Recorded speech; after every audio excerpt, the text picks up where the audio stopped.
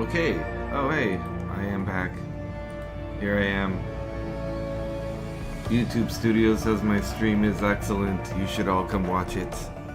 Who all? I don't know. Yeah. Oh. Trying to play the game in the OBS window. Let's continue. Oh, it doesn't make me choose my save. It just picks the last one, which is what you would think continue does. Good job, Hairbrain. I like it. I like it.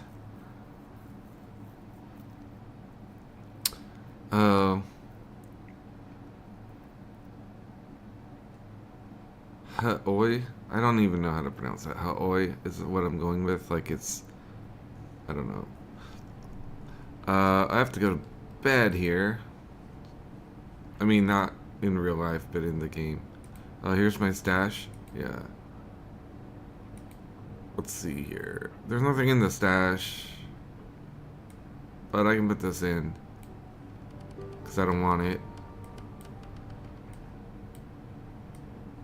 Oh. These are okay. Yeah. It's fine. Yeah, let's hit our bunk. Oh god, I forgot. I'm gonna have to do a ton of reading. I just took my allergy pill after just woke up 28 minutes ago.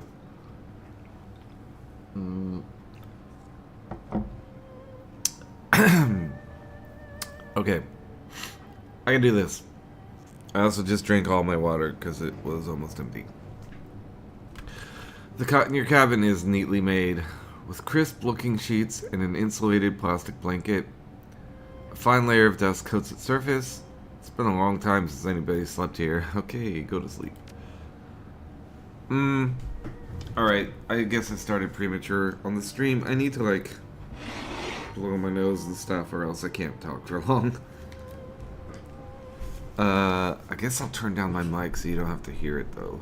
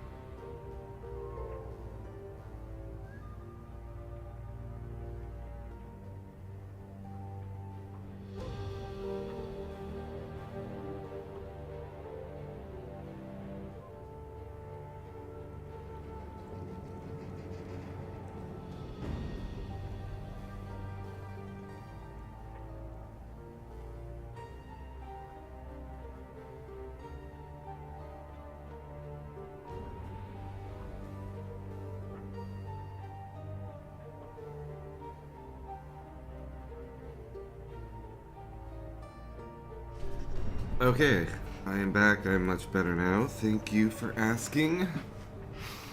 You climb into the cot and worm your way under the sheets. They've been starched stiff as boards, but you slept beneath worse. The lice and bed bugs that plagued your old prison cell are mercifully absent here, and the salt air is fresher than the rancid stink of the Redmond Barrens. The moment your head hits the pillow, exhaustion sets in. You can barely keep your eyes open. Sleep washes over you like a warm bath, and everything goes black.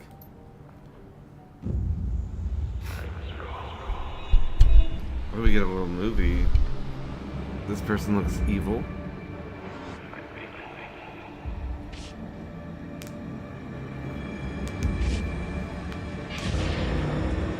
Ooh. Second time we're seeing this, I guess.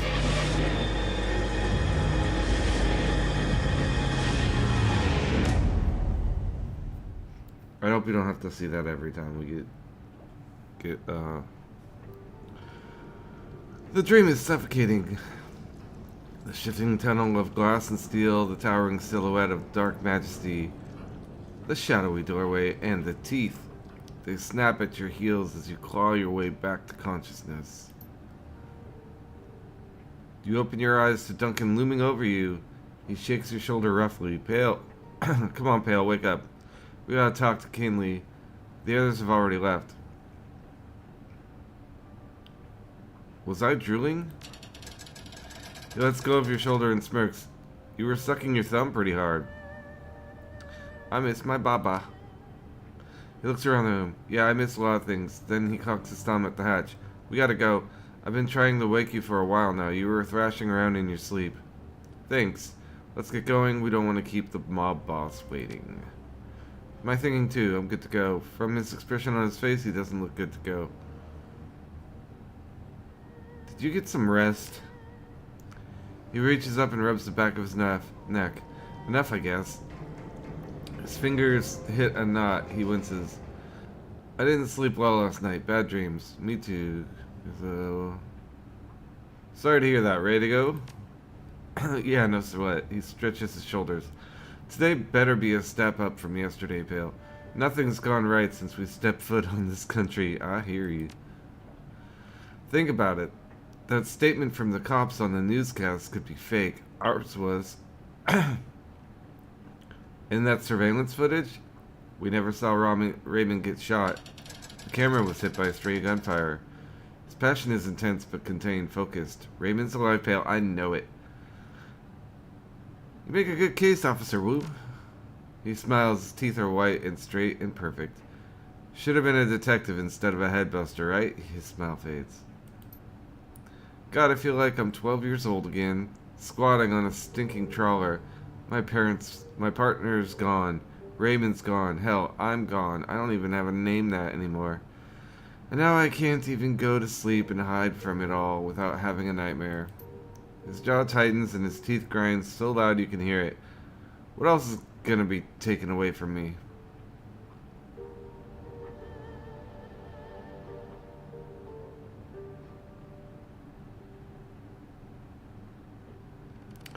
Nothing. It's time for us to turn the tables, do some taking of our own. Yeah, life of crime, baby. Wu said cocks like he's got the scent of something. I've heard that tone before. What are you talking about? Isn't it obvious? Look around. We're sinless, living in the shadows, dealing with criminals.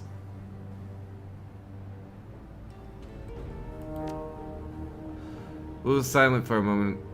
All you get is a blank expression.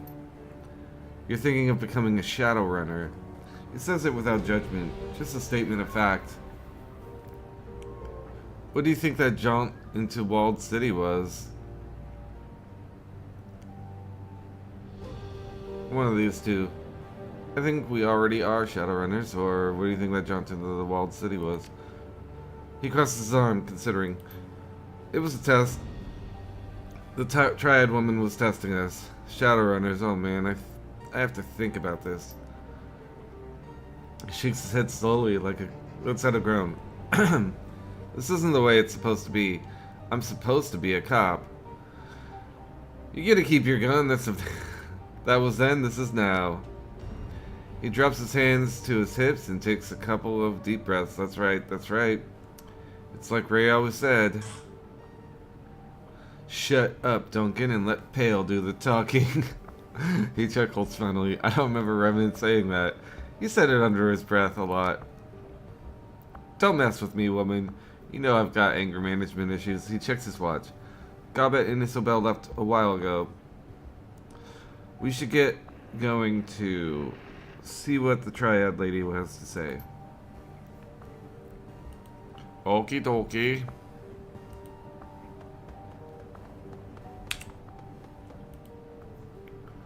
Z key to change your zoom. I like it. I just wish, oh yeah, it's over here. I wish you could scroll the map with the center mouse button, not the right mouse button. I bet you, I don't know if you can change keybinds in this game. I don't think you can, actually. Wasn't I supposed to see?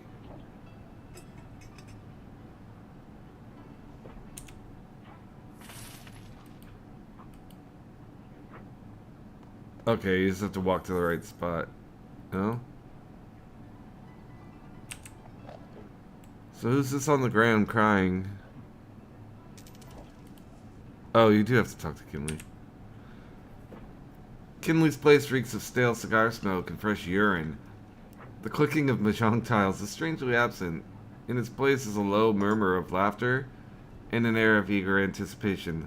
All eyes are focused on the groaning figure kneeling bloody and bound at the feet of Kinley Chung. She beckons to him with her finger, and he struggles toward her. The loud rustling of the plastic tarp crackling under his knees as he moves.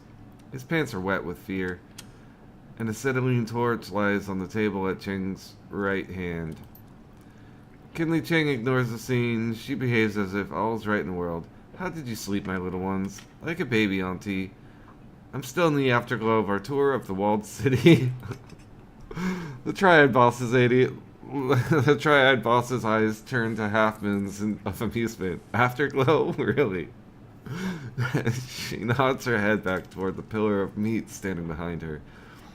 Then you should be delighted to say hello to your old friend, Strangler Bao.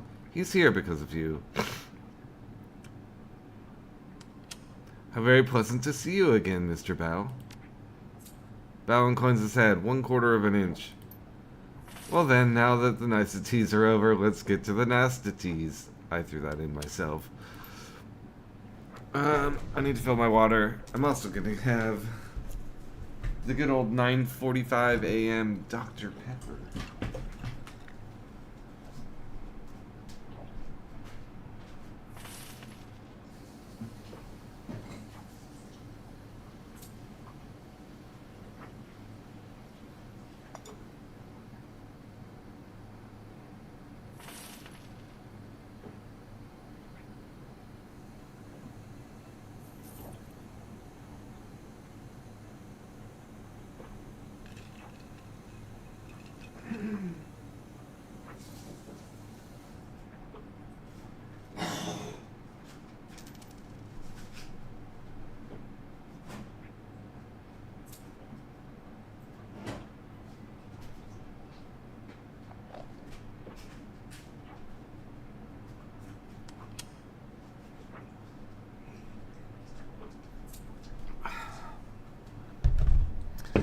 Oh yes. Looking in my refrigerator, I am reminded of the fact that I have 2 pounds of Washington cherries in there I need to eat before they start rotting. So I may eat cherries later and you can hear me spit out the pits. Maybe. Maybe I'll just do it after the stream. And I'm not gonna eat 2 pounds at once. Don't ever do that. It's a bad idea. You know you want to, but you can't. Don't eat all those cherries. She indicates the kneeling man with an incline of her nose. Shipper here is a plainclothes cop. He snuck into the area last night while you were sleeping, hoping to find you and kill you before his competition got to you first. My man found him outside the trawler you were sleeping on. They saw to it that your arrest was undisturbed and that your location remained a mystery. She nods her head back toward the pillar of meat standing behind her. You could thank Mr. Bao for that. Thank you for guaranteeing our safety, Mr. Bao. Bao inclines his head 1/4 of an inch. Like, that's all he does now. Which one is supposed to be Bao? I can't move my camera. Is it this one? No, that's... Well, that's me. That's... Gobbit? This must be Bao. The thing on the neck. Okay. His skin tone in his model and his skin tone in his portrait are very not the same. Maybe he's just got a tan face. But I mean, if you go around in shorts and sleeveless shirt all the time, you'd think he'd have tanned arms. But that's gotta be it. Okay.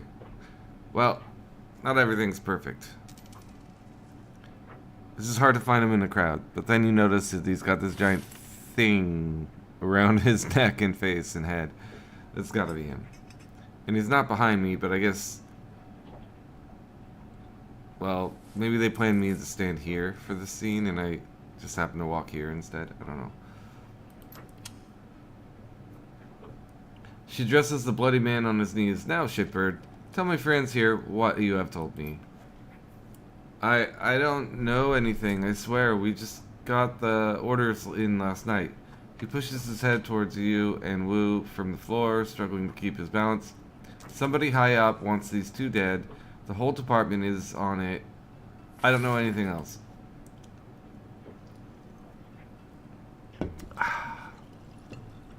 Is someone high up? The old woman lifts her foot, taps her chin with the toe of her shoe. Oh, taps his chin. Okay, that makes more sense. Taps his chin with the toe of her shoe. How high? Why can't it be me? The cop looks at her, up at her, looks down at the room filled with triad soldiers. One of them opens his coat and shows the cop something inside. He closes it slowly and winks.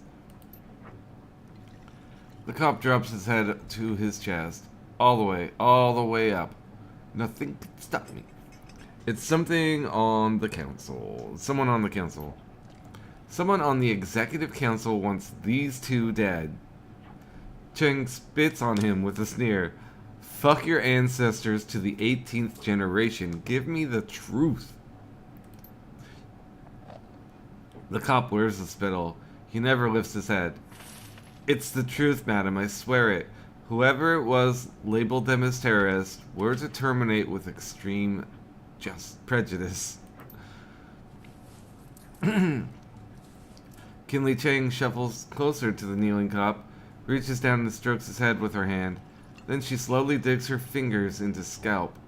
She pulls back hard until his chin points high. The triad boss leans in close and searches his eyes with her own. That's all he's got. She lets go of his head and smooths his buzz-cut hair with her hand.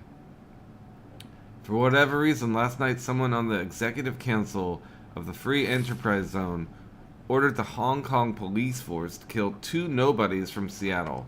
I find that fascinating, don't you? Not really. Corporations can just order the cops to kill people here? Yes, but why do they need to label us international terrorists?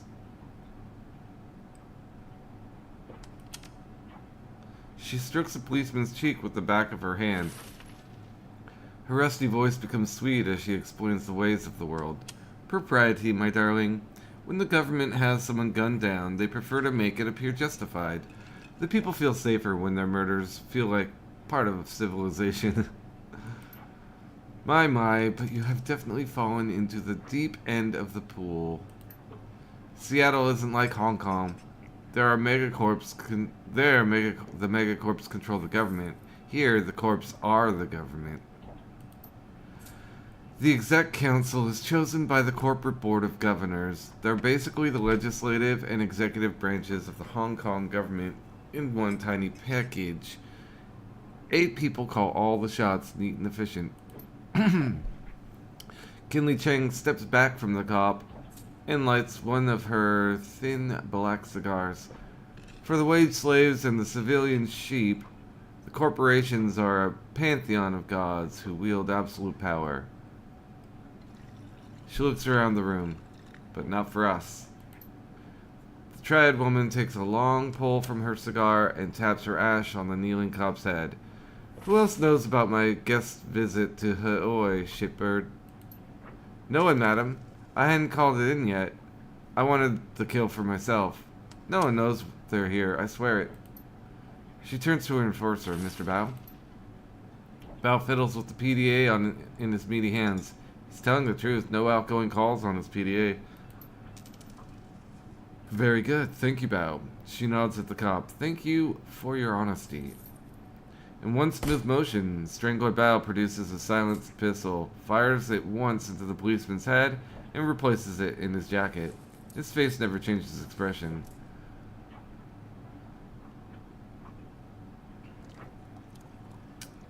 Looks like the triads can be just as efficient. Kenny Cheng takes a drag of her cigar. Yes, my darling.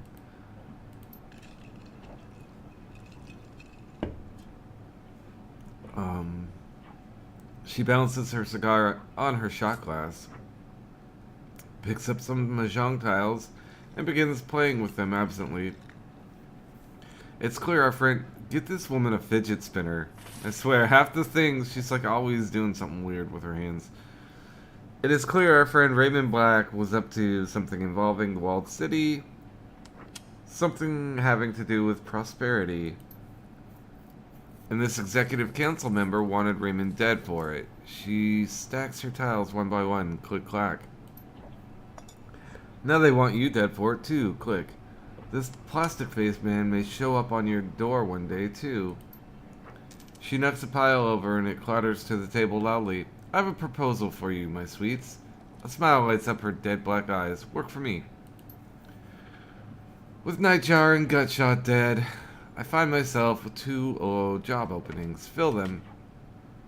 I have need of deniable assets here, players unaffiliated with the triads who can take care of some of the more unsavory business needs about town. You've proven yourselves resourceful, and you have no existing connections here. That can be a positive in this line of work.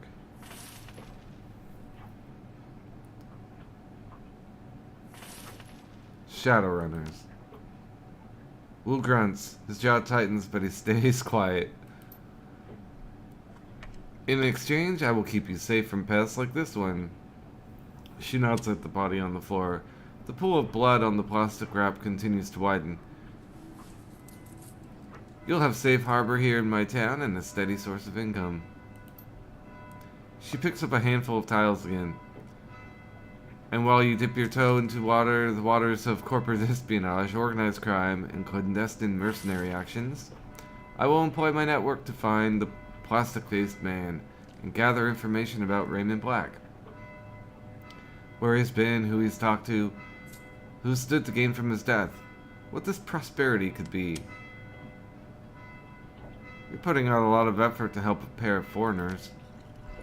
Not foreigners, my sweets, valued business associates. I need to learn who killed one of my clients, and then ordered the cops to execute my team of Shadowrunners. Her voice drops and she becomes deadly serious. This is a brazen disregard of my power. Face dictates it must be confronted, or I stand to lose everything.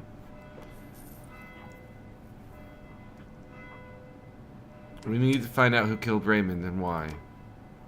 And we shall, my sweet. She leans in. Work with me. Allow me to help you make money. Let my network work for you and help you find out what you've gotten yourselves into. Without my help, you won't last a day out there. You are completely out of your depth, I'm afraid. You need a partner. Kinley Cheng will be your partner. Wu's hands go to his hips. He drops his head and shakes it a little, amused. I was just like you said. It was just like you said, pal. Shadowrunners. Glad I got some time to think about it, process. He grips the back of his neck, squeezes hard, rips his hands away. Ah, fuck it. I'm not a cop anymore. That guy's dead. He nods. The decision's made. I'm in. What about you? I'm into it. Didn't have anything back home anyway. There's good money in the shadows. It's about time I cashed in. I'm in until I clear my name and get the hell out of Hong Kong. I'm gonna find out who killed Raymond. Someone's gonna pay. I think Ray is still alive too. Let's run the shadows and figure out what happened to him. Raymond is alive, I'm sure of it. So I'll run the shadows as long as Auntie Cheng keeps up her end of the bargain and helps us figure out what really happened to him. Then I'm gonna find my father. Then it's done. Hellway is now open to you. She gestures to her lieutenant, who raises a finger to her ear and whispers into her sleeve. First order of business, Pale Moon here has already chosen the street name. She turns her attention to Wu, but Duncan Wu doesn't exist anymore. You'll need one too. How about Gun Show? Yeah, okay, I'll think of something. Gobbet rubs her cheek against her rats, a glint in her eye. I think we've already got you covered, Gun Show. She turns to Isobel. Fits, doesn't it? Indeed. I knew that was gonna stick. It has stuck. Gobbet, Isobel, we'll handle this the same way we did with all your previous work. She didn't say Nightjar. All the jobs I lined up for you will be sent to your computer on the squat boat. She's pointing at you. My computer? I'm not the... why me? It's a simple process of elimination. She points at the little decker. Isobel isn't the leader type. You got that right. She moves her finger to the orc girl. As for Gobbet, let's just say Gobbet doesn't have a head for business. Not my thing. Then she rests her finger on Mr. Wu. And then there's Gunshow. She wiggles it. The jury's out on Mr. Gunshow. Meaning? Her response is direct, straightforward. Meaning there's a lot going on with... There's a lot going on with... within that head of yours right now. And I'm not sure I can trust you. Within should be one word. So I'm in charge because I'm the best of the worst.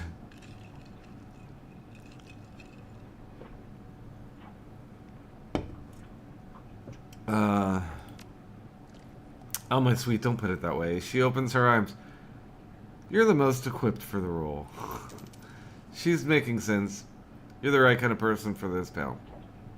Okay, then. Guess I'm running the show.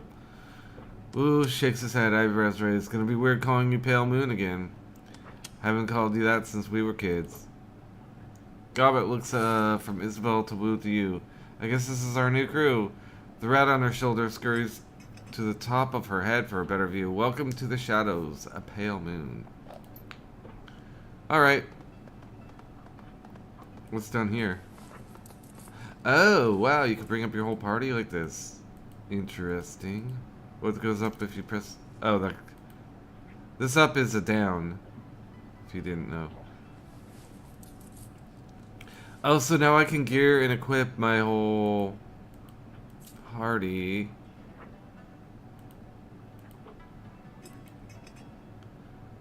Oh, this is just the NPCs, not me.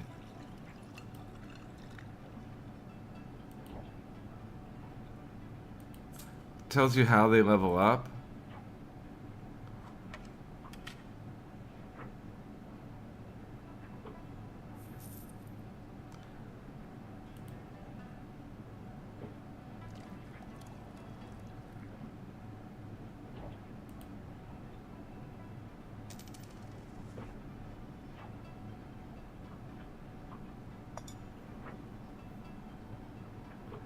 Spiritualist, gain rat totem, steel spirit.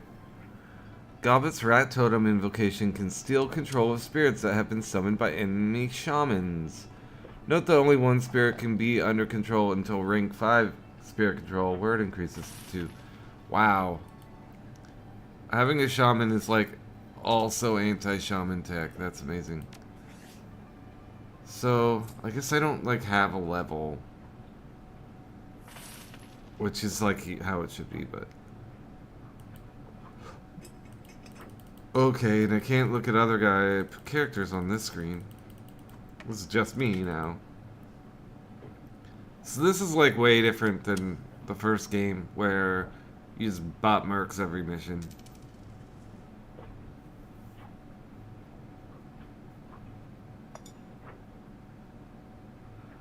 Okay, and let's get back to what was I gonna buy next? Quickness up to 6, right? Because I want to get range combat to 6 and rifle to 6. Oh, well, I was gonna try to do rifle 5 before range combat 5 to see if it's possible.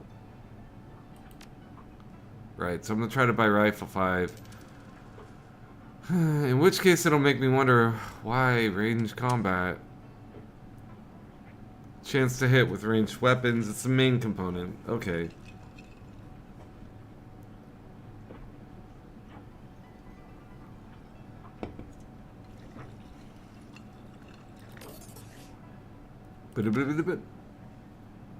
So I guess we go check out the city for a bit. We could have talked to her.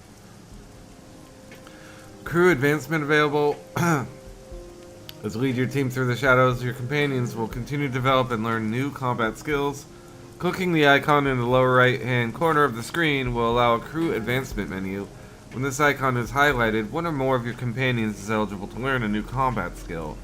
At each advancement level, you may choose one of 2 possible combat skills for each of your runners. Choose wisely.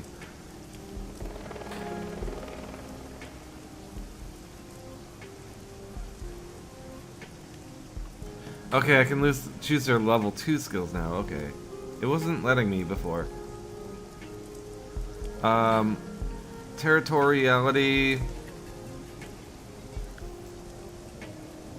Gobbet spent some time at the firing range, increasing her range combat skill and SMG specialization by 1. Spirit control. Spirits will never break away in the first 2 rounds after summoning them. Do I want to go guns or spirits? Well, level 2. She'll get 1 body and 1 quickness. Spirit summoning, SMG, and spirit control.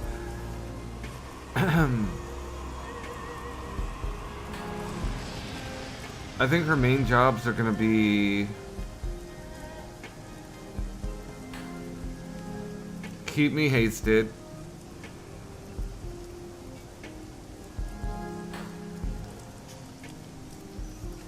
Call spirits for tanking.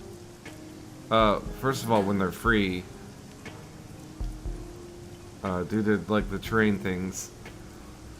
Or second of all, if we really need them and you've got it in your inventory.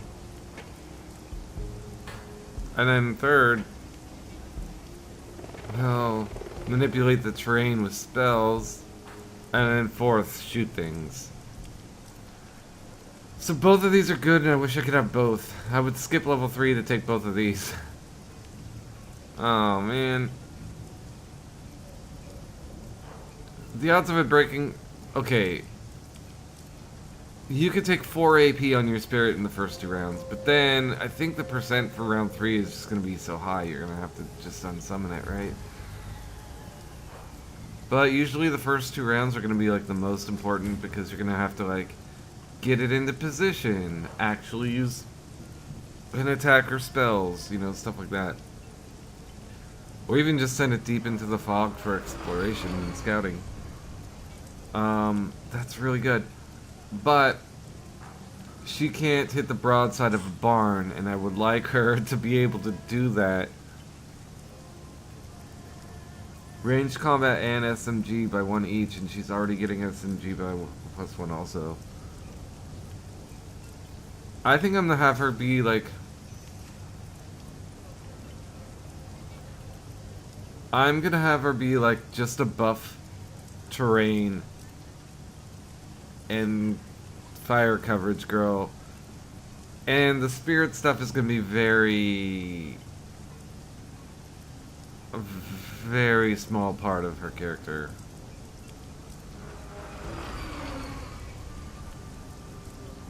Alright, and then you...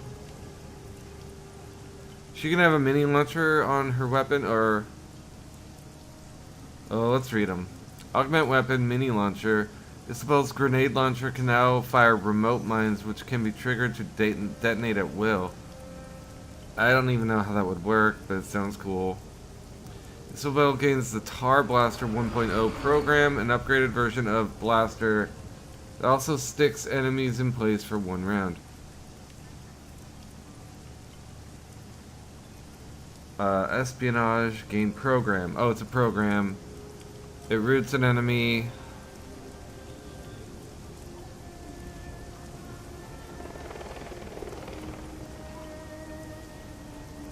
Does she keep Blaster as well so that she can use both in the same round?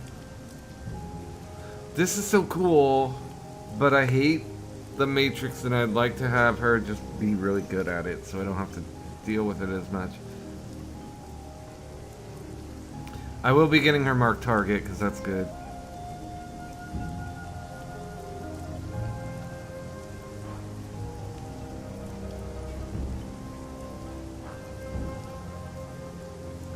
And I will be, yeah, marked target looks good. This looks too expensive and shitty. A mini launcher. Well, she already has a mini launcher? I don't know. Let's skip her for now. Lethal Force, gain ability, firepower round.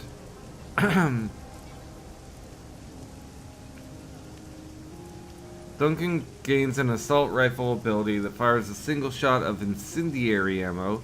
Does an additional 2 damage. Pierces up to 2 armor. Costs 1 AP. Cooldown 2. That's okay. I mean, you want to use that all of the time, right?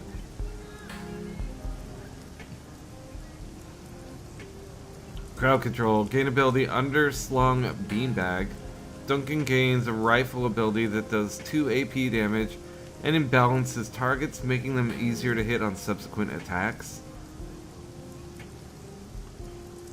This ability cannot do critical damage. Cost 1 AP, cooldown 2.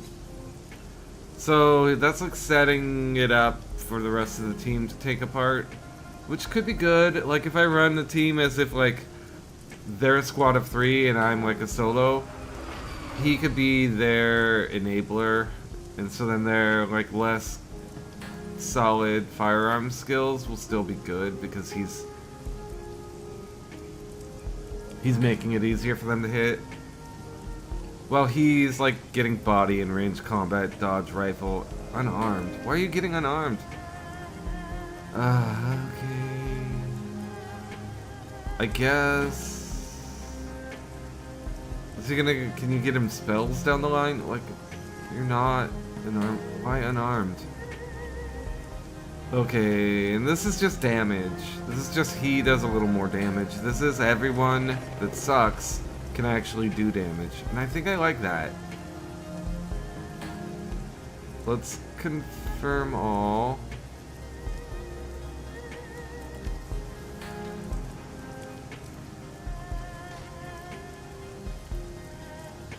She got that. You got that. I still haven't decided on you.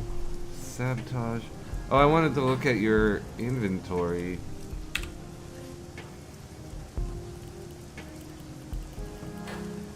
Let's look at inventory.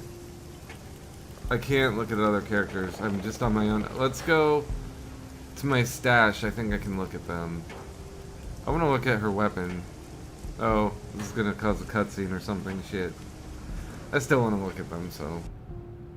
Oh no, I don't use the computer. Let's go look at my stash.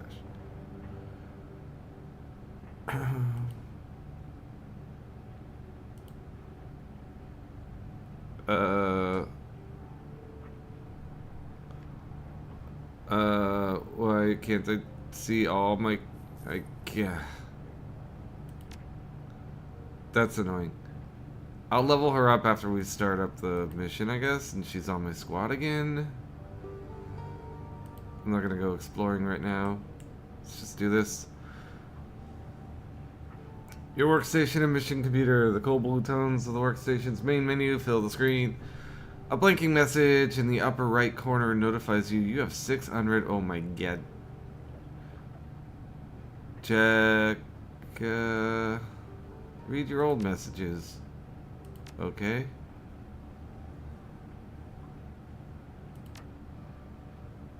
Welcome to Haoi. Haoi. From Kinley Chan to me, welcome to Hawaii, Pale Moon. On behalf of your friends at the Hawaii Chamber of Commerce and the Swift Winds Mahjong Parlor, welcome you to the community of Hawaii and to our new business venture. I have already lined up 3 jobs for you. The details of each are contained in separate computer messages. Remember to check your messages often, so I will update you with new opportunities as they occur on TC. Resources. Bao Jianjun. I have been instructed to inform you of the various suppliers present in Haoi. Anchi-chan has cultivated a commercial district of well-stocked and trustworthy vendors. Whoever you choose to do business with, you will be in good hands.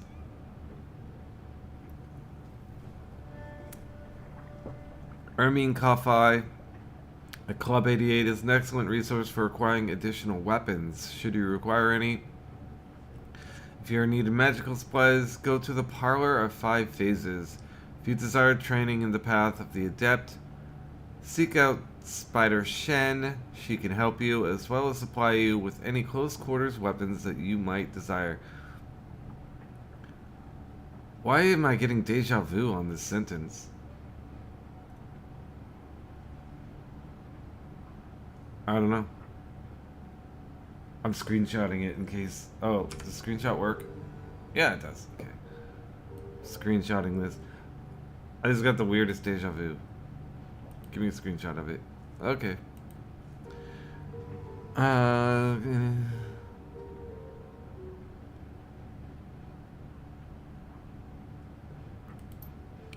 Chrome Alley can supply you with cybernetic enhancements. Hell yeah. And medical supplies. The proprietor, 10-Armed Ambrose, is a cyber surgeon of some repute. Law's Technopalace is a Wampoan-run supplier of the local decking community. The place is hard to miss. Just look for a sign glowing in the sky. If you need drones, reliable Matthews Robot Bazaar is your best bet, and I pity you. Best of luck in the shadows. As fresh meat, you are likely to need it. Strangler bow. Serial killer. We like those. I've got a problem, Pale Moon, and you're going to help me solve it. I do a lot of business with the Wampoans. If you're not familiar with the term, I'll forgive you. You are an outsider after all.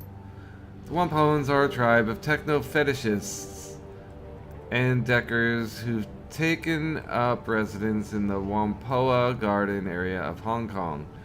They make and trade high-tech goods to people from all over the world. A lot of Nuyen passes through their pasty little fingers, and I make a lot of money brokering deals between them and the smugglers here in Haoi. I've hit a snag though. The Wampoan elders, their council of leaders, are being eliminated by a serial killer. They've asked me to dispatch someone to get to the bottom of it and stop the killings, and they're not taking their goods through my turf until I do. So you're going to be my proxy, dear. I don't care how you do it, but I need those murders stopped. The Wampoans have a delegate here in Haoi by the name of Maximilian Law. Speak with him if you wish to know about Whampoa. He's got a big mouth, but knows very little of importance. Don't expect much from that half-empty bottle of vinegar. You get your ass down to Whampoa Garden and talk to the elders. Lie, cheat, and steal if you have to. So long as they're convinced that there won't be any more murders, I want my cut back and I want it soon. Take the run. Good. I'll tell the elders you're coming. They don't like outsiders, and they might shoot at you if you don't warn them that you'll be arriving. Back to route.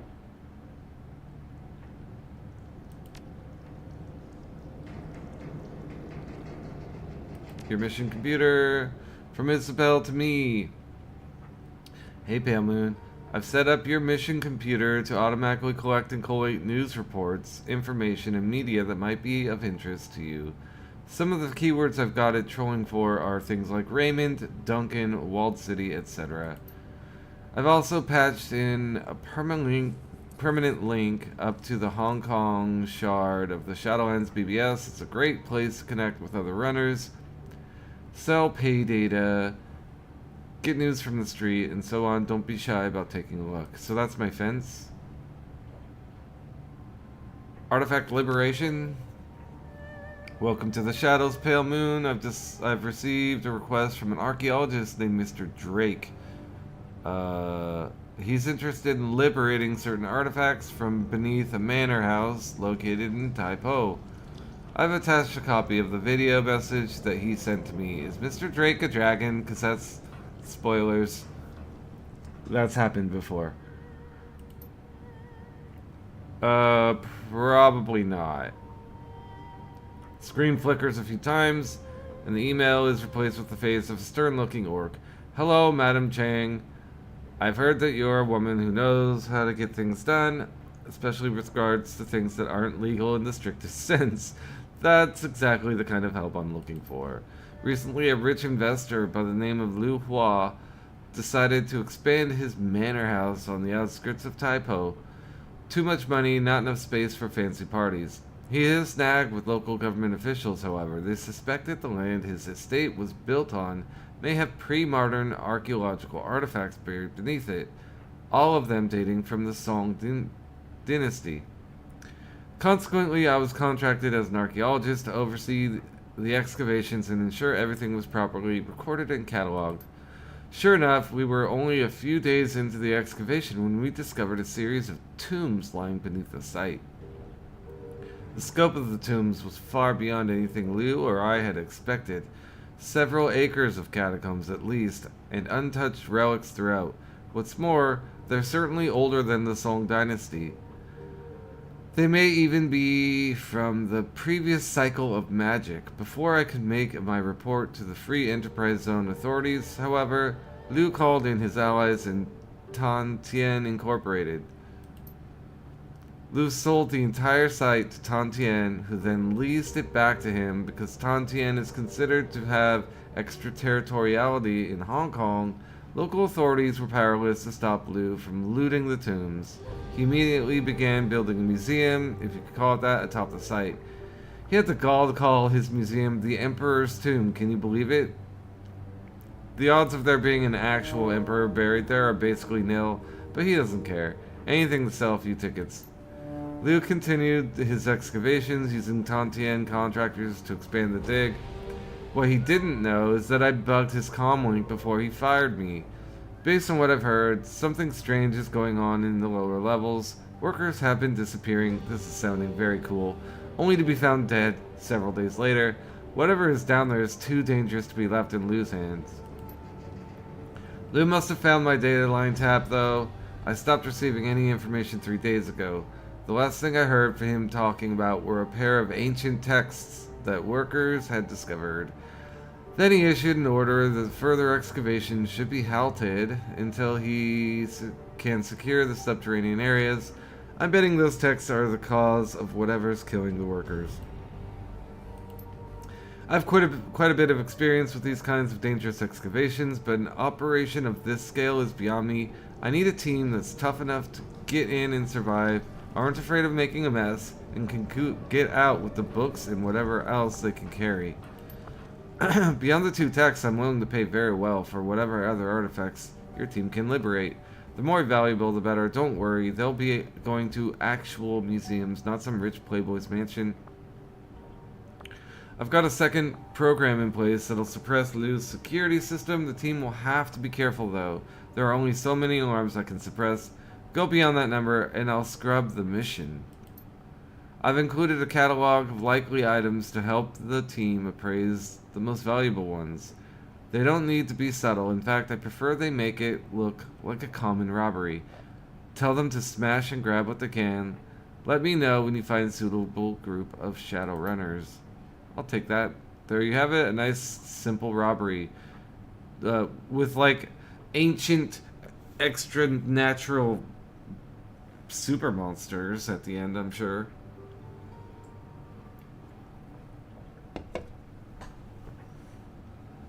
Do you think you can handle something that basic, dear? I have faith in you. Let me know when you're ready to proceed. I'll contact Mr. Drake when you're on your way. Oh. Okay, it's in the red. Geomantic sabotage. Geomancy is big business in the free enterprise zone. Here in Hong Kong, feng shui isn't just the act of rearranging your kitchen to make things look pretty.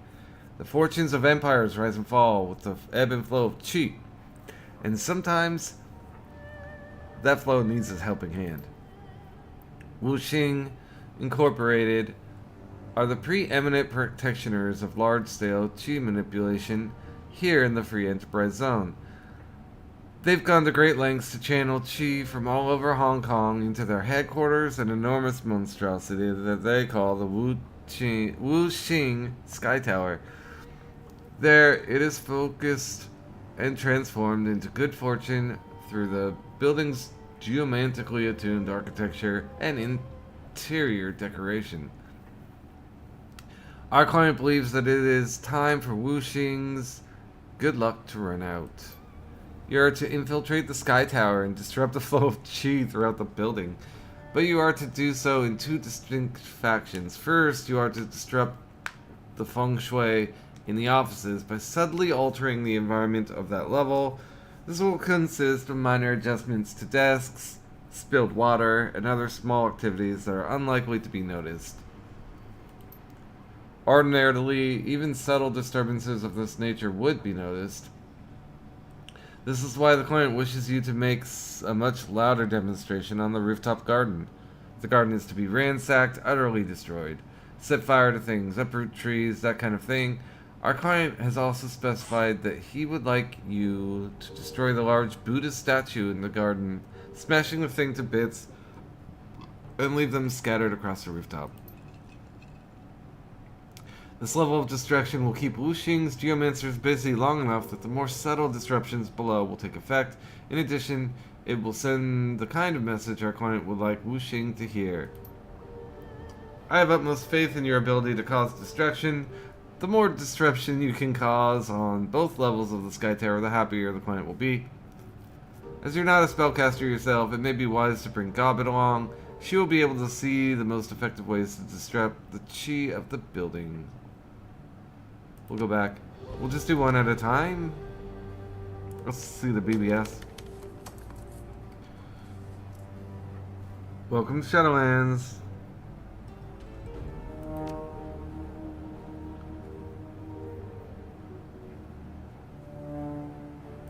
Okay, I don't have any pay data. Look for keywords. Missed connections, terrorists in Hong Kong, poetry slam.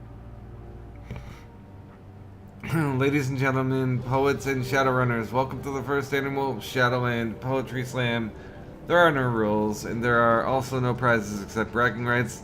With no further ado, let the versification begin. Matrix Bard. How long do you think we can keep this going before the trolls show up, or a sysadmin shuts us down? Jivebert. Why would they shut us down? It's a free board. We can be poetic if we want to. Tennyson. Just trust me, it happens. For some reason, these things always draw the wrong sort of attention. Jivebert. Are you going to give us a poem, or are you going to stand around complaining about why you can't? Matrix Bard. Alright, I've got one. Wait for it. Jivebert. Synth muscle smart links, neural boosters, cyber limbs, all fall to grenades. Is this like haiku? Synth muscle smart links, that's 5. Neural boosters, cyber limbs, 7. All fall to grenades, 5. 575, there you go, that's very haiku. A little musing on the transience of life in the shadows. Very nice, sir. Matrix Bard.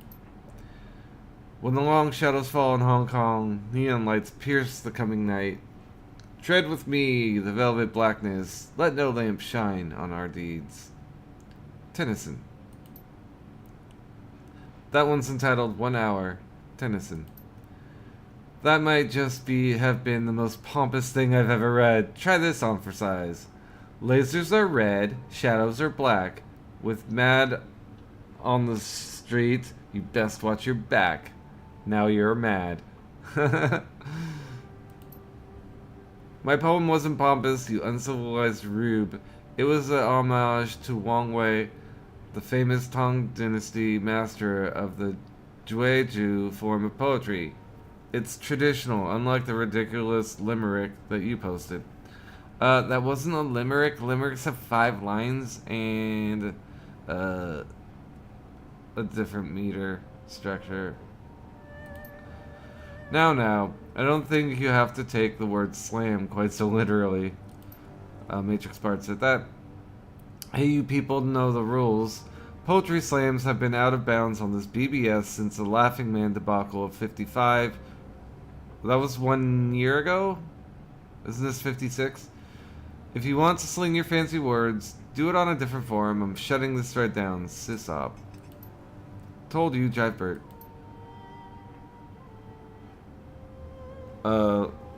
Laughing Man? Was that a Ghost in the Shell standalone complex reference? Thread, Walled City.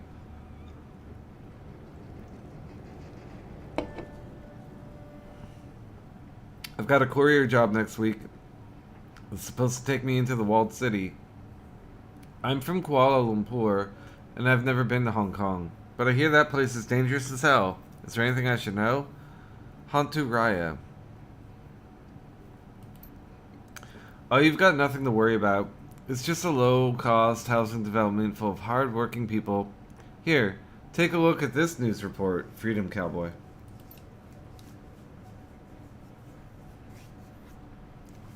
A short clip begins playing. This is Sunny Cheong with Horizon News. On today's Sunny Side Up, the Kowloon Walled City. A blight on the free enterprise zone, or low-cost housing for the economically disadvantaged. We'll introduce you to some of the hard-working residents, how they live, and how they contribute to the growth and prosperity of our city. A montage sequence begins, showcasing the destitute poor of the walled city going about their daily lives. The shots have been carefully chosen, showing only smiling and productive residents. Stark contrast to your own experience inside of it. Many residents of Hong Kong regard the walled city as a place of no return. To outsiders, it's the last stop on a long road to homelessness. Rumors abound of feral ghouls, unsafe living conditions, and triad extortion. Yet when we went there, the reality was far different. What we saw will shock you. Citizens of Hong Kong, working and living just like the rest of us. Their apartments are smaller and their shops more modest. But the people who live here wouldn't be out of place anywhere in the FEZ. Citizens like Shoemaker, Chow Song Tsui. The scene cuts to an elderly man in a closet-sized stall filled with shoemaking equipment. He smiles proudly at the camera. Oh, I love it here. We have a community, you know? We're like family. Maybe we don't have as nice a view as they do in Repulse Bay, but I can't imagine living anywhere else. It's not paradise, no, but it's my home. I grew up here. How could I possibly leave? The camera shifts back to Sunny Cheong, who now stands in front of one of the entrances to the walled city. Contrary to popular opinion, the walled city serves a very vital function. The poor and downtrodden find a home in the walled city, a community where they have a voice, can work, and even prosper, far from being the eyesore that the video suddenly stutters, freezes, and ends. Okay, I've decided to cut the rest of that crap. She keeps going on about what a good place the walled city is and how we all need it. Don't buy any of it. It may not be hell, but you can see it from there. Freedom Cowboy's just trying to get you in trouble. Isobel. It's our friend Isobel. So how do you know the real story, Hanta Raya? Because I grew up there. You know what it's really like? It's eating old broth made from rat bones because there's nothing else. It's watching your neighbors sell their 5-year-old son to organ leggers so they don't starve to death. When you die in the walled city, your neighbors cheer because they'll get the clothes off your back. I wouldn't wish the walled city on my worst enemy, Isabel. Terrorists in Hong Kong? Let's read it. Been hearing some buzz about some mainlander terrorists that showed up in Victoria Harbor and a shootout with the Hong Kong police force the other day. Anyone heard anything on that? Dong Jiang. Ming Pao said there were 4 of them that got away. 1 elf, 2 orcs, and a dwarf.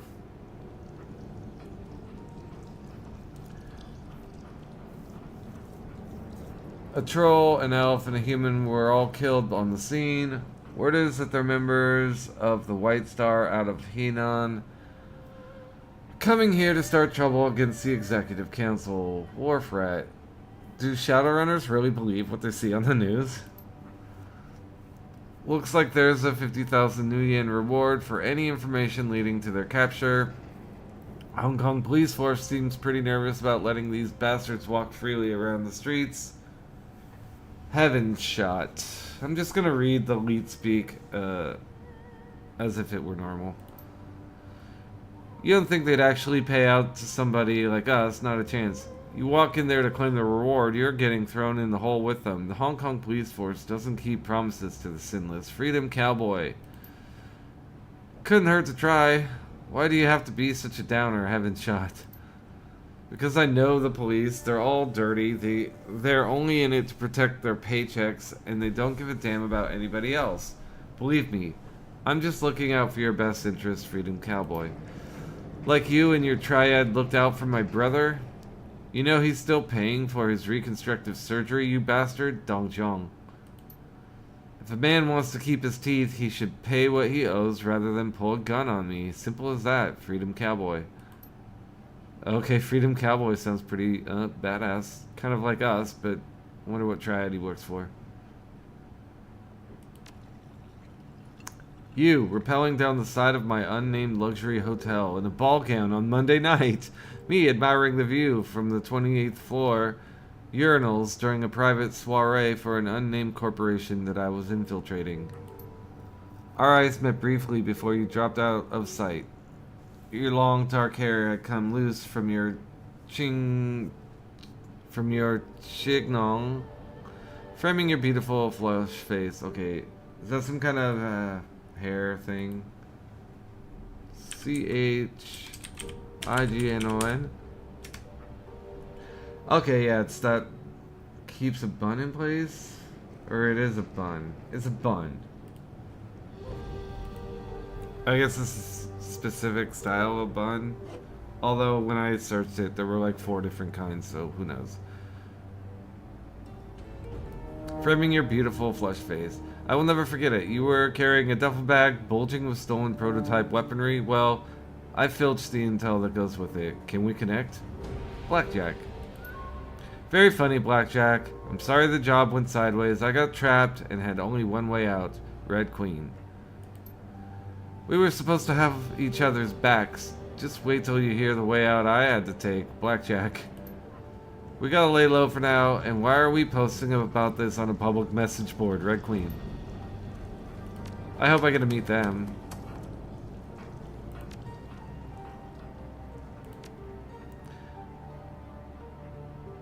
What? I didn't take... Oh, it's in the jobs directory.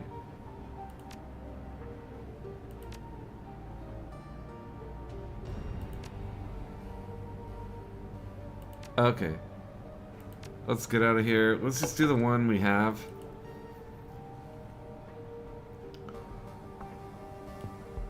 Can I add people to my party? Reactor, who are you? It's oppressively hot down here, and the air is full of synthetic odors that grab you by the sinuses and refuse to let go. You can smell engine grease and melting plastic, ionized air, and lead solder. A quick scan of the room tells you why. The downstairs tenant has converted this space into a machine shop. Metal fabrication tools and Duraplast extruders line the walls, and a pair of heavy industrial manipulators hang from the ceiling. A man in black trench coat stands with his back to you, staring at a monitor mounted above a sturdy workbench. He addresses you without turning. Ah, I was wondering when I'd meet the new neighbor. His voice is pleasant, cultured. There's a hint of Russian accent there, but it's buried under layers of nuance. Please stay where you are. I will be with you in just a moment, and unless you fancy an unplanned trip to Chrome Alley, don't touch anything. There are all manner of tools in here that could take your hand clean off. Take your time, I won't touch anything. Ah, you're very kind, thank you. Let's examine the robotic arms mounted on the ceiling. You focus on the enormous manipulator arms that you saw earlier. They're bulky industrial things, dented from years of heavy use. Each arm has been filled with at least a dozen different welders, soldering guns, extruders, and metal fabrication tools. You've seen machinery like this in factories before, but they look terribly out of place in bolt holes, cramped engine room. Very good, yes, that's coming along nicely. Very nicely indeed. There's his portrait. He looks creepy. He turns toward you, smiling. For the first time you can see his face. He has broadly handsome Slavic features and a chiseled jaw. His eyes are like flecks of ice. So sorry to have kept you waiting, Ms. Pale Moon. It's not a problem, don't worry about it. Moon. Pale Moon. Good to meet you. And you as well. Now tell me, what can I do for you? His voice trails off, and a flash of motion catches his eye. With alarming speed, a sinister-looking drone scuttles out from under the work table. Its movements are surprisingly agile and fluid. The machine rears back menacingly, spreading its forelegs in a clear sign of aggression.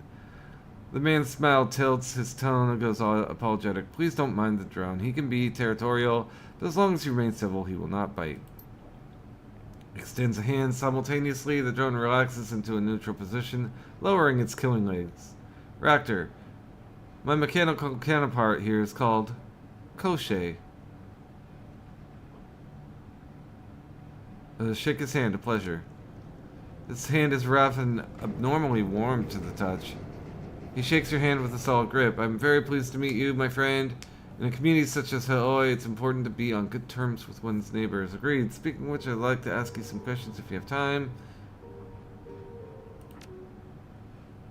He glances at the bracer on his forearm. The technical display winks to life and then gutters out. Very well. This morning's casting should still be cooling for a few minutes yet. That's time enough to talk.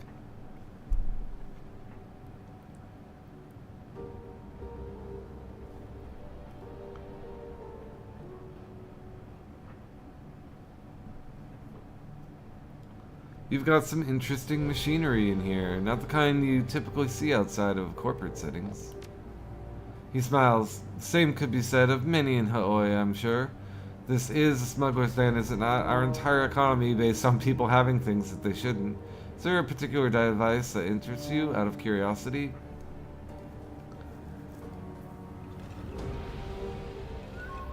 The robotic arms that you've got over there, they look like something taken from an automotive assembly plant. His smile flashes brilliantly in the light. Good guess, that's precisely what they are. They fell off a boat, you might say. They weren't cheap, but I acquired them and had them mounted to the walls of my shop. I simply had to have them. The return on investment has been dramatic. Yes, they're cruder by far than the Waldo devices that I use in my professional life. But they still do the job, and they are mine. He gazes lovingly at the industrial arms, still smiling. They have increased my fabrication capacities nearly tenfold, and that, to me, is worth any price. Are you Russian? I thought I caught a hint of an accent there. He nods. You have a good ear, I'm impressed. Yes, I grew up in... I'm not... Novgorod. Went to school there, started my career there in the industrial sector. A fairly common story, I'm sure. But I've also traveled a great deal, and in so doing, I've absorbed a number of other languages and dialects. Well, you've done a good job of dropping your original accent. Are you trying to know? How many languages do you speak? Counting Russian and Cantonese? 15. Wow. He shrugs apologetically. It shames me to admit that I'm only literate in 12, however. That's still impressive. Yeah, he's humble bragging, but whatever.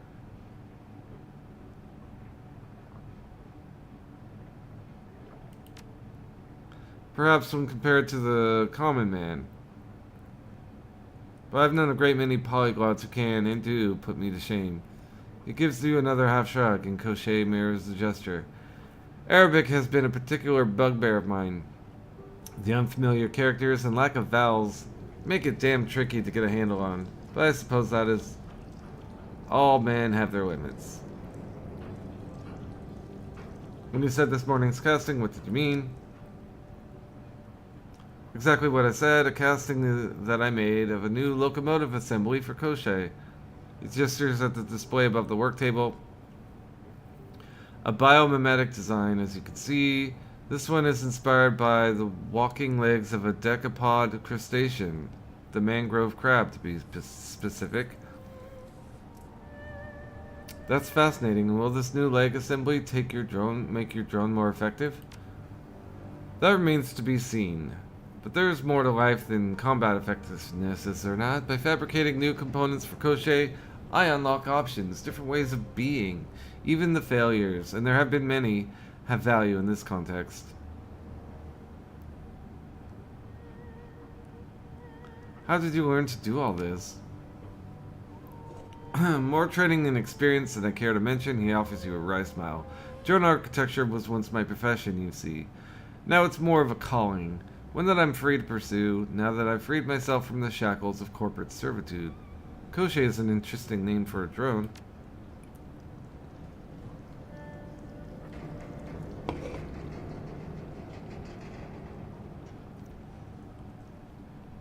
Yes, I suppose that it is. Not many riggers would name their most prized possession after a villain from a fairy tale. A nod to my heritage, I suppose.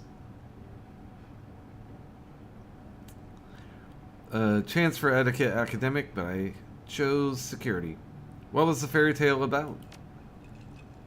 A thoroughly unpleasant person, Koshei the Deathless, he was called, and for good reason.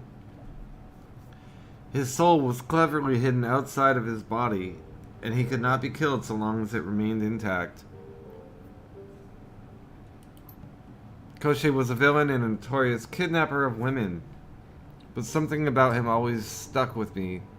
I suppose it was the notion of immortality through cleverness that resonated. There was something to be learned from that, I was sure.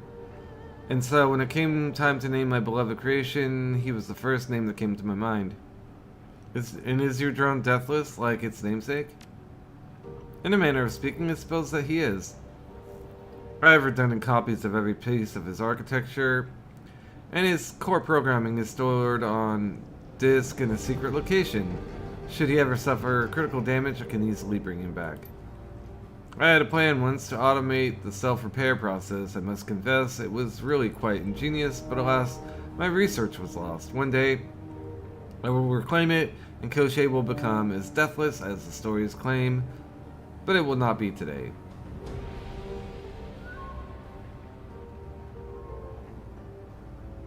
Keeping all this machinery running can't be cheap. How can you afford it? Freelance. At the risk of sounding immodest, I've commodified myself rather well. There are always corporations in need of design consultations. You'd be surprised how lucrative such work can be, and there's always other work that I can turn to in a pinch. Whose payroll were you on?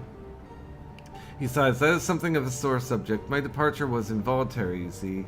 I did not part ways with my employer under the best of terms.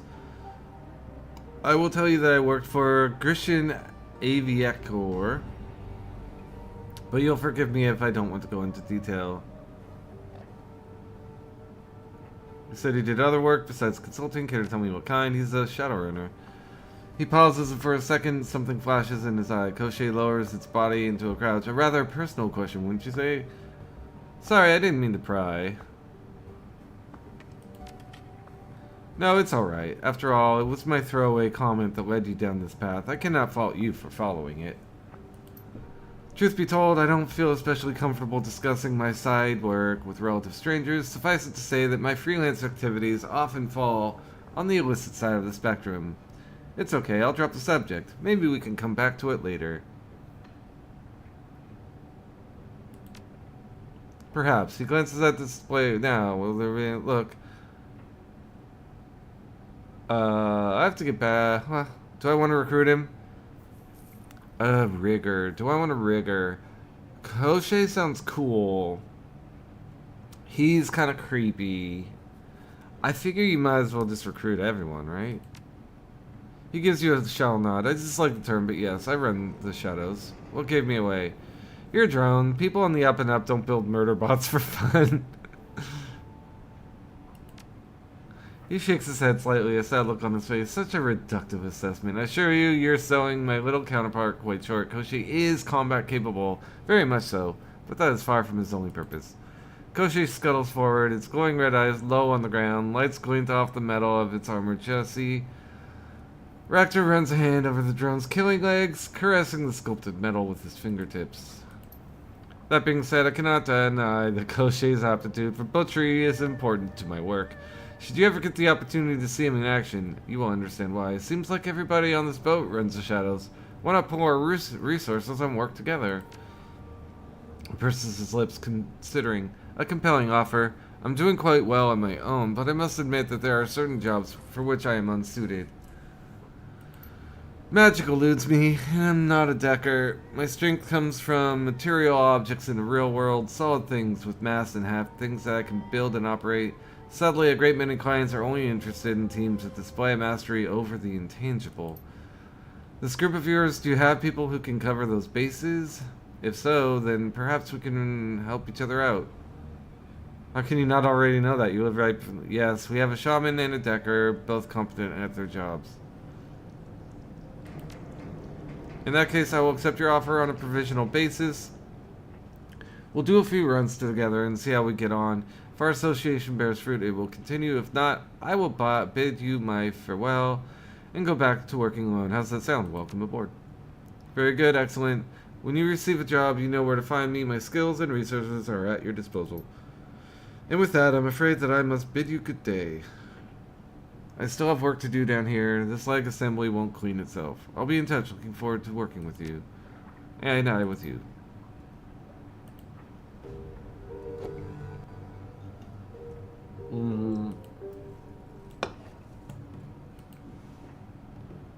Seems like there might be... Who's this? Duncan? Okay. Who might be upstairs? Well, it's maybe Isabel and Gobbet. But if I was going to put someone else up there, maybe an adept. What else is missing? You always get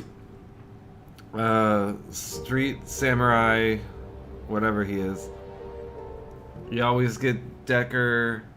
Okay, so there's no actual mage. There's no physical adept. There's... What else is missing? We got a rigger, a decker, a shaman. Yeah, so I guess just the two other kinds of magic users. Yeah, and there's Isabel. And there's Gobbet. Okay, so it's just them. What's cool, we have a 1, 2, 3, 4, 5 now. So we can bring a rigger if we want. Can we mess with his stats? Oh, we can. Predator. He looks like a predator. Increased accuracy. Rector's drone Koshi gains 5% boost for all attacks. I like it. Mangler. Rector's drone Koshi gains 1 movement speed, moving 7 per 1 AP. I like that too. I like them both. Biotech and dodge. Oh my goodness.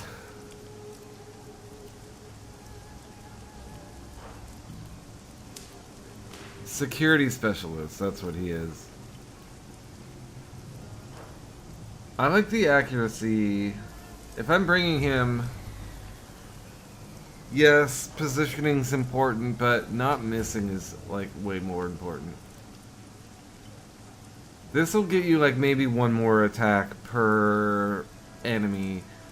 This will make your attacks mean more. All of them that you get.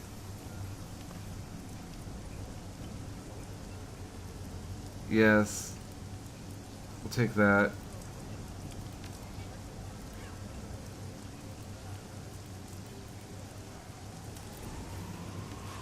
Why is he still showing an arrow? Okay, so we have to pick one for her.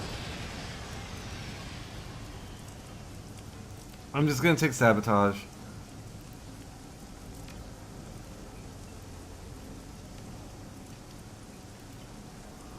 I wonder what trigger to detonate at will means. Like, how would you stop and trigger it during someone else's turn?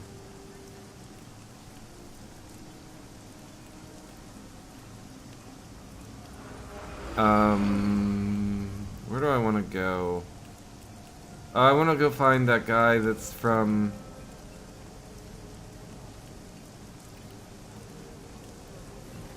I forgot his name already. That's gonna make it difficult for me. This guy sells guns. Let's talk to him.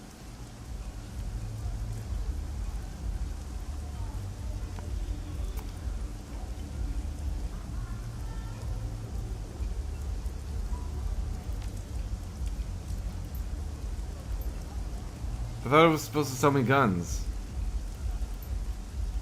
Oh.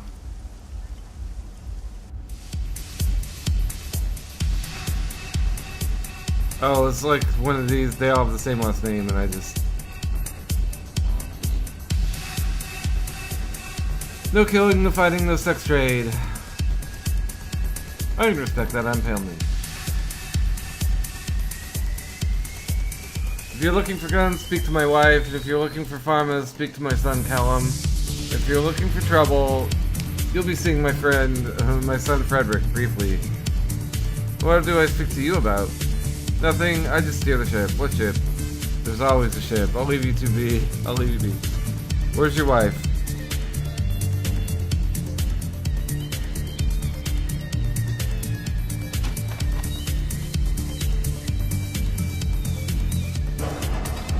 There she is. Ermine.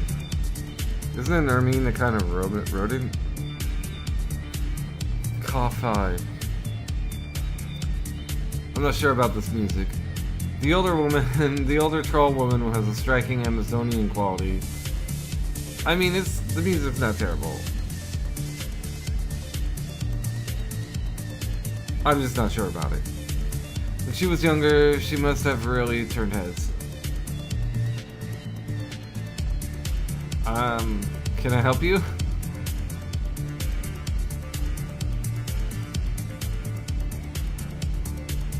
You in charge here? And don't you forget it. This is my family's place, me, my husband, and our 2 boys. Now, do you have business with me? I have no time for window shoppers. What do you have for sale? Firearms, let's take a look.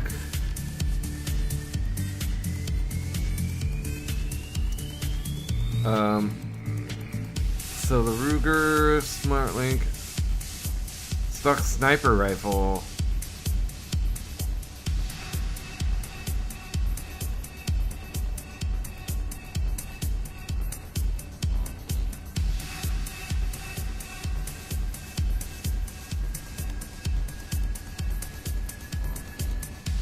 Okay, so 1750, and I think you need the tech. Okay, no, goodbye. You need like the tech, and I better talk to this guy and do his intro shit.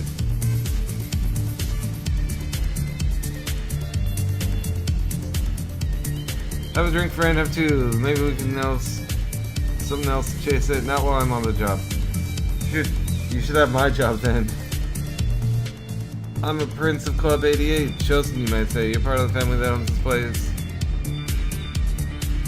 Let's see what you have. 3 AP and 2 movement for 1 round. Wow, that's pretty good. Accuracy by 6. Incoming damage by 2. That's really stupid.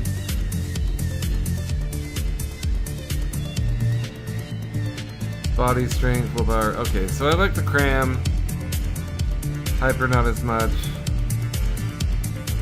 Choco, I don't really have a use for. Body strength. I don't have an adept on my team. There's no adept NPC I've met yet. Who else is gonna want all that? Let's inspect this X. A large X fashioned from overlapping strips of peeling duct tape. Okay. Okay, so that's where you start your mission. But there's a guy I can talk to about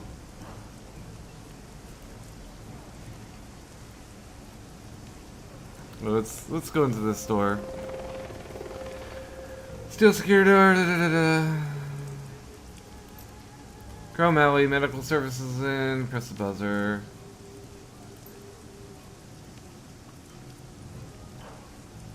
This is medical clinic.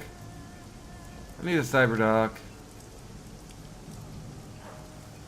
Friends with Isabel and Gobbet.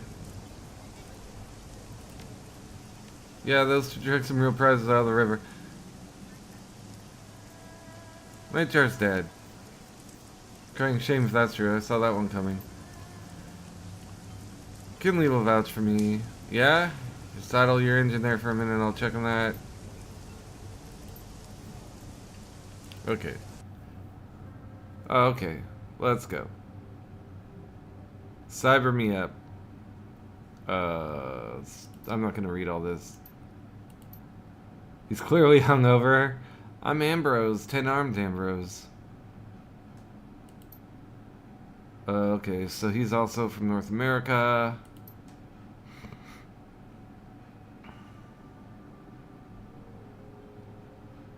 Your front door can stop a bulldozer. Why so fortified? Are you kidding? You have any idea how much the stuff in here is worth? This is a high capital operation. Dangerous for a guy. Missing most of his members. Tooling up smugglers and criminals. Okay. Show me your services. Cyberware.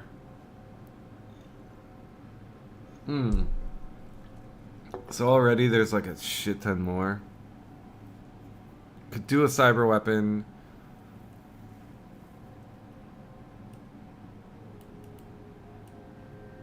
For now, I think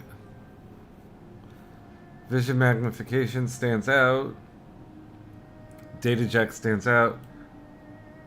Data jack for smart. Yeah, you need it for smart link. So let's get that done. It's gonna cost almost all my money. I can't get anything else. But now if I decide to go smart guns, I can actually benefit from some kind of bonus to hit, I'm sure.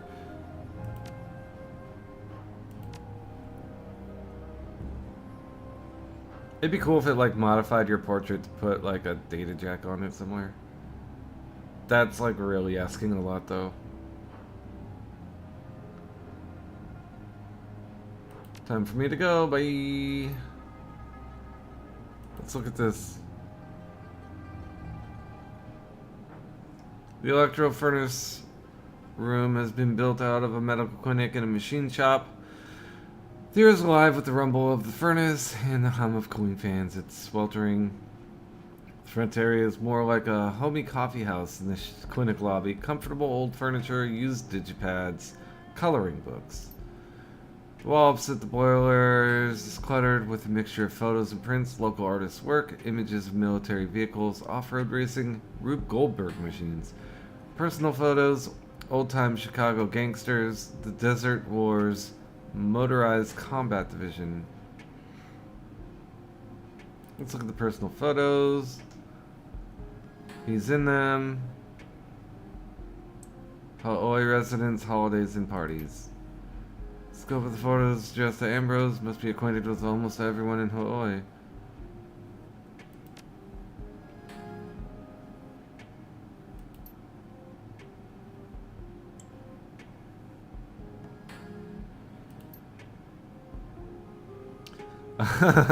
A large sign on the back of the wall reads sanitary space, no spitting. I mostly just skimmed that. It's not going to be relevant to any plot at all. I don't think. God, if it is, what? Techno Palace. I don't need it, so maybe I don't go here. Oh, Maximum Law. I need to talk to him for the thing, the quest, the mission, the Shadowrun, the run. Overhead, a giant granite. Oh, wow. He is not what I expected him to look like from this. He looks like a 12-year-old kid. And here he looks like a giant, almost. Very big guy. Bulky vulture. Okay. A short human in his late 20s stands in the middle Hands on hips, talking loudly into the air. Bulky virtual reality goggles cover his eyes. A data jack cable runs from his temple down his stained t-shirt to a belt load of clearly home-built computer hardware. No, I'm telling you, his voice is shrill, clipped. Nobody uses KM3s, like nobody. They're shit. I don't care what Deng says. If Shiawase SRP uses KM3s, they're stupid. Hey, flesh is rolling up. I gotta go. He turns to face you, goggles blank and enigmatic, blinking with tiny lights and wrapped in duct tape. He points at your PDA. I ripped that PDA. You work for Kinley. His lips work impatiently. Yo, what do you want? Who are you? Servos wine as two lenses of his goggles zoom in on you. Who am I? You're new here, I get it. You don't know about me yet, but you will. I'm one of the guys that keeps this neighborhood running. This is Law's Technology Palace, satellite territory of Wampoa. You step on the boat, you're in a sovereign state. I represent Wampoa here. I'm Maximum Law. He draws himself up proudly, setting his hands on his hips. The Maximum Law, yo. You got a tech problem? Boom, I solve it. Check out the hook when the DJ revolves it. You need software? Boom, done. But don't waste my time. So, you got any business in Wampoa right now? If not, keep moving. Oh, he's my fence. Okay. Going this while poking around in the walled city. Worth anything? He scans the chip's casing with a handheld optical reader. Yo, that shit is banned. Lift off some Yellow Lotus. They traffic this stuff. Delimited SIM chips.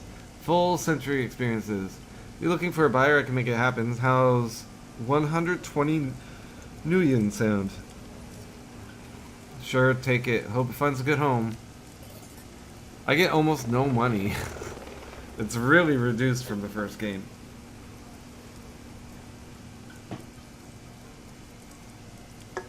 Well, yeah, I'll sample it first. But these cowhots send you for a trip. Don't worry, I can handle my sins.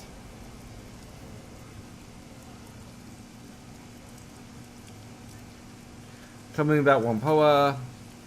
We're pretty much the best, yo. What do you want to know? Law folds his arms impatiently, as if he's irritated by your request, but he can't quite stifle a proud grin. Just tell me about the tribe. Who are you guys? Law smirks. You really are new to the Kong, aren't you? We're the Neo Matrix Collective. We run the Hong Kong Data Haven and the Kong Shadow Nets. We are the Kong Shadow Nets. Outside the corporate nets and the rest of the Kong, and in those shadows, you will find threads of golden light like a vast spider web that carry information. Those golden threads and that web is Wampoa. Law gives a curt virile nod. My buddy Red Storm wrote that. Pretty wicked, huh? Anyway, I gotta drink some water. I gotta close my window. That's probably what's causing me issues right now.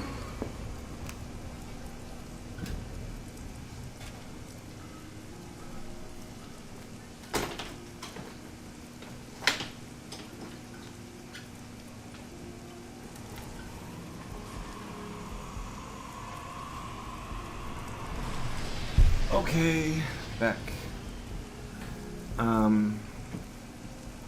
Anyway, we're bleeding edge on the path of the singularity. We're doing things no one else is doing anywhere, except maybe Denver or Tokyo. Our homeland is the Matrix, and we're building a society of truth and expertise and information. You seem very outspoken, less modest than many Hong Kongers. Is that tribal? I am more outspoken, yo. I don't need the meat space rituals. Modesty is inefficient, he shrugs dismissively. Is that a Wampoan thing? For those of us who are most dialed, maybe. We're post-cultural. Law sweeps his hand around, gesturing at the surroundings. I hardly see any of this meat space. Our meat space headquarters is a big 20th century ship that's totally awesome. Whatever, it's just meat space. Wampoa is bleeding edge on the path to becoming the Singularity, and in the Singularity, there's gonna be nothing but straight up truth. Law punches his fist down to the ground, striking a majestic pose like a Tridio barbarian. Boom! Truth. What's a Wampoan doing on Kinley's turf? Are you a liaison? What am I doing here? Law seems shocked at the question. I'm an ambassador. I broker Wampoa's services to Haoi. Emissaries like me are all over Hong Kong, tying it together in an invisible network. So you work with Kinley doing tech for the Yellow Lotus? Well, I do some work directly with Kinley, but my focus is more the street level. We're all part of a big machine, each piece playing its critical role.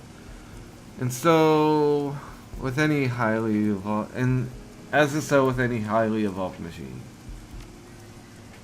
Exactly. That's why nobody messes with Wampoa. Boom! Does Wampoa provide any technical service for Hong Kong's poor? Sure we do. We run pirate networks. Our services are way more than most ordinary people want, though. You can get prepaid bandwidth with a corporate carrier for fractions of a nuyen, but you're selling your soul. They monitor it. If you want to operate unmonitored by corporate algorithms, you've got to fly through the Wampoa network. It's the only place to be. They're coders and deckers for criminals, is that right? We do tech for anyone in the Kong outside the corporate umbrellas. Anyone can use our networks if they pass our vetting and can pay for what we bring. Law speaks without a shred of irony. It's mostly the extra legal element that needs our skills. I understand someone's killing your elders. His face goes grim, a red light blinks on the VR goggles, a lens whirs quietly focusing on you. He grinds his teeth audibly, radiating nervousness and intensity. Yeah, shit's crazy, full on medieval. I can't talk about it, it's tribal matter. Controlled information, right? We gotta solve it, that's all outsiders need to know. Actually, I've been contracted to help the elders stop the murders. Wow, really? We're pulling in outsiders? He shakes his head in disbelief. Well, I should have seen that coming. What the hell are you doing here? Go to the garden and help stop that shit. Then come back and tell me what's going on. Everybody's guessing. The elders being quiet, and the rumor hub is going crazy. Outsiders don't understand us. Maybe you can, if you're really smart. We're in a whole different world than most people. Like, I'm seeing 3 streaming videos and live network stats in my goggles right now. Time's wasting, Pale Moon. Law kicks one of the bins at his feet. The sea of electronic parts within it rattles loudly. You gonna buy something? Show me what you got. Cyberdex outfits. Ballistic nylon street clothes. Armor 3. Consumable, so... Oh, ESPs are consumable? Did not know. Programs are not consumable, they're just spells. Okay, exit. See, check you later. Yeah, whatever. Well, I spoke to him. Now let's go on our mission, I think. I don't really have the money to, yeah, 555. I don't have the money to do anything else. Let's get out of here.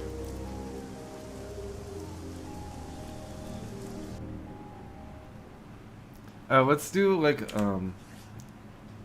let's do a save.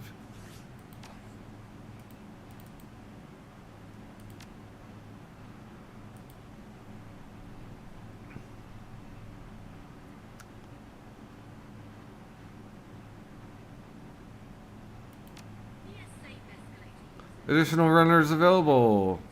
In addition to your team, your fixer has access to a small network of other mercenaries in the Kowloon area. These runners appear below your core team on the runner selection screen and can be hired on a mission-to-mission basis.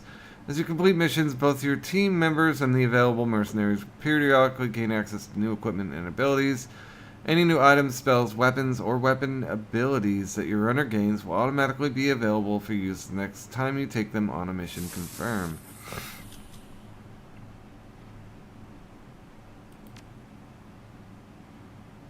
Oh, so he's free.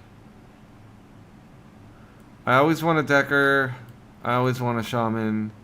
I think I'd rather have a Ricker. Well, his new ability. I kind of want to test out the Ricker. And he's like more tech oriented than just another street samurai. But we definitely need her, and we definitely need her, so. He's got a rifle, so he's also a rifle guy. Let's look at his skills. Are we on? Oh, we're looking at Duncan. Oops.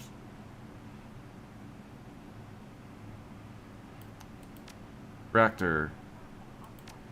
5 essence. He's got cyberware. Okay, just a data jack. Oh, wait.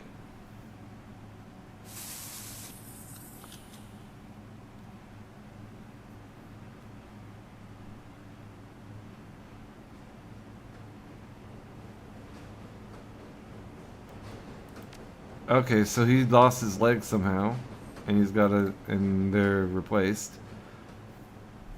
40 HP.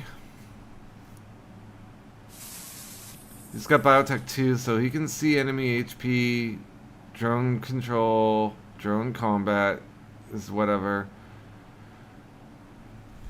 His drone is plus 5% to hit because of a perk I took for him.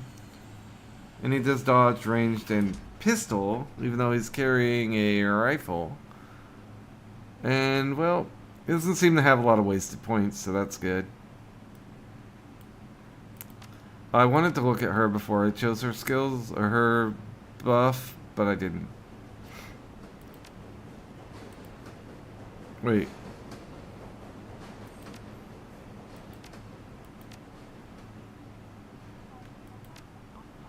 She's ranged pistol as well. Why are they all ranged pistol? Oh, she's actually got a pistol. What's this? Grenade launcher is what I want. Fires miniature grenades. So that only she can use that in her deck.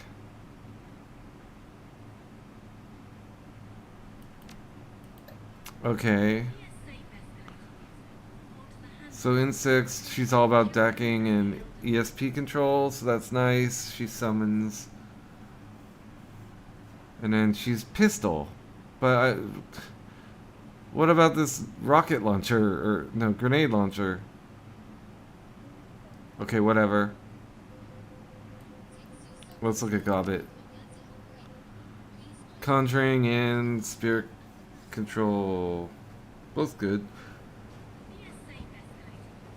1 dodge. Okay, range combat with SMG. See, that's good. A little bit of spell casting never hurt no one. SMG. No. What? Oh, yeah, no, that's not her. It's from him.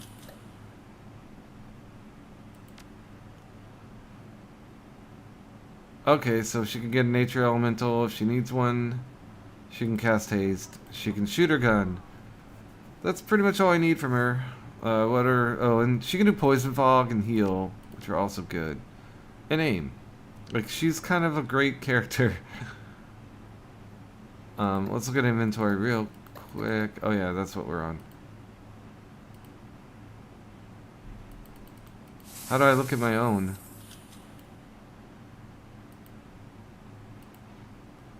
Oh well, whatever, we'll confirm. Yes.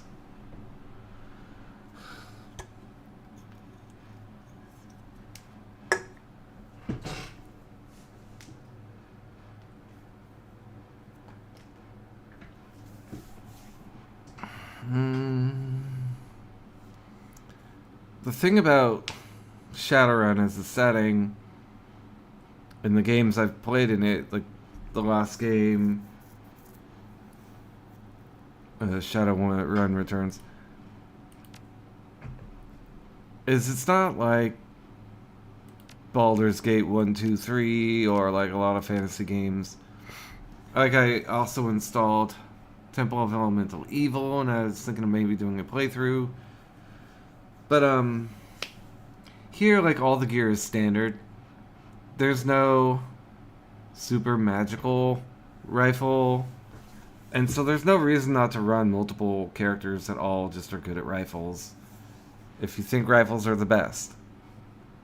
Whereas in like the fantasy games, it's like, well, there's only one fragger rack, right? So why have multiple characters that can hit really great with and hard with bastard swords? There's no purpose to that. You only run one. So like, even though it feels like having 2 street samurais might not be great, it actually doesn't matter. But you do kind of always need a decker. But couldn't you run 2 deckers? I wonder. What's this no item? Alright, so I have no use for that. Okay, let's just go. Thinking too much. Not drinking enough water, thinking too much.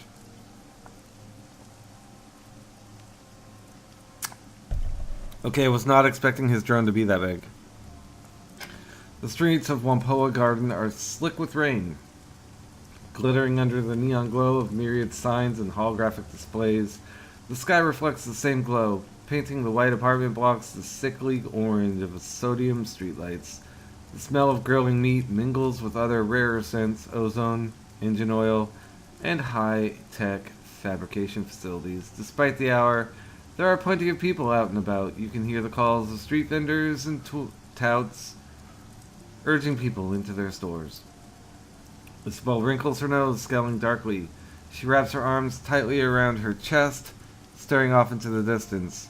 Is there a word for feeling nostalgic for a place you can't wait to leave again? I don't miss this place, but I miss the feeling I had when I lived here. Saudade, maybe? Saudade? I'm gonna Google that word because I've never encountered it before. Saudade, meaning saudade. It's Portuguese or Brazilian? Oh, a feeling of longing, melancholy, or nostalgia that is supposedly characteristic of the Portuguese or Brazilian temperament. Okay. Saudade. Saudade. Can you say it out loud, Google? Saudada. Saudada. Saudada. Saudada.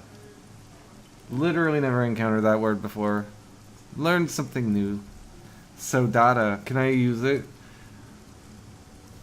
Can I use it in a sentence sometime? Her songs are based on love poems and evoke a melancholy known to the Portuguese as saudade. A feeling of longing, melancholy, or nostalgia. Okay, saudade. I'm gonna try to bust that out. Saudade. I'm writing it down. Give me a pen. Where's the pen? I've got a paper right here. Where's the pen? Here it is. S-A-U. Oh, why don't you work, pen? There. S-A-U. Okay, that looks like a Q. S-A-U. D-A-D.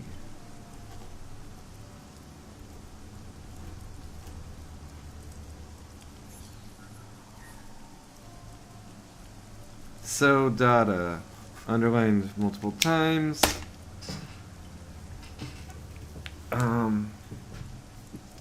Saudade, maybe? Isabel shakes her head. No, that's not it. It's close, but she lets the sentence trail off into nothingness, clamping her mouth shut for a moment. Isabel sighs heavily. This place seemed like heaven after the walled city, like the whole world had unfurled in front of me, and anywhere I turned there was a promise of good life. Turned out this place was just as crappy as everywhere else. Everyone was still in it for themselves. Gobbet claps a hand on Isabel's shoulder, who flinches and pulls away. That's a great life lesson, Is. I'm serious. At the end of the day, life's a raw deal. You've got yourself and a handful of friends, and that's it. Nothing else. A curious philosophy, Gobbet. Certainly no objective meaning can be applied to the human experience, but the sum total of culture and progress since the time of Homo erectus has shown that humans are capable of self-organizing into beneficial... Boring! Gallup makes a show of yawning very loudly toward Ractor. Isabel turns toward you and points down the street to your left. We're looking for the Wampoan elders. They're gonna be in the Wampoa itself. That's the big ship down the street.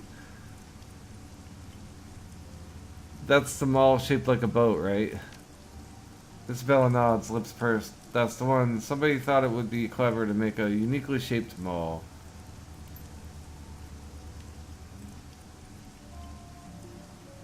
Okay. People standing around in groups with umbrellas. Why is that always a thing? Oh, let's look at this park. I heard she's just not just dead, but being all cut up. The elders don't want anyone to go inside without their permission. Must be pretty bad in there. Okay, so there was a murder in there. Okay, nothing to do in the park. This leaves the zone, which I don't think I want to do. Soy calf, if you're into that. Got it right here.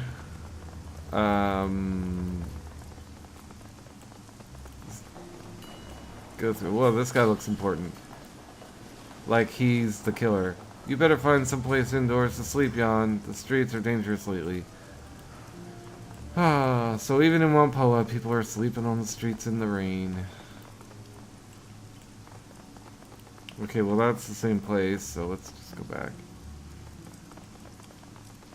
Where's the ship that looks like a mall? This is kind of reminding me of... Obviously we're not in first person view, but it kind of reminds me of downtown Los Angeles in Vampire the Masquerade Bloodlines. I don't know why I'm getting that vibe. So is this the ship that looks, the mall that looks like a ship? Oh, the Wampoa, duh, it says right there. Man, his drone is huge. Okay, I guess we talked to Elder. Oh my god, one of the most common names in Asia, and I can never say it. Let's have Google say it for me. How to pronounce the name NG.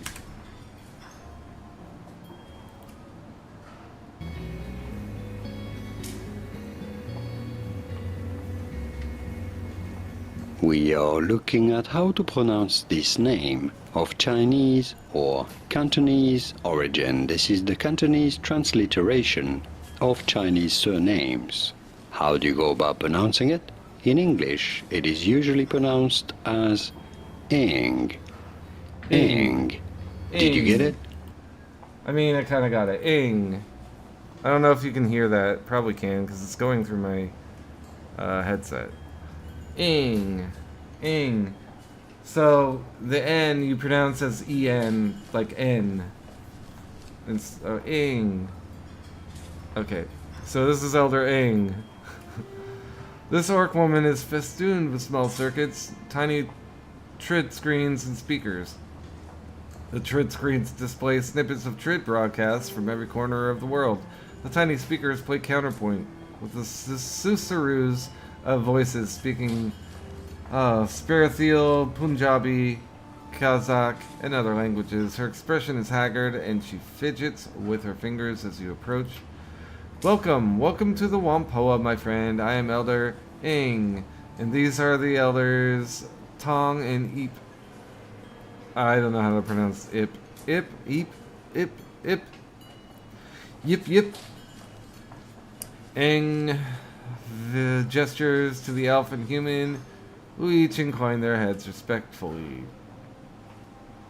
Thank you so much for answering our request for help. We had nowhere else to turn. It's the least we could do. Elder Tong. Under Tong's skin, glowing tattoos writhe and change shape. Tigers become cranes and move on to dragons. We're under threat. One by one, we elders are being hunted by some monster. As you may have noticed when you arrived, there's been another killing just tonight. Eep crosses his solid chrome arms. Holographic readouts dance constantly over their surface, displaying diagnostic information about their state. operating temperature, servo pressure, and a variety of other minutiae. He looks past you toward Isobel. The prodigal daughter returned once more. I didn't expect to see you back aboard the Wampoa in my lifetime, Isobel. When you disappeared, Elder Yetunde was very put out. I'm glad you're still alive. When you chose to walk your own path, I was disappointed, but I still understood why you had to leave. He pauses, tasting the air as he chooses his next words with care. I hope my lessons have helped you prosper. Didn't expect to be back either. Work takes you places, though. Isabel shrugs. A moment later, she places a hand on her pistol, eyes trained on the Eep's shoes. I don't cart this around for fun, Eep. The lessons kept me alive. Isabel blinks several times and then looks up at Ing, her expression clouded. Where is Yetunde, anyway? I expected her to be here. Ing shakes her head sadly. She reaches out a hand toward Isabel, who shrinks away from it. She's dead. So are Gon and Nakamura, and Tong was killed just tonight. So much blood. You have to stop this from continuing. Isobel's expression remains impassive, but her knuckles grow white as her hands ball up into fists. That's what we're here for. We'll stop the killings. Thank you, Isabel. Ing lifts her hand, wiping away tears from her eyes. What can you tell me about the murders? Started 2 weeks ago. The first to go was Gone. We found him in his apartment, eviscerated, and swallows, grimacing at the painful memory. He'd been torn apart. His head had been ripped completely off, and most of his skin flayed away. There was so much blood, it took us a week to clean out his apartment. Tong nods, running his palms over his forehead. The rest have been the same, always at night, always dismembered. Each scene is like a nightmare. Every time, nobody has seen anything. It's like a ghost. What happened to Tong? The same thing that happened to the rest of the victims, evisceration and dismemberment. We sent a guard to keep people out of his shop, but he'll let you in. When did he die? Sometime early tonight. He locked up his shop, but Eep stopped by to ask him about some skill chips he had. The door was unlocked and inside... who was it? Eep stopped by. That's a sus right there. Ing lifts her hands helplessly. She opens her mouth, but no words come out. Seeing Ing's inability to continue, Eep takes over. Inside looked like a bad horror sim, just like all the other murders. It had to have happened after sundown because I saw his shop was open when I was on my way to get some noodles for dinner. Why didn't you call the police? The Hong Kong police force isn't welcome here. They've tried to force us out several times before, or come hunting for someone to pin a crime on. We do a lot of favors for local gangs and triads, handle their matrix security, fix up their gear, and make sure they have access to the Hong Kong Shadowlands hub. We're too valuable a resource for them to lose, so they protect us when the HKPF or anyone else decides we're an easy target. They handle our physical security, and we make sure to send the message via the Matrix. The last time the Hong Kong police force made trouble, we started airing the assistant chief's dirty laundry over the TRID. They got the picture and backed off. Have you made any enemies lately?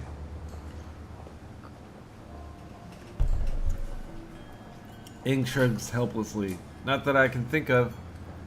We keep to ourselves. We buy and sell technology. We're not mercenaries or criminals. We're merchants and deckers. And even if someone was cheated in a deal, this kind of response is unthinkable. Whoever did this, it wasn't human. The violence and savagery, it's a monster, whatever it is. Plenty of metahumans are monsters too, Ing. Just because it's horrible doesn't mean it's supernatural. What do the Wampo and Elders do? Isabel snorts derisively. They make the rules and kick people out who don't obey them. They're a bunch of petty tyrants, that's what. You're being unfair, Isabel. Our laws are for the good of the community. Tong turns to address you. We keep the Wampoa and its residents safe. We review trade agreements with outsiders to see if they're good for the community. We provide a guiding vision, like a town council. You people are really... Rules are made to be broken. Elder Abe laughs, quickly stifling it as Aang and Tong give him a dirty look. I can see why Isabella is on your team. You and she are very much alike, I suspect. I am the invoker of sprites. I commune with the spirits of machines. Oh my goodness, that sounds cool.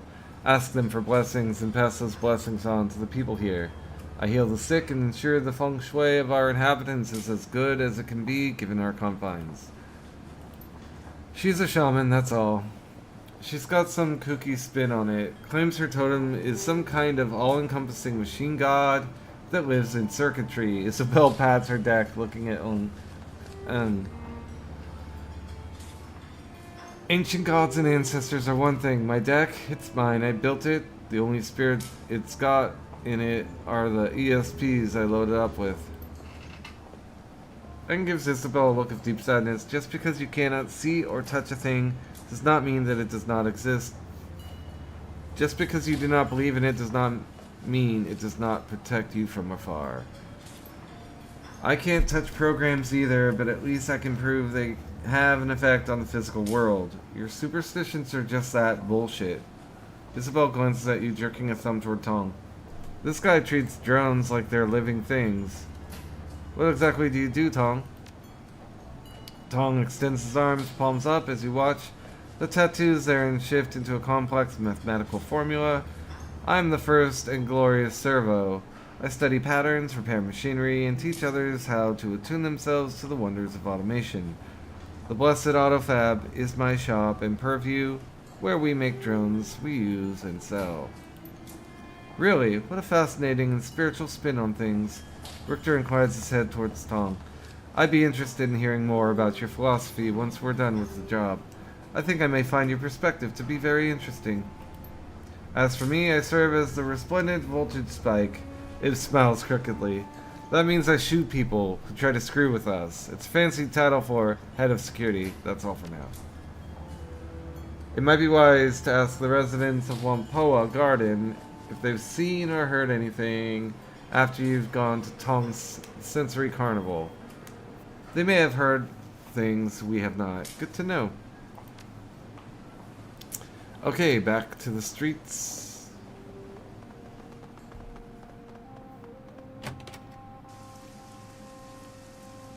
Into the Sensory Carnival. Porter Lom, at your service. The elders told me that you'd be coming. They tell you about what happened to Tong. Just the basics.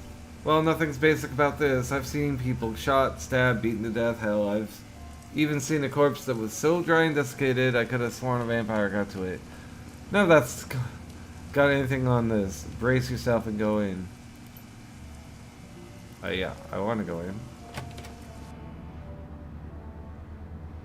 Tong's Sensory Carnival looks like a scene out of a B-grade slasher sim. The cloying scent of incense hangs thick and pungent in the air, emanating from the small shrine in the corner of the shop.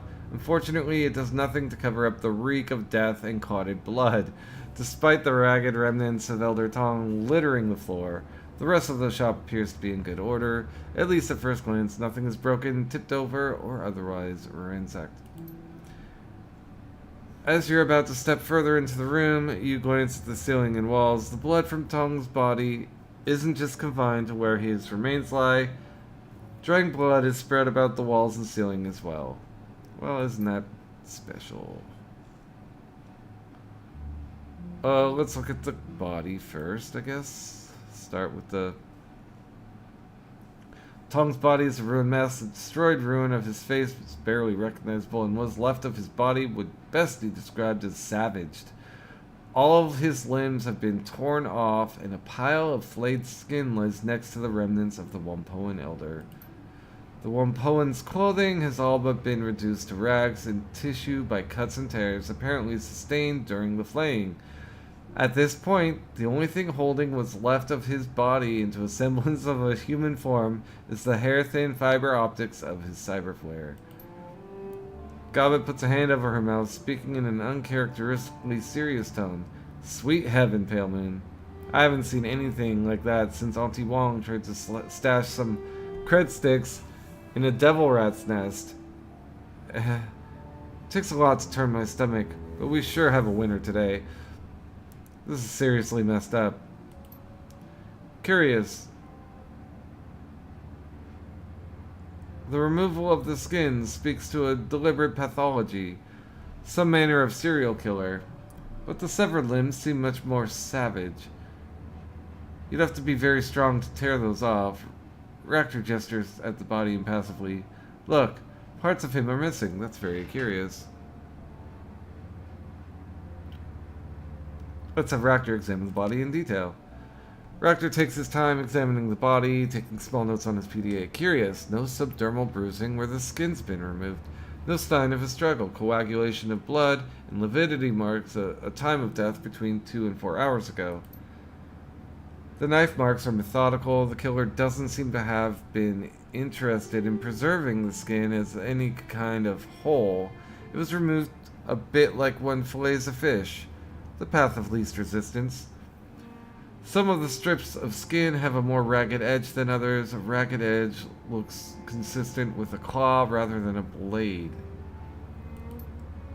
Rector makes a curious noise as he examines the remnants of Tong's face and neck.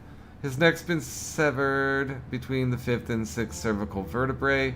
Scoring across the top bone indicates a bladed weapon, and a sharp one at that. Doesn't match any of the other wounds. Rector stands and looks at you directly in the eye. If I had to guess, I'd say he was killed with a blow to the back of the neck. Everything else was subsequent damage.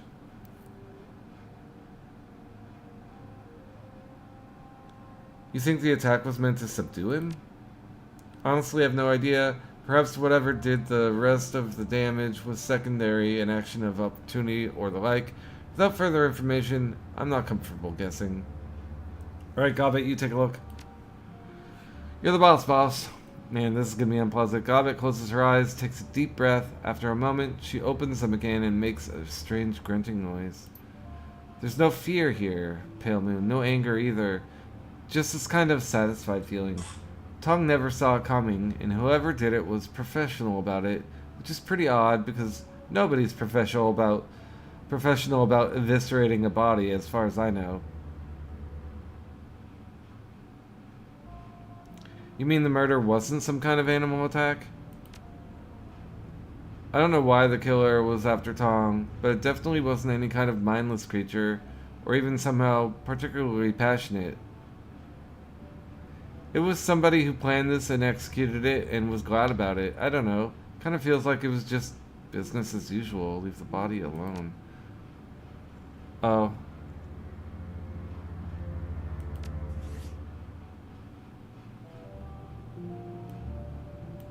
Okay. I wanted to get intelligence to 3, but I don't have the karma yet. The walls are covered in splattered and smeared blood, most of which has hardened into a crusty congealed paste. Thick tracks of it run laterally. It looks like the blood has been deliberately smeared. These blood patterns aren't natural, Pale Moon. The smearing here wasn't done by Tong. There's too much blood. The killer must have spread the blood across the walls deliberately. Why the hell would they do that? Feng Shui? Perhaps they're like many serial killers. They see their actions as a ritual or as a work of art. And the victim's body was the medium in which they were working. Or maybe they're just crazy. Man, I've seen a lot of crazy people in my life, but I've never seen anybody crazy enough to think they were going to make a Mona Lisa out of somebody's teeth and guts. Thank the heavens for that, too. Loot? Is there any loot?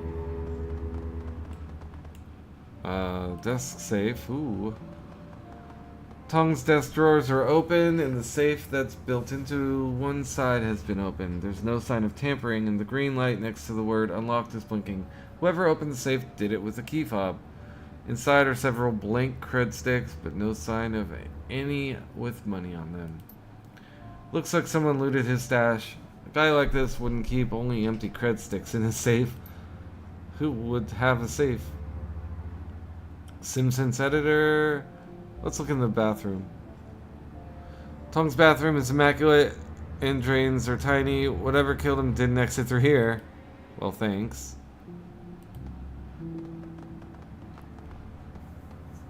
This is a Yamaha 95,000V SimSynth, a device for mixing and mastering SimSense chip. Several drive bays are empty and all of the chip jacks are empty. The screen is flashing a repeated error message. Warning, requested file cannot be found. Please return drives to bay and try again. Have Isabel debug the SimSynth. Isabel rattles out some commands on the SimSynth's keyboard, stepping away after a few seconds with a look of satisfaction on her face. There, I've put the drive warning on suspend. It's in diagnostic mode only, though. Maybe we'll learn something, maybe not. Yamaha SIMOS 5.23 system diagnostics check. Memory, okay. Drive, error, assist. Bus, okay. Beginning core dump, please wait. Isabel studies the screen in detail as letters and numbers scroll by. Looks like Tong was cooking some BTLs here. Better than life. We encountered those in the first game. You chip them in and like you are like in someone else's recorded experience. People get addicted to them and it like they turn into like zombies. And also if you're chipped in, someone can control you like a puppet and make you shoot at me, and I get mad when you do that. Anyway, he's hacked the peak controller output cutoffs. The delta levels on sim chips are usually about 4 to 5, 6.5 for Cal Hots. And Cal Hots are... I forget. His delta peaks are pushing 12. That's brain-burning territory, Pale Moon. And all the drives and chips those BTLs were stored on are missing. I never liked Tong, but it wasn't because he was a bad guy. I just didn't like any of the elders. But if he was cooking chips at Delta 12, maybe he burned somebody he shouldn't have. Maybe they flipped their lid and came after him, or a relative did. Isabel gives you a serious look, tipping her head at the synth. The metahuman brain can't handle this kind of output. It'll shut down after a few of these. So maybe he wasn't making it for a metahuman. Well, then who would he making it for? A dragon? No. I don't know. I'm suspecting they're the elder that's a rigger. I think that's Ig? The guy with the tattoos, right? I think it's him. I don't know what his motivation would be, but I think he had his drone flay the corpses, and that's why you couldn't get any spiritual energy of, like, emotion. Just business as usual, because a drone doesn't have emotions to leave behind. Okay, so when they said the park, they didn't mean literally the park. They meant this area, which is called Wampoa Park. Zippy, this orc is busily snacking on a steamed bun. As you approach, he wipes off one of his hands and sticks it out toward you. Hey stranger, nice to see you. Zippy Toe Tag at your service. How are you liking Wampoa Garden? I'm Pale Moon. Nice to meet you, Zippy. Nice to meet you too. Listen, I know it's a little forward of me to just say hello and whatnot, but I'm interested in giving you a hand if I can. Zippy gestures expansively at the squalid, neon-lit streets of Wampoa Garden. This is my home, at least for the time being, and I'd like to stop these killings. We've never met before this, but I know exactly who you are. You're my replacement. The elders had me autopsy what was left of Elder Gon and Elder Nakamura after they got ripped apart, but I didn't want to dig any deeper. So since I don't know you and I can smell a Shadowrunner a mile away, you've got to be the outsider they asked to stop the killings, right? Zippy tilts his head back, obviously pleased at his amateur deduction. Very astute, that's right. See, I have good eyes. A lot of good eyes, actually. If you're on the market for replacements, only slightly used. And they only come from certified donors, I swear. A hearty belly laugh erupts from the orc, and he slaps one of his thighs in elation. Man, I killed myself. Alright, Zippy, let's get to the point and let's roll another joint.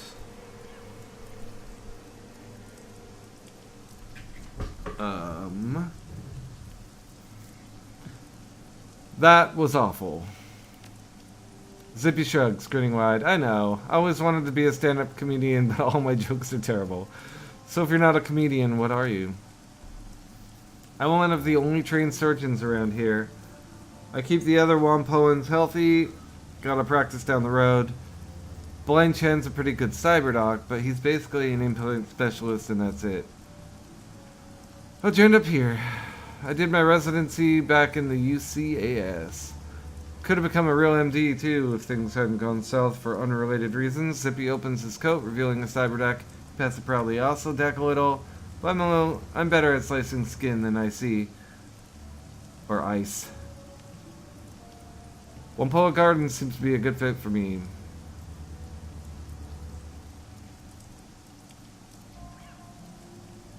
Let me ask you about Wampoa Garden.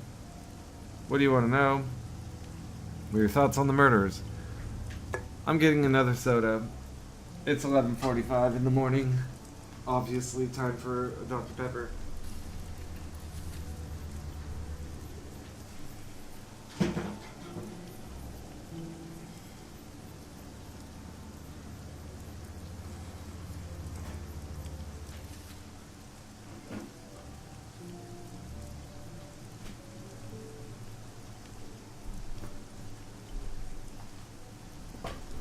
Okay.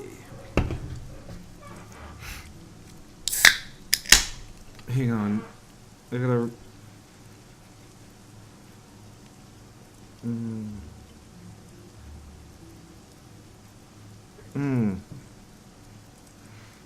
I bought a new bathrobe a couple months back, and it's super fuzzy, and I love it. And when my eyes itch, nothing better than to rub the fuzzy parts over them, like when you close your lids first. Anyway, I also need to shave. Maybe that's part of why I'm itchy today. Where was I? Pretty gruesome business. Gan died from a broken neck. Looked like someone had wrenched it around and his arms and legs were cut off. Some skin flayed away too. Oh, so like they improved their technique as they went. Nakamura had his throat ripped out by someone with pretty sharp teeth. First I thought it was a devil rat, but the teeth marks were all from something with a humanoid jaw. It didn't look like Yetunde. I didn't look at Yetunde, but what I saw at a distance, it was the same story. Didn't seem much point since I'd seen it twice already.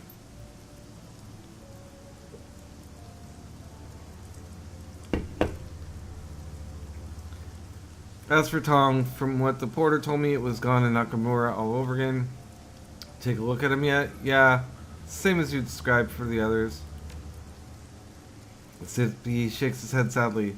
Damn, I like Tong. The BTL business is unsavory, but the man had to eat, and his regular sims were great. Generally all around nice guy, friendly with everyone, never had anyone mad at him. There ain't no justice, let me tell you.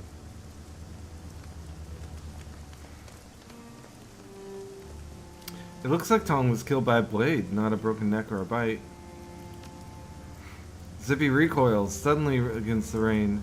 What kind of blade? Was it a knife? A sword? Maybe an axe? I don't know. But he was attacked at the back of the neck. I don't like that at all. Zippy shivers, looking warily around.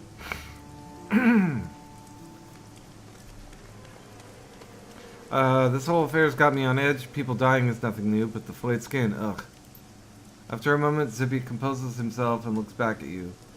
It sounds possible that whoever's been killing the elders is trying to muddy the waters with all of the blood and gore business. This is a crime of an intelligent, careful killer. Be careful, the investigation might take you somewhere very unpleasant. Can you tell me about the elders? Zippy laughs, shrugging. Well, they're an eclectic bunch, that's for sure. Where to start? Aang's spiritual leader here. She's the voice of the Wampoans, I guess. A lot of her close friends are really more of followers, since she's something of a priest of the machine spirits. Maybe it's a cultural thing for people who grew up here, but it's never called to me. Still, she makes a damn fine pot of tea. Eats the muscle, and has an encyclopedic knowledge of cyber and bioware. Definitely a good guy to have watching your back. Not too friendly, but you know how it is. You get a lot of cyber, people start wondering if you'll tear their arms off. Oh, is cyber psychosis a thing? That wasn't cyber... That was that Cyberpunk 2077? I don't know if it happens in Shadowrun also. Zippy makes a chopping gesture with one hand. He's got the move straight out of Blood Carnival 3, The Reckoning. Terrible movie, but great fight choreography. What about Tong? There's also that guy with the tattoos, Tong. Also, Ig is the one I suspect. I don't know much about him. I think he's got some kind of fetish for automation. Oh no, Tong is the rigger then. Found him cooing over some trids of automated delivery drones in a warehouse once.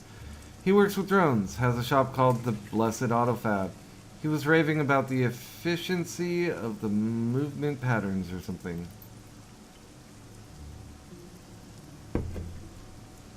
You already know about Tong, Ren Sims, BTLs, skill chips. Gon used to be a city planner before he had a nervous breakdown and got involved in statistical analysis. Nakamura came from Fukuoka and was interested in entertainment, trade mostly. Spent a lot of time analyzing subliminal in ads. Then there was Magpie. She was the chief decker, hot as hell against IC, and built her own hardware. Salty old woman though.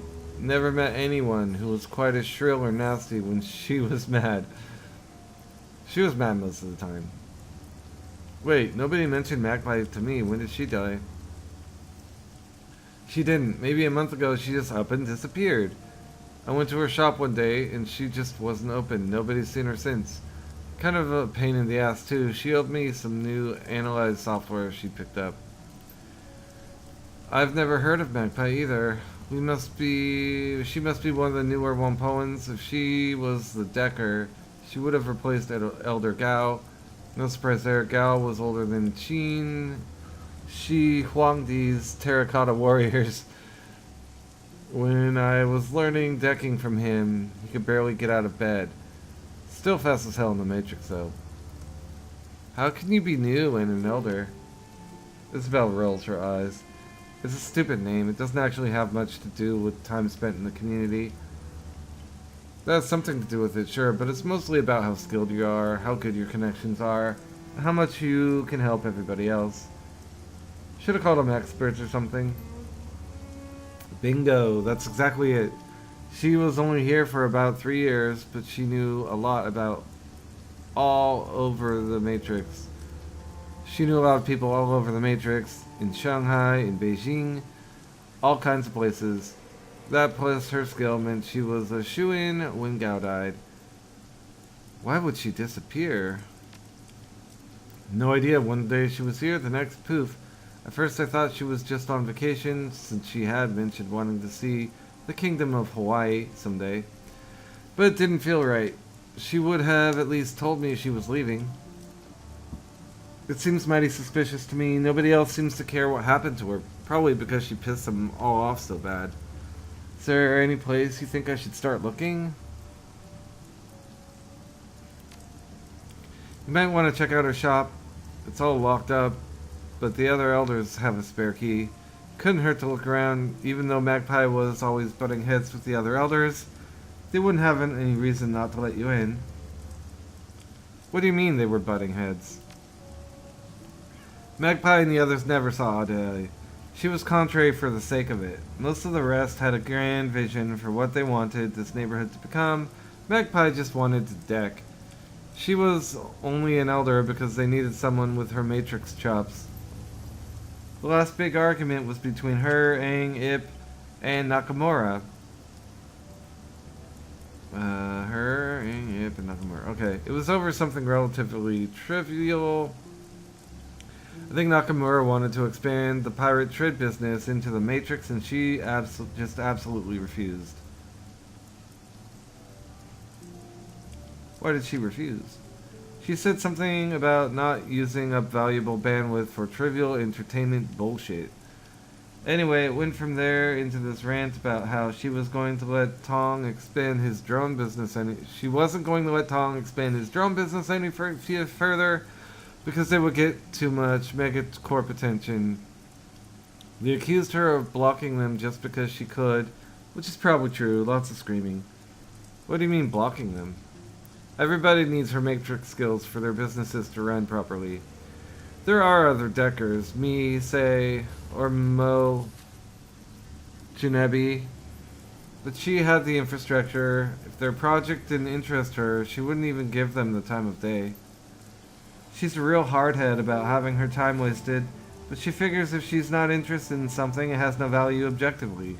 Kind of a major blind spot, if you ask me. Could you let me into her shop? No can do. Not because I don't want to, but because I just don't have a key. You'll have to get it from Ip.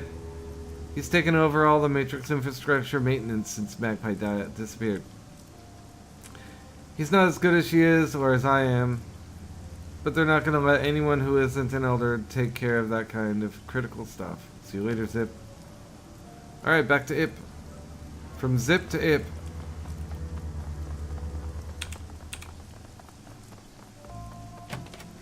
I wish they ran a little faster. Well, I guess we'll talk to Aang.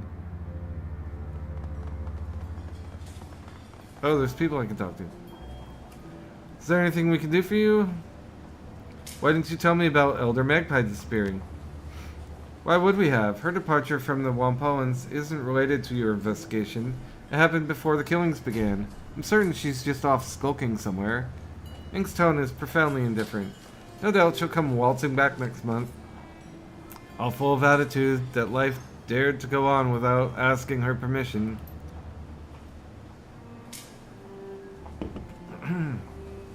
If she does, we'll welcome her back.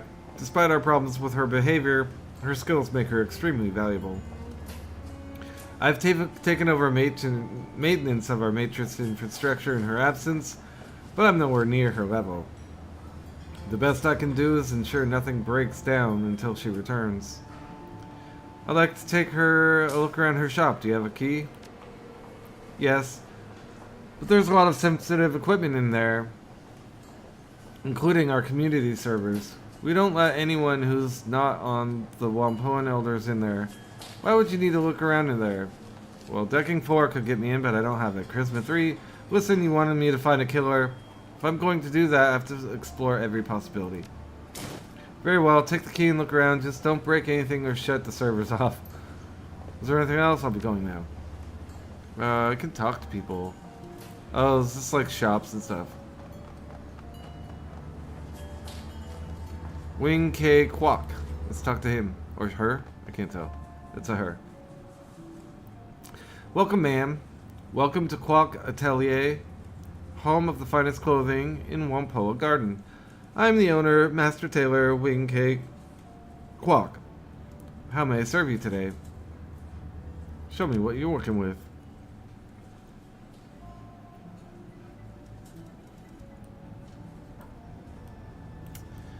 Okay. Street Monk. These are all just armor.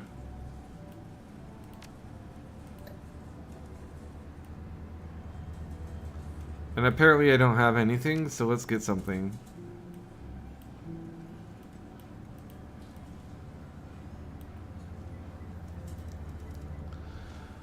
Last gen lined coat. Rigid plates, duster. Okay, Securetex armored trench coat. Kevlar is woven into the synth leather. Small amount of protection. Sounds cool. I don't want shamanic. I don't want street monk. Alright, spend nearly...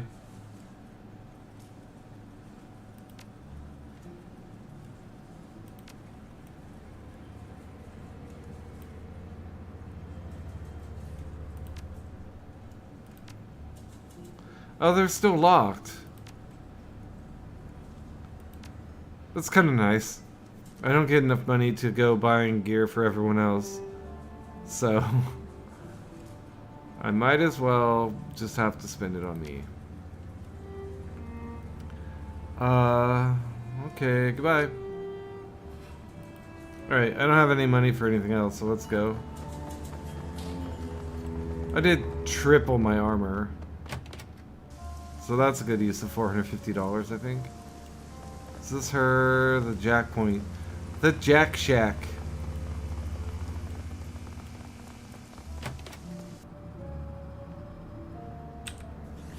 Still only 2 karma. You know, before you do an investigation like this, you want at least 3 intelligence, don't you? Save. Display case. Full of assorted chips, peripherals, and add-on modules for cyberdecks. They don't seem to be arranged in any coherent fashion and spread across the felt surface. Let's search through the bin. Isabel Pierce passed you at the bin as you search. That's interesting. There's a lot of storage memory, I/O handlers, and active memory in this bin.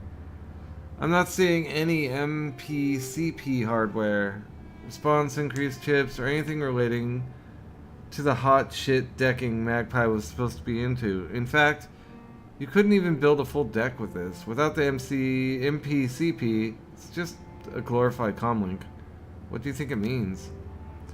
Well, if I had to guess, I'd say somebody's cleaned her out. MPCP, response increased, biofeedback filters, and all that. They're easy to move, expensive, and highly illegal.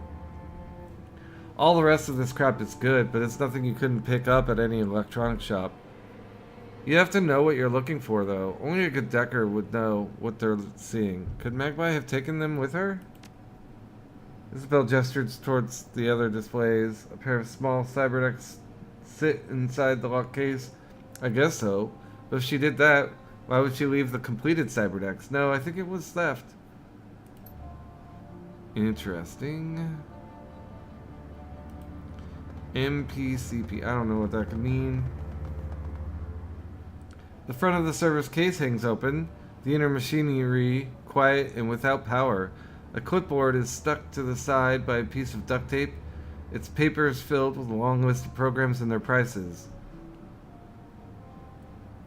A quick glance over the program sheet reveals names like Bugs, Bugs, Bugs and Black Hammer. Undoubtedly, this is Magpie's attack program storage machine. Somebody's removed the drives, and it sure wasn't Magpie. Here, look. This Bill gestures at the innards of the open server near the back. A solitary red light blinks. The main drives were disconnected properly, but it looks like she modded the server to have a backup drive with its own battery-based power supply. If it was Magpie, she'd have taken that too. Crap, this is a Fuji XP1000. And it looks like the battery power ran out a while ago. The XP1000s are constant write drives. They're dirt cheap, have a ton of capacity, but if they run out of power, they lose their data. We're not going to be able to get anything off the drive.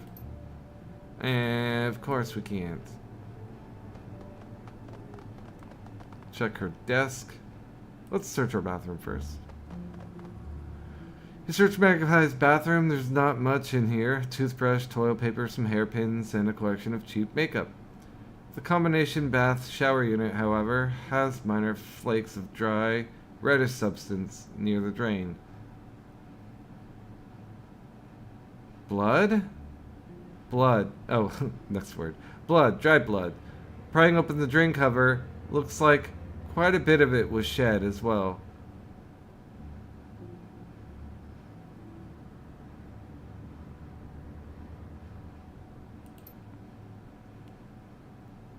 The blood hasn't been fully washed away. It looks like there was a cursory attempt to clean out the bath, but they missed washing it all away.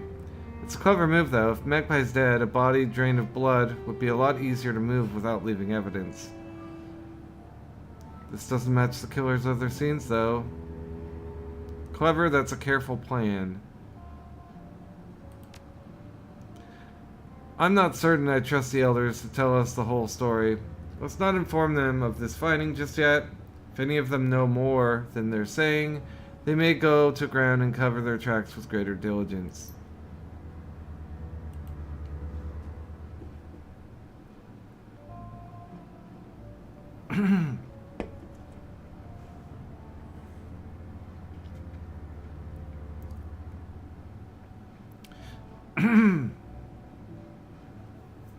Magpie's desk is the kind of messy most people only associate with rat's nests, hoarders, and deckers.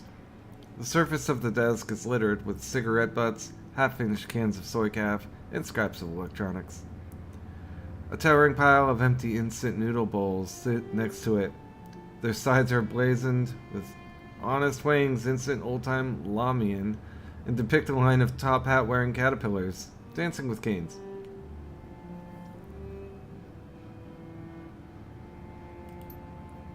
Hey, awesome. I didn't think anybody but me liked Honest Wang's noodles.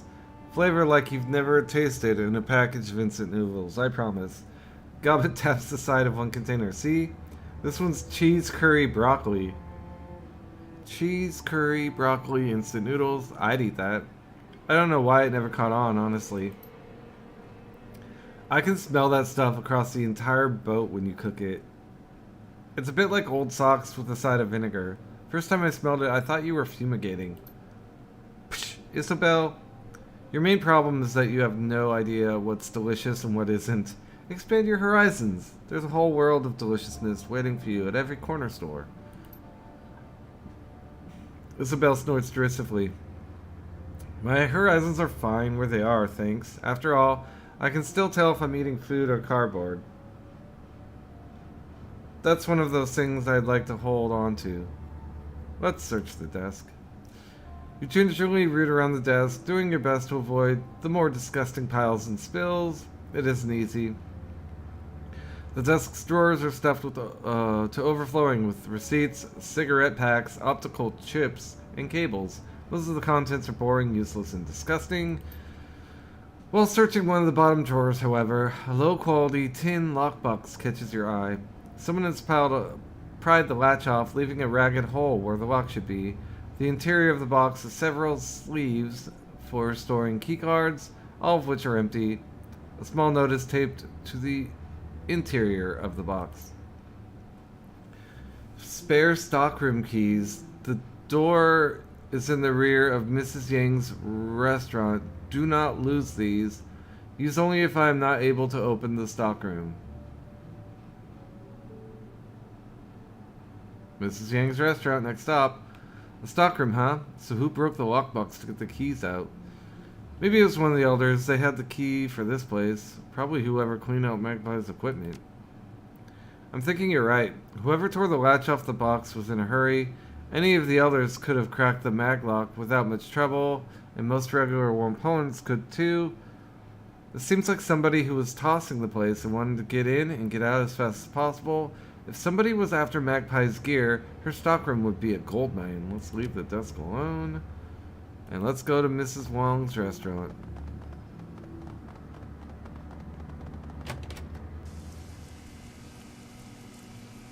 Oh, let's talk to Zippy real quick. Oh, see you later, Zip. Mrs. Wong's restaurant. Where could it be? Oh, that creepy guy can talk to us now.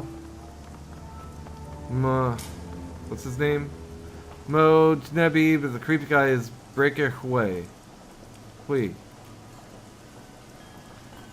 I'm not gonna talk to either of them. I want to talk to Mrs. Wong. Keita. He's got a little noodle stand. The Murgo. Let's talk to Keita here.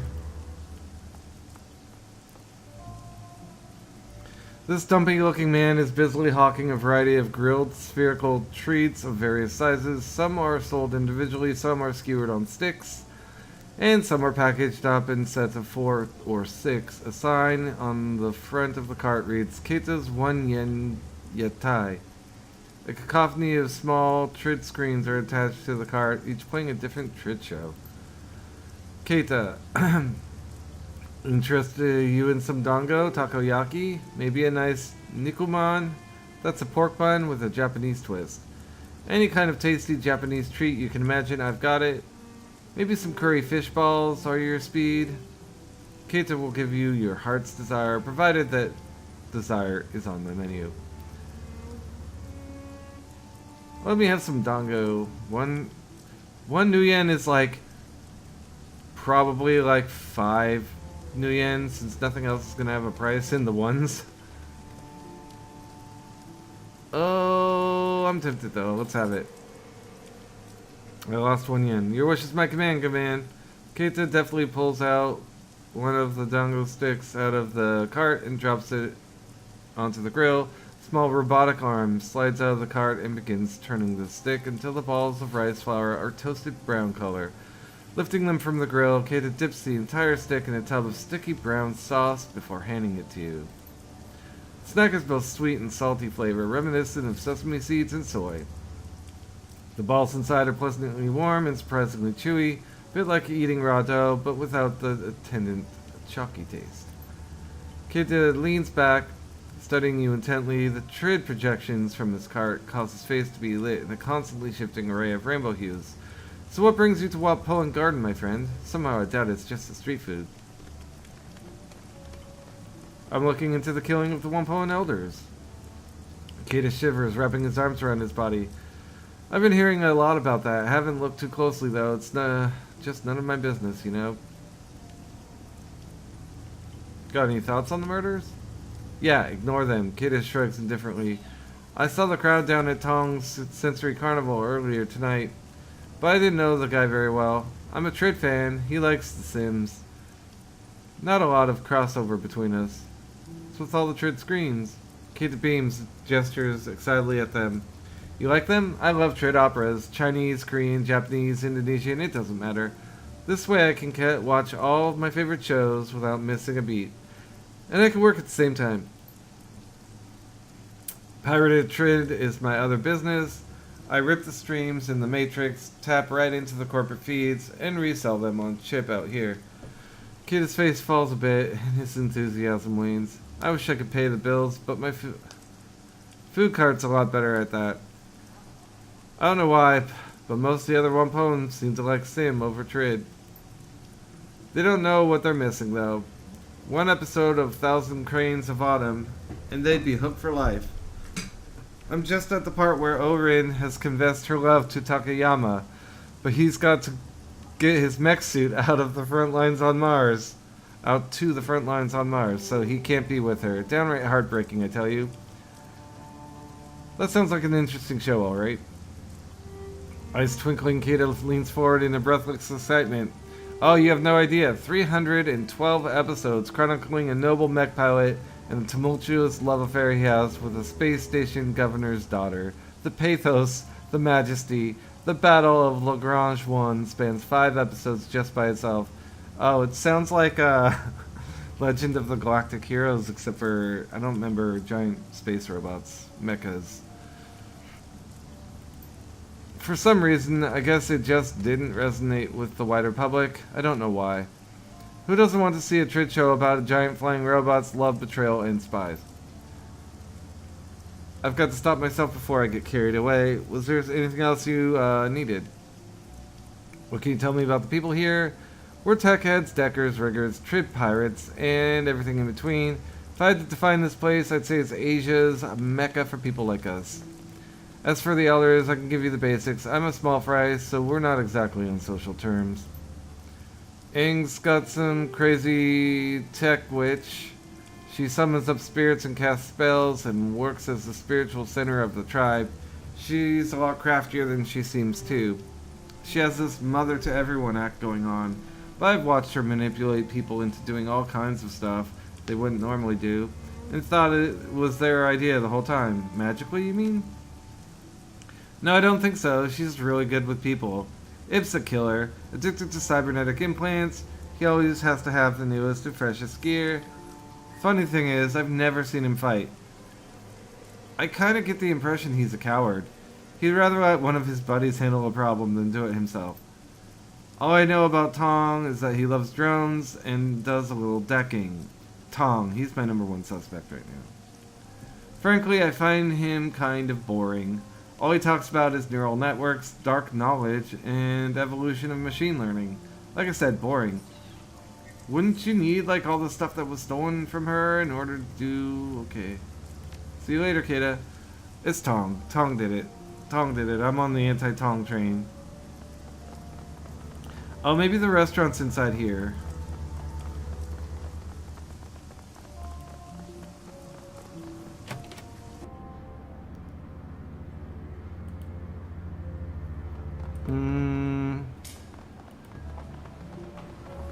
Kind of restaurant-esque.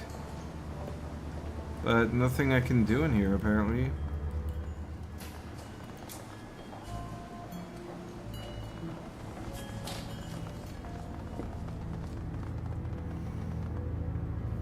Min Vuong. The owner of the shop barely looks at you from his PDA while greeting you. His tone is one of immense boredom. Welcome to Min Vuong Matrix Materials, aka MMVMM. What can I get you? Show me what you have for sale. Okay, drones. Mobile pharmacy. They're expensive. Consumables. Drone repair kit. And programs.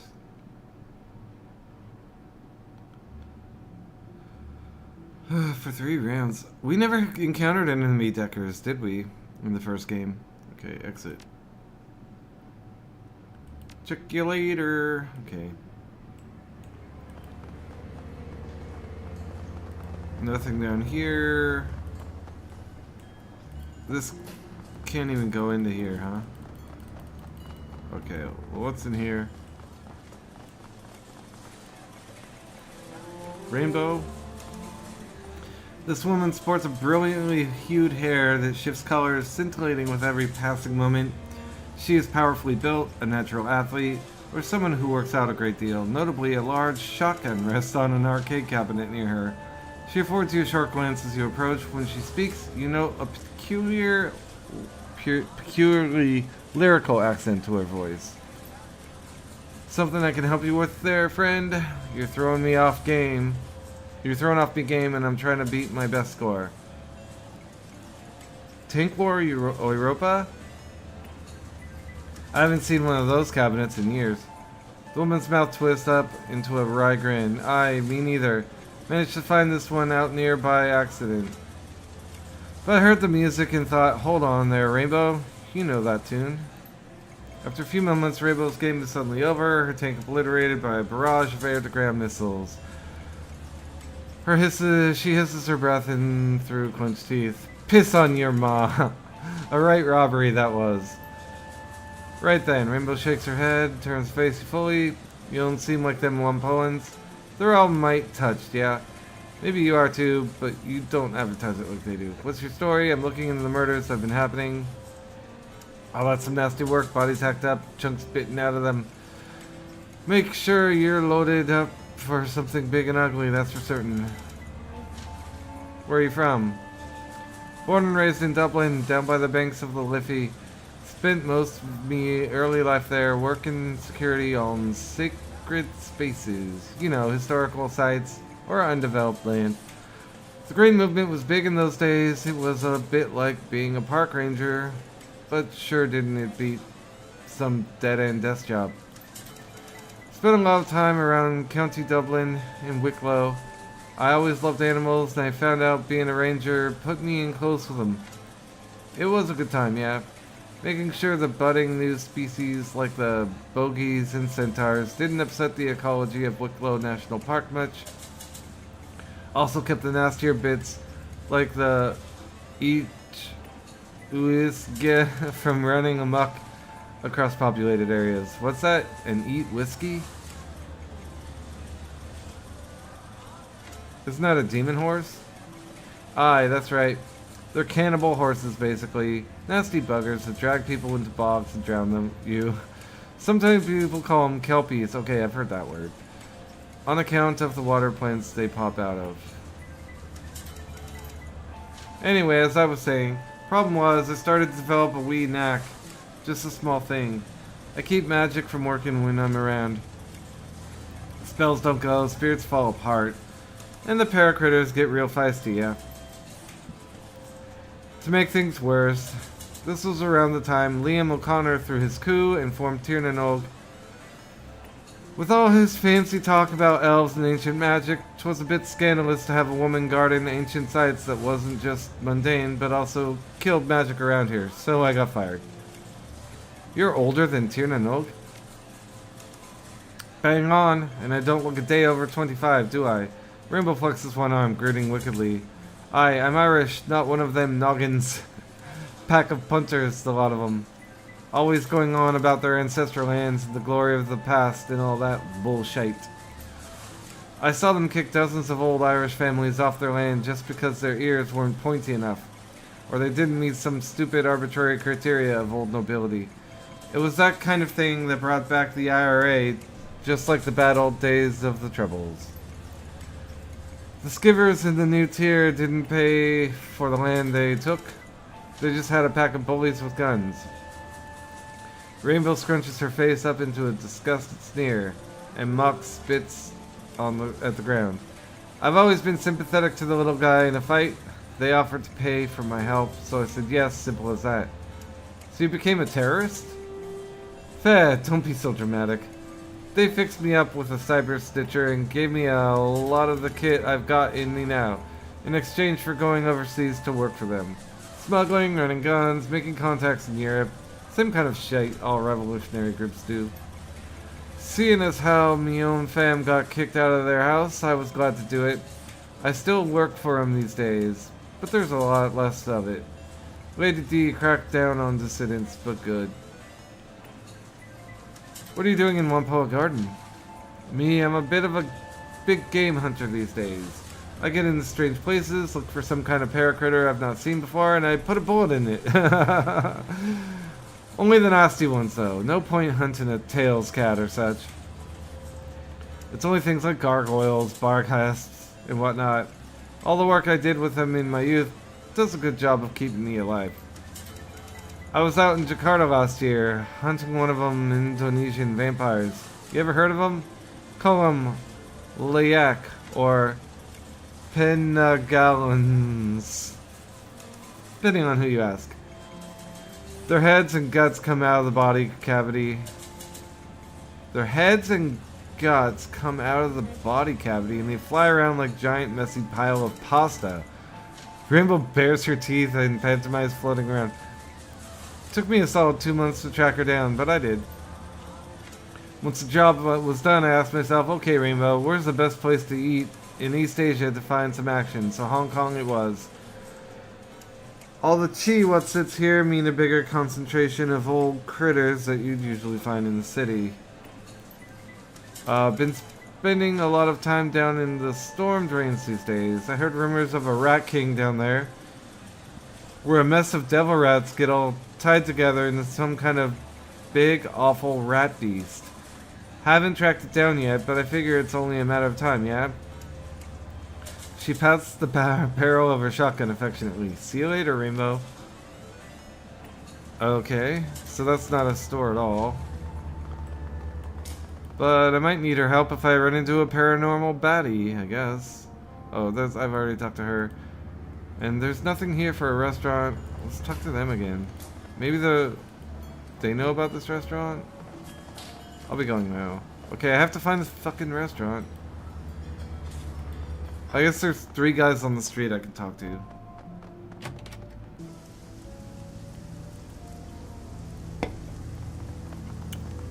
Demergo. Oh, talk to him. This man has a tired, world-weary demeanor about him. His eyes track your movements with a penetrating, critical precision. Something about him, the lines about his eyes perhaps, make you suspect he's seen a lot of terrible things happen. He lifts his cup of cheap soy calf as you approach. Let me guess. You're the freelancers the elders are paying to look into the murders around here. That's right, who are you? Call me Demergo. I'm not one of the Wampoans, but I've been here long enough that they don't think twice about me being here. Demergo drains the last of his soy calf in a large gulp. What have you sound for so far? You sound awfully curious for a random guy. Professional curiosity. I used to be with the New York Police Department as part of their thaumaturgical research division. Part of the CSI branch, except I did the magical investigation while the other guys pulled prints and checked blood samples. Demergo tosses the soy calf cup toward the nearby garbage can. It bounces around the rim and rolls aside. When I hear about shit like this happening, I keep my ear to the ground. Old habits, you know.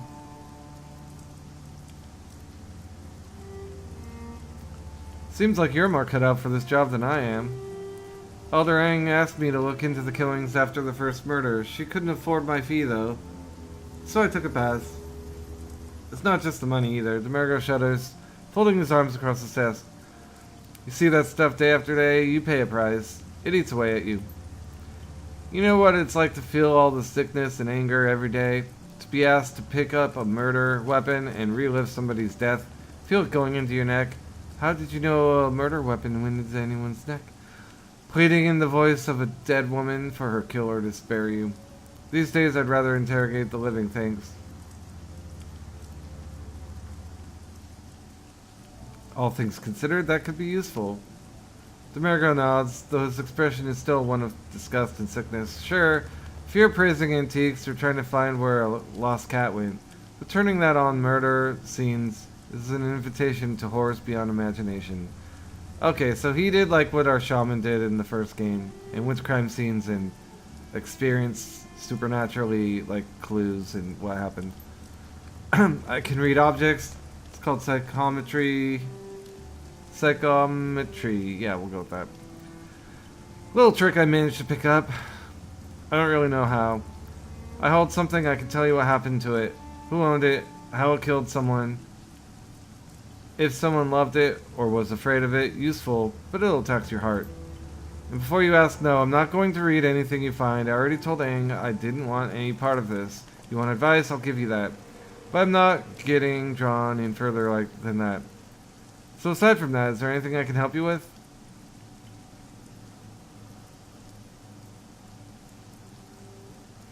Tong wasn't afraid when he died. He was caught by surprise.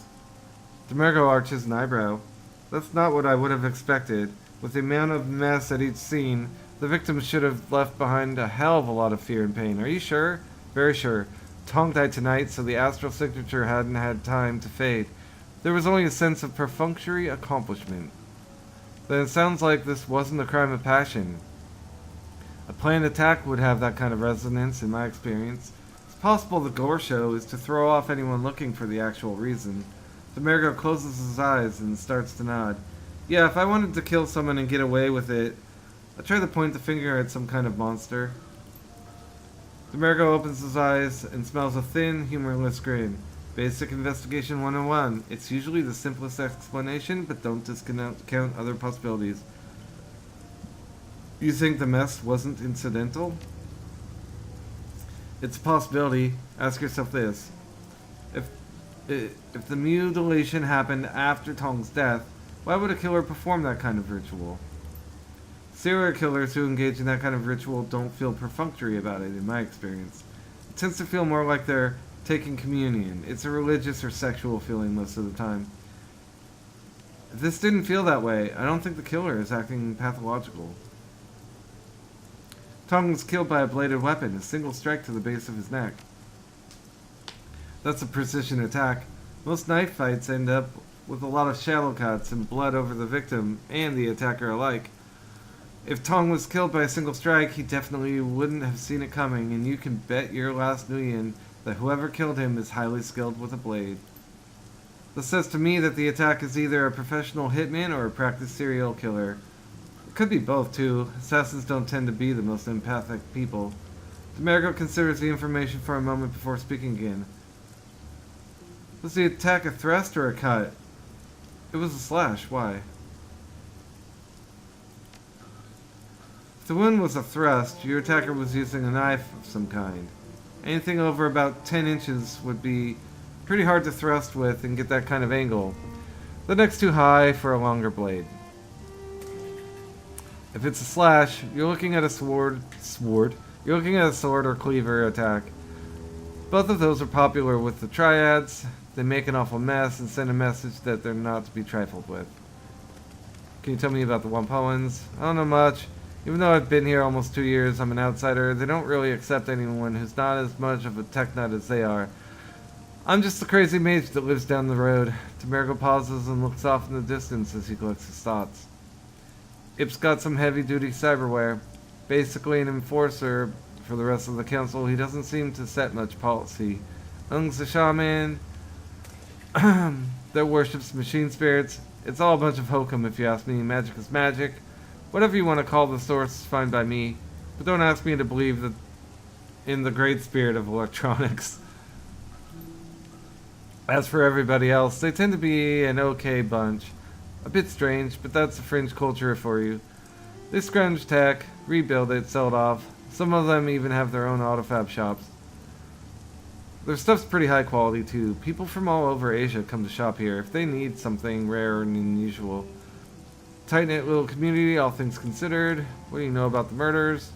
They started a couple weeks ago. Elder Gone was the first to go. Heh heh heh. That's when Ings asked if I could look into them. He was ripped apart, arms wrenched out of their sockets, skin flayed away with a razor-sharp knife. The rest have been the same. Whatever did it sure didn't care about it being a clean death. Demergo lowers his voice, leaning in toward you so that only you can hear. The funny thing is, the Hong Kong police force was out here a few weeks before that, maybe a month ago tops. I know this doesn't seem like much, but the Wampums don't usually let the police in here. That by itself is odd enough, but it gets even stranger. The officers were loaded for bear, too. The officers were loaded for bear, too. Big guns and heavy armor with NBC seals. The works. They went into some parking garage near here, and there was some kind of gunfight, never made it back out. When backup showed up, the Wampoans chased them away. Why would they let cops in and chase them away? That's exactly... Optional. Investigate the parking garage, find out where the Red Spear gangers know. Okay. Exactly what kind of question you should be asking and what the elders refused to answer when I asked. Go take a look for yourself if you want. Watch out though. A gang's taking up residence in there. Finally, I might get a fight. Dealing drugs and BTLs. They call themselves the Red Spears. Not too violent, but if you don't push them. But be careful what you say. See you later. Okay, where's the garage? This kind of looks like a parking garage. Garage? Okay, here.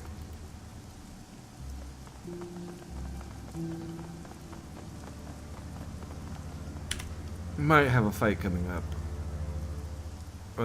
Do I have my third? No, no karma yet.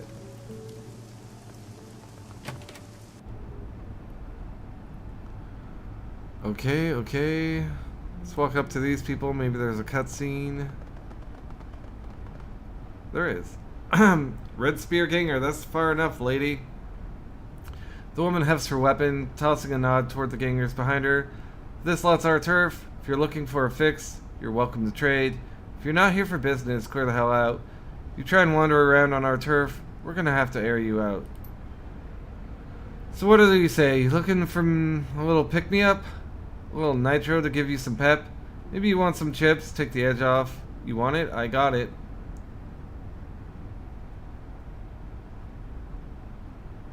Attack them.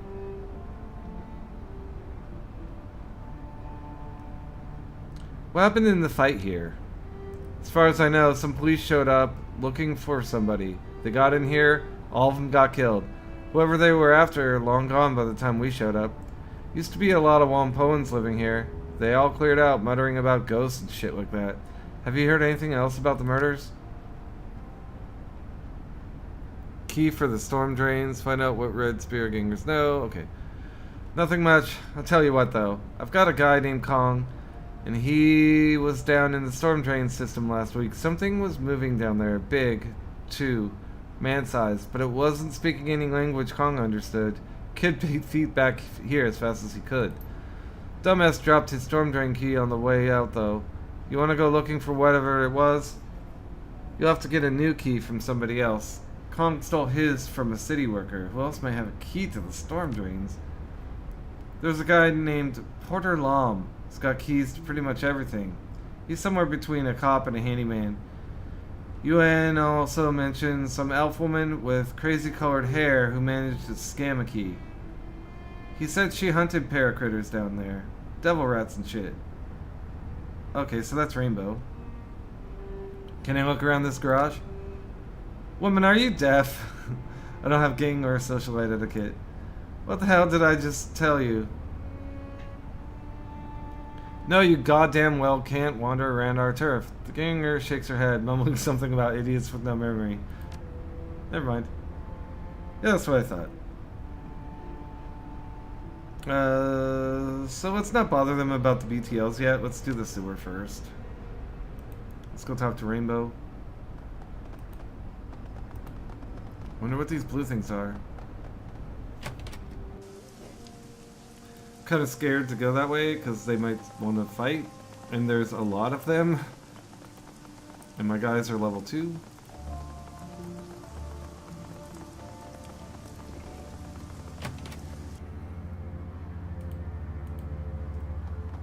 Rainbow, we're friends. Hey, good to see you again. Something else I can help you with? Do you have a key to the storm drains? Of course I do. How else would I get down to look for strange, creepy crawlies, eh? Why do you ask? Can I borrow it? I want to investigate something down there. Aye, sure. Watch your step down there, though. The drains are a mite bigger than people normally expect. Let's do the key. Best of luck. See you later, Rainbow. Yeah.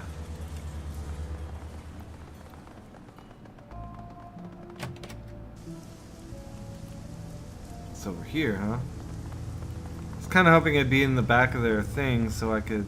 Is there one in here?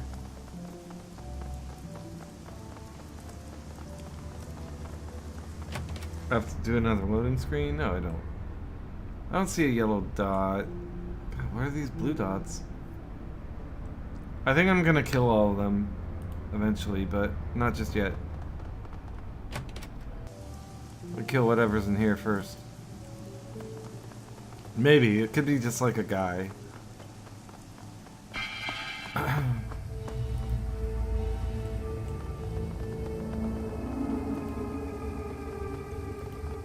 Okay, sewer levels. What does this remind me of? Baldur... Was there a Baldur's Gate sewer section? Baldur's Gate 1? 2. Baldur's Gate 2 definitely had tons of sewers in... Afkata, whatever it was called. Storm Drain.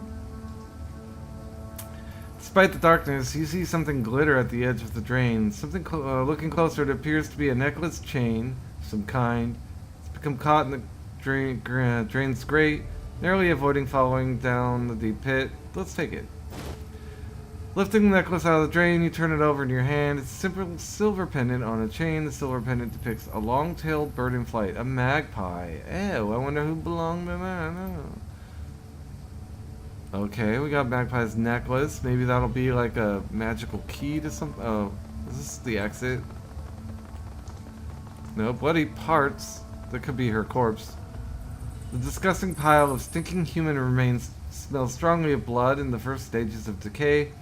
The arms, legs, organs here are heaped together like stacked firewood, leaking blood and gore across the floor. The parts contained therein appear to have been sliced away from the parent body, rather than torn or bitten. Judging by the clean edges of the cuts, the blade used to sever these parts was extremely sharp. This is a whole world of messed up. Isabel takes a moment to suppress a retch. You think this killer stashed these here? They're stacked. They've been organized. This is our killer, alright. Looking closer at the pile, one part stands out. It's a severed forearm, and it's covered in tattoos. Words in a Slavic language and a shining lighthouse adorn the forearm. And ring-like images are linked on each finger. On the back of the hand, there's a skull inside of a square. Let me take a moment to process all that. Lighthouse, Slavic. Rings on the...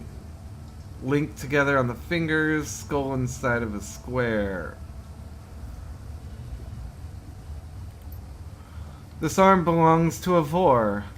Ooh, that's cool. These are criminal tattoos. The lighthouse shows he tried to escape from prison or planned to.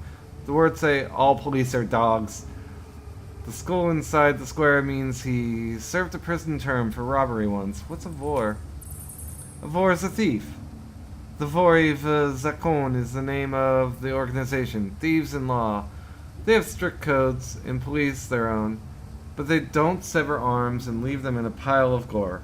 Okay, so we have the Slav on our team, so we get this extra stuff. That's kind of cool. But that doesn't really tell us a lot. One of the victims was a Russian thief. A vor. Okay. What good does that do me to know? There's a whole group of people down here. What the fuck? That guy's big. We're gonna save real quick and just, as you're in the corner, you hear voices speaking just loudly enough for you to make out coherent sentences. The speakers are definitely not local. They speak with a slight Slavic accent, and their clothing is heavily armored. Around them are a number of crates and boxes, all mostly filled. Looks like the group is packing up.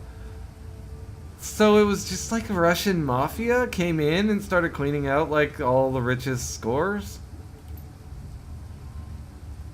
Vasilisa. Yaroslav says the boat will be ready tomorrow morning. He's gotten everything arranged with the port authority. We move the goods to his warehouse. He'll handle loading them onto the ship. We get paid right then and there. York spits on the ground. I'll be glad to be done with this filthy place. Galena says, I will too. I hate having to hide in these damn drains. It stinks down here. I can hear the devil rats running down the walkways. It's a mess and it's disgraceful. We shouldn't have to put up with this bullshit.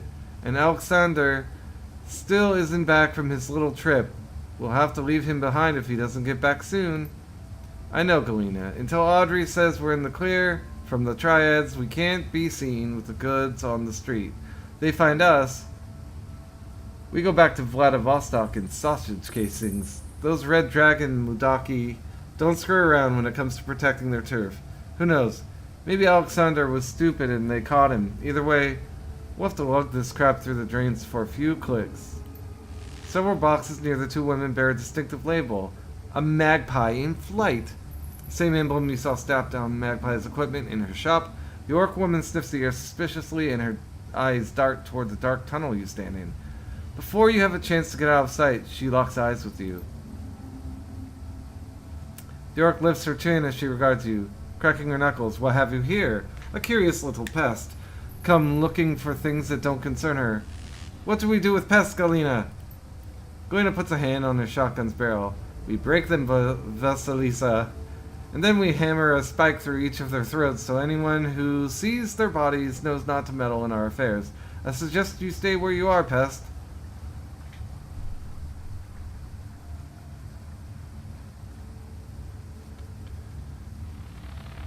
So maybe they didn't kill them. Maybe they just scavenged stuff after the killer killed people.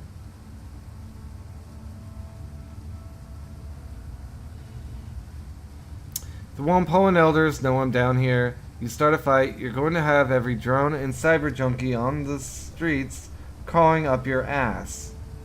I like that. Some of the cockiness goes out of the Russian woman's eyes. She shifts back and forth nervously. She didn't glance at the orc. Finally, she lifts her shotgun, sighting along the barrel. You think we're afraid of those little worms? You think we're afraid of you? Don't make me laugh. We could be out of here before they even realize you're missing. You think those crazy chipheads will give a shit about what happens down here? I don't think so. Ractor chuckles lightly. You're Vories of Volcon, thieves. You steal and rob for your living. We're Shadowrunners. We kill people for our living. Which of us do you think will come out on top in this fight? I don't care what you're doing down here or what you've stolen. I just want to find the person murdering the Wampoan elders. You think I give a shit about what you're doing down here? None of that concerns me, so why the hell should we let you live?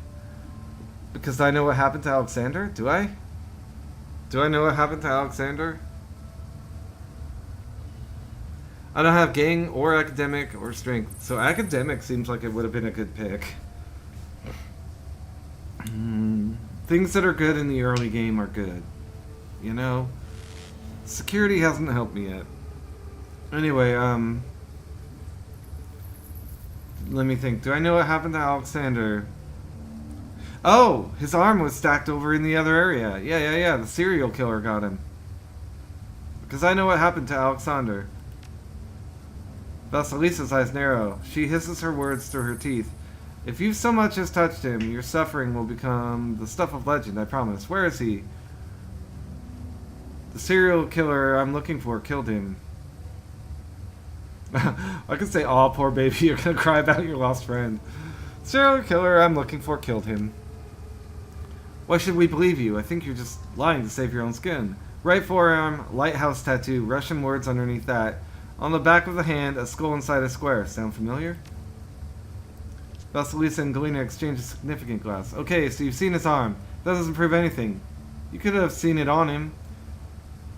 I'm getting plenty tired of this. Down the way in the drains, there's a pile of body parts. His arm is in it. You can go see for yourself.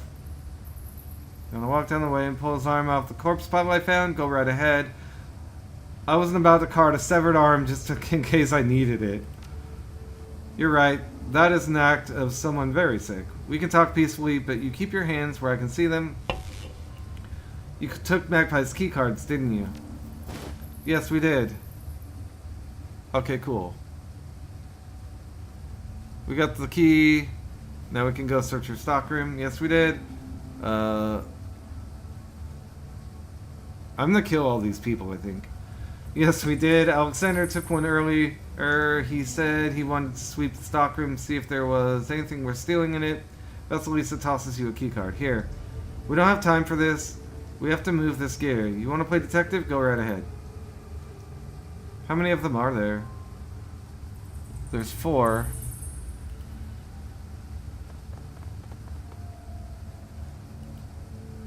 I can't holster kill them?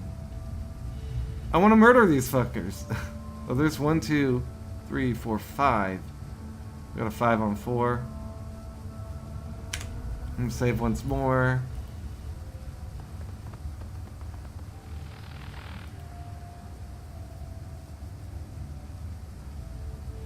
You again, what now? Is there anything else you can tell me about the murders I might not know? Think we get out a lot? I wouldn't even have known there were murders if I hadn't bothered to come out and get some soy calf last week. It's none of our business and isn't our problem, and I like it that way. See you later.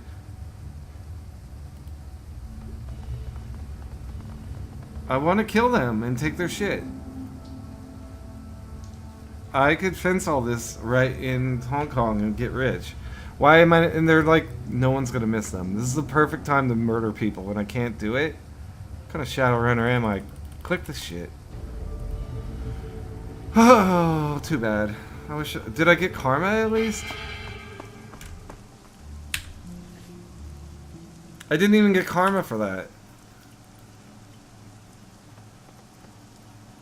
I'm mad. Why can't I kill those fuckers?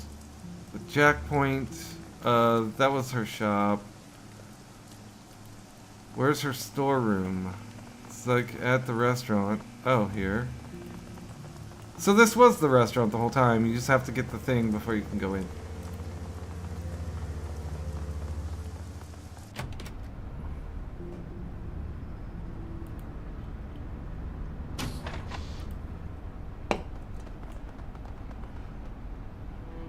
Food? Despite the table's crude construction, an artfully laid meal awaits the owner. Several small dishes are filled with pickled vegetables, while a larger plate is arranged with long slices of raw meat. The meat is a pale pinkish white, like raw pork. It is covered in a light soy marinade.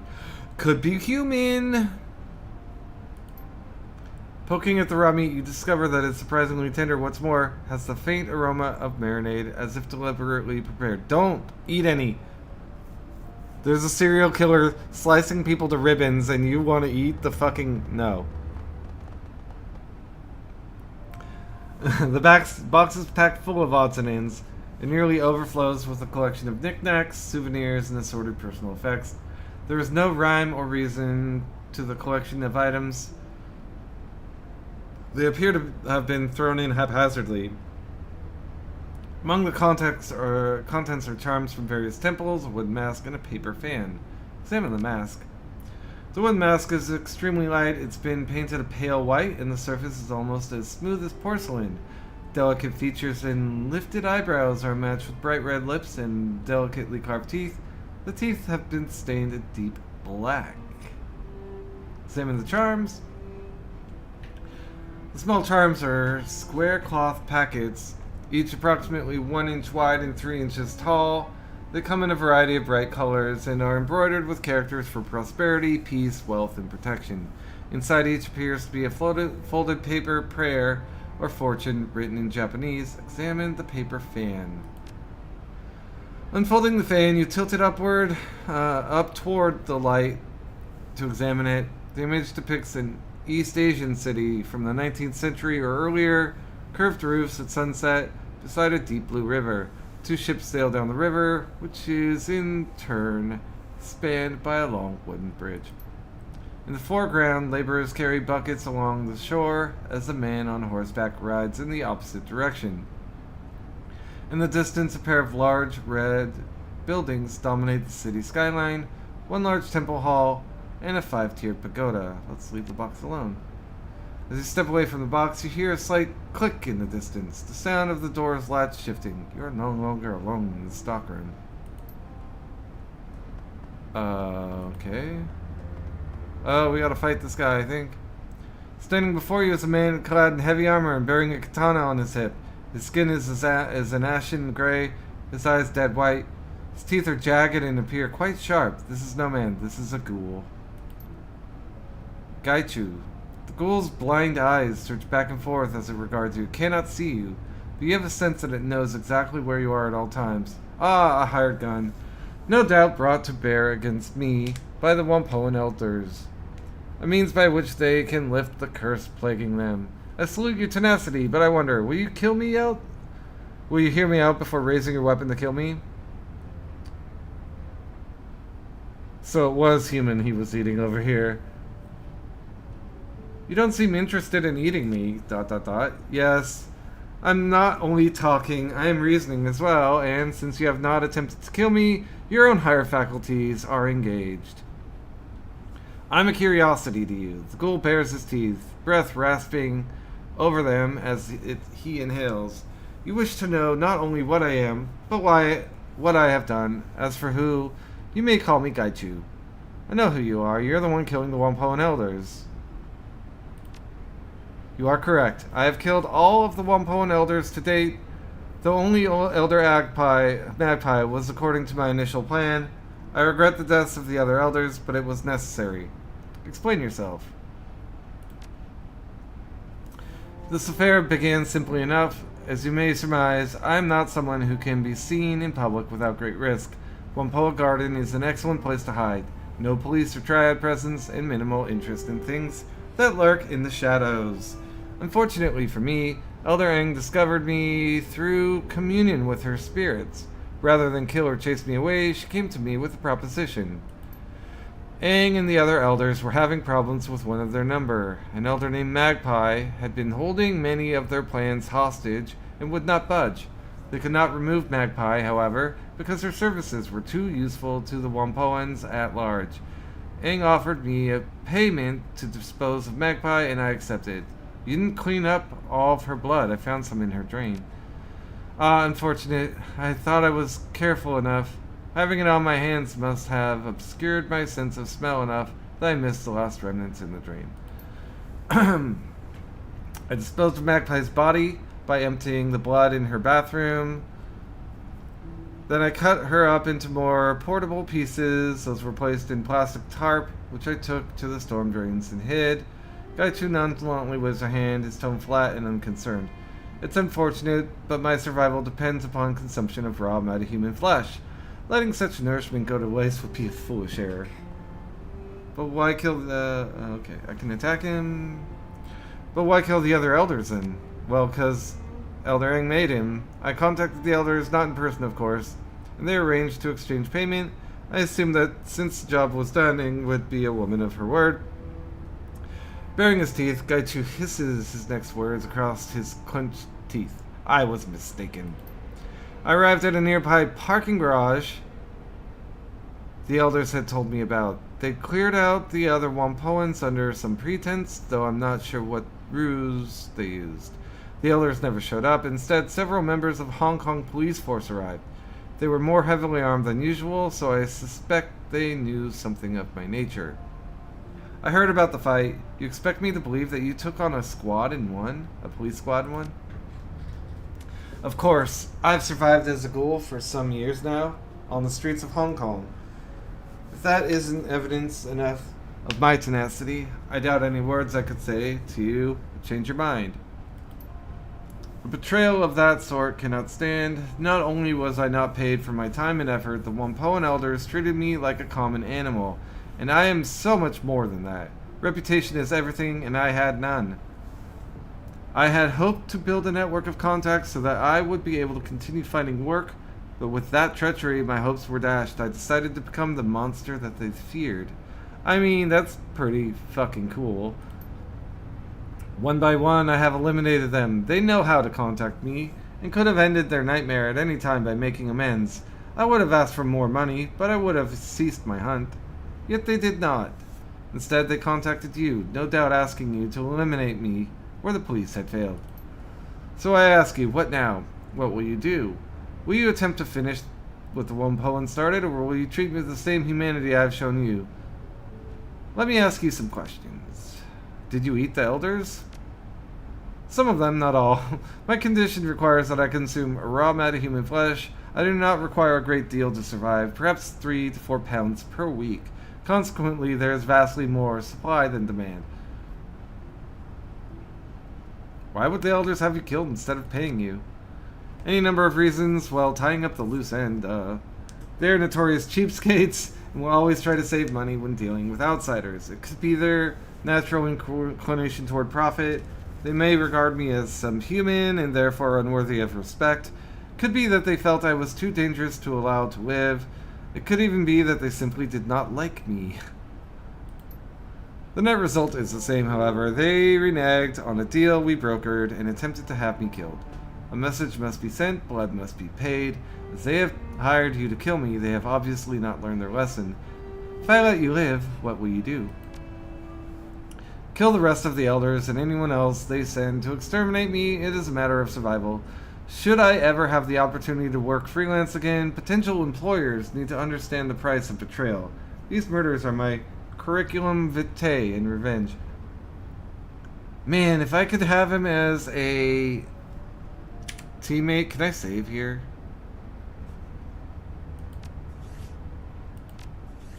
Oh, damn. God. I'm just gonna Google it. Can Gaiju be a companion? That will help me make my decision. If I just let him go and he runs off and I never see him again, what's the point, right? Shadowrun. Hong Kong. Can Gaiju be a companion? You are unable to have Raichu as a companion. You can get Duncan, Gaba, Isabel, Raptor. Well, it says you are unable, and then it lists Gaiju Red Samurai. So you can have him join. What the fuck, AI? Why are you so dumb? You are unable. Look at this list. He's on it. Okay. So yes, you can have him join. I kind of want him. He's kind of cool.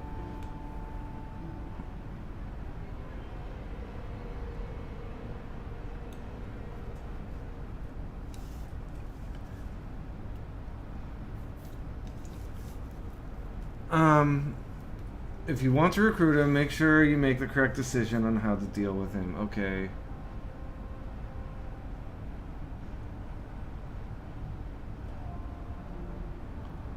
And like Raptor, you need academic for him.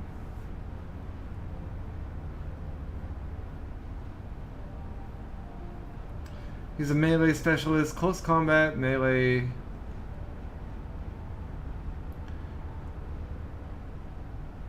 You can't use guns at all.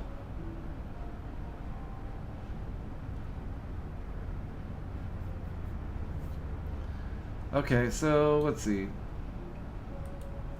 Just to make sure I can recruit him.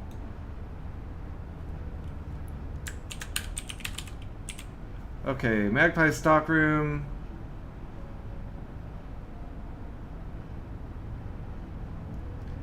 You can choose to kill Gaichu or to bring him along to confront the elders. For maximum benefits, choose the latter. However, Gaichu's stance is the elders should be killed. Do not do this. If you have Duncan with you, you can use his subdue ability to capture Gaichu alive and present him to the Wampoan elders who are not pleased with this turn of events. However, the game doesn't handle this event well, and you can get stuck in this sort of conversation loop with Eldering. Okay, confronting the elders. While confronting the elders, relate to Porter Lam the pieces of evidence you've gathered throughout your investigations.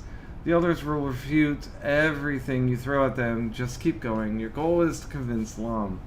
If you manage to find most of the evidence, Porter will be convinced that something is definitely wrong and detain the elders. Tell Gaichu to stand down when he protests. If you do not have enough evidence or decides to encourage Gaichu, you can fight the elders, but this is not recommended. In order to successfully resolve the situation peacefully, you must have all the evidence. Then, when the final confrontation occurs, pick all options from top to bottom.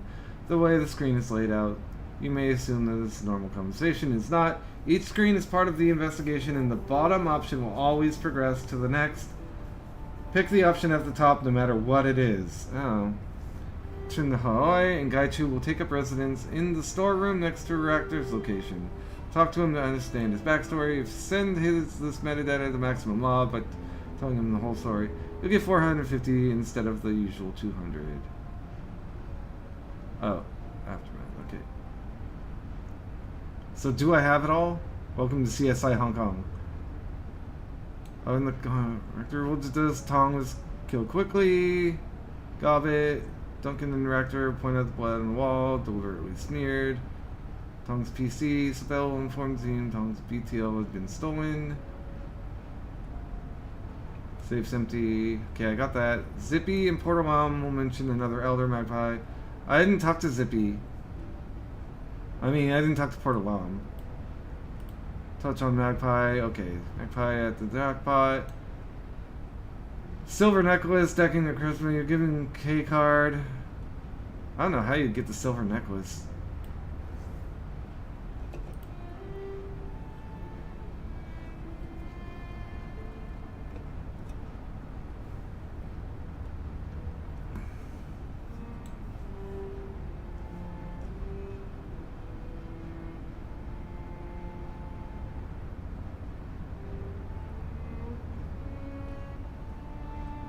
Okay, at the back of the garage, you need to pick up a broken piece of armor.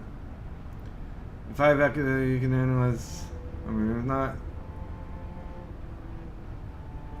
Okay, so I'm missing a piece of evidence? That's so lame. So the storm drains, you get the key. Take the silver necklace, that's a piece of evidence.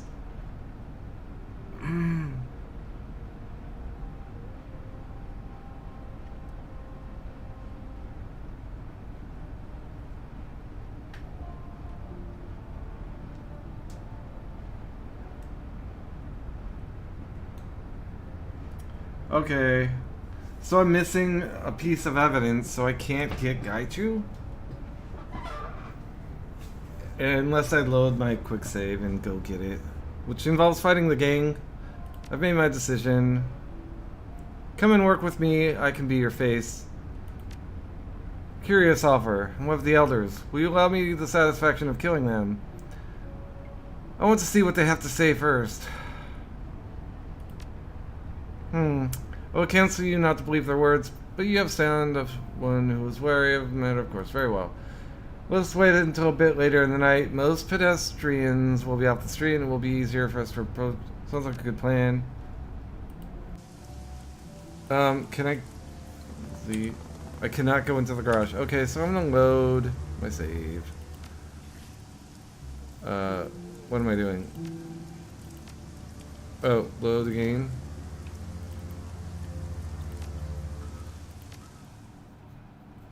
I gotta go kill the gang members and search the garage for a piece of armor. And then I'll have all the evidence. Although, I mean, he did accept me, but I think I would have to fight and kill the elders, which I don't think would be cool with, shit. I'm way back here.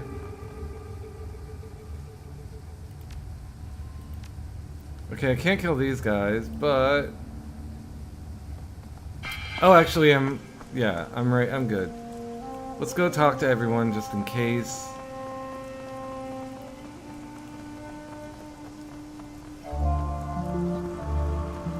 Breaker Hui. What do you have to say, Mr. Hui? Opposing trolls, overflowing weapons, swords, fists, blah, blah, blah. Oh, there. Okay, he's just selling weapons. When I first got here, I thought he was the guilty party. Okay, he sells just basic bitch stuff.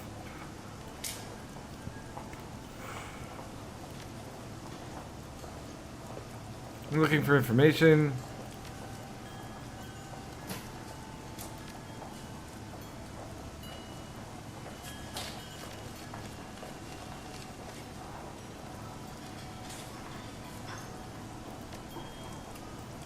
Red Spear King, he knows about them? Oh, okay.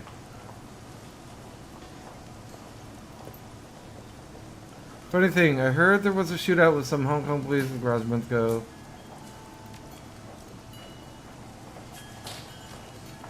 Alright, see you later. Mojnebi.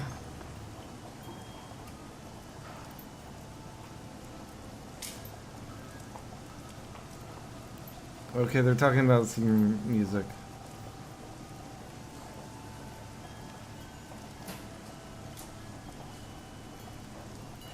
I'm from the CAS. Hands through his hair. He doesn't have hair. I thought so. What brings you here? Trying to find out about who's killing the elders. Nasty business. Tongue tied tonight.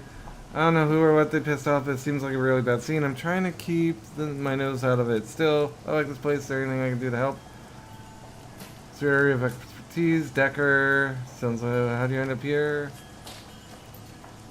Seems drastic. I'm not reading any of this. Know anything about the murders? Heard about Magpie. She was kind of vicious. What was her line of business? She was a hateful, shrewish badger of a person. Always had her way or the highway. She'd butt heads with other elders over damn near anything. Matrix gear. Okay. Wumpoins. Freaks, geeks, nerds, and tech junkies. Good for you. That's how you survive.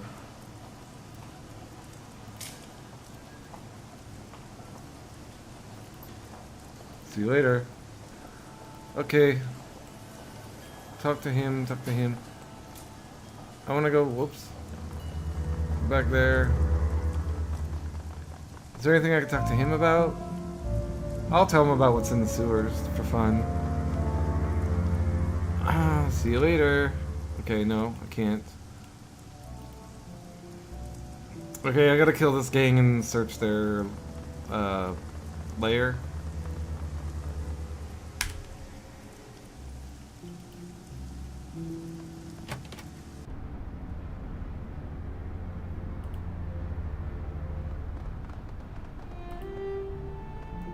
So this thing is just bullshit. I can't even get through.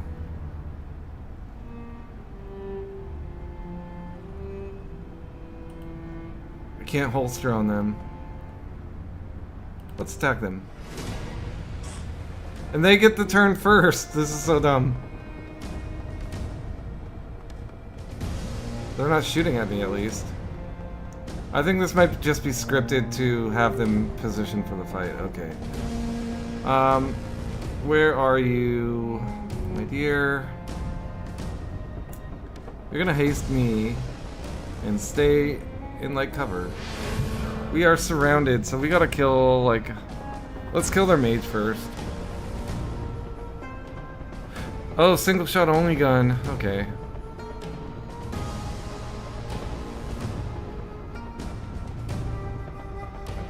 Man, I really don't have a good shot at... Oh, wow.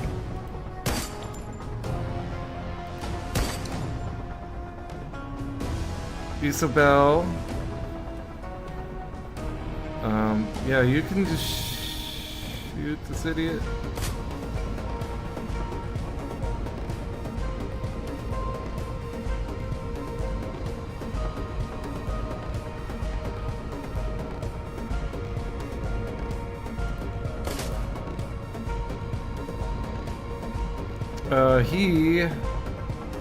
You gotta use your drone, buddy.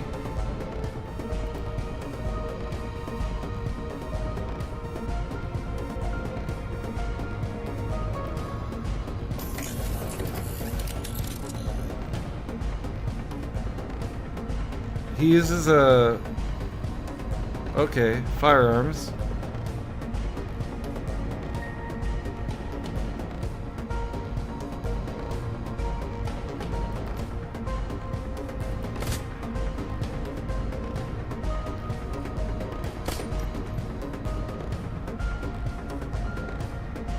I think you might want to get to cover somehow.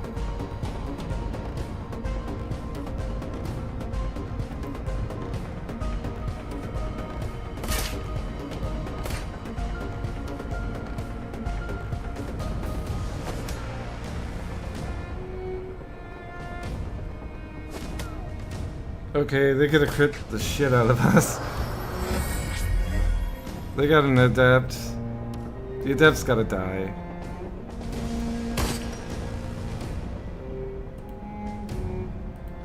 I don't do nearly enough damage with this gun. In fact, and I should have switched to the other gun and just gone full auto.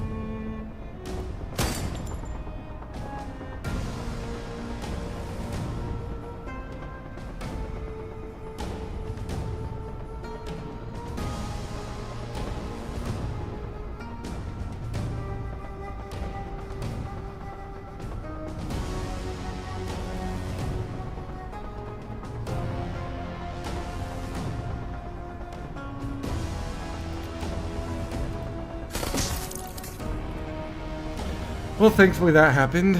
Now, what's our magic? I can't really get to with a fog. I can do a heal. Bring her back by 16. Seems prudent.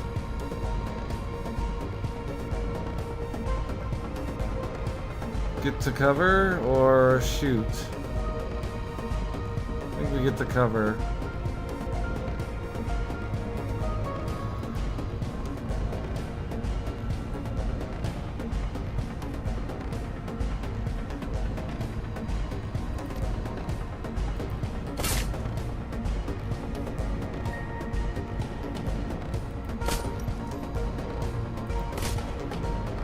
I think she'll bleed out, or he.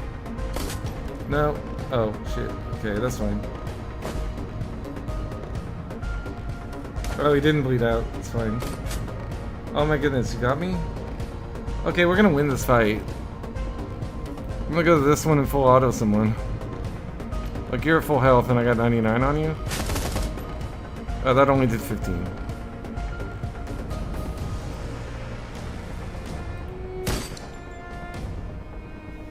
Okay, you can finish him and get on him. Nice.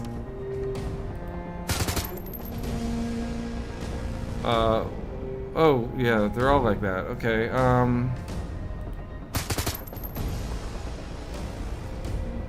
21. Dun, dun, dun, dun, dun, dun, dun, dun, dun. It's not cover. That's barely cover. He's like not very safe. He better just take a pot shot.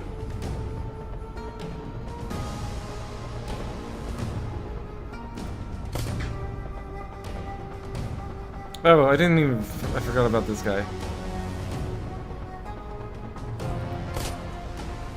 Okay, he melted. I think I'm gonna go, like, here.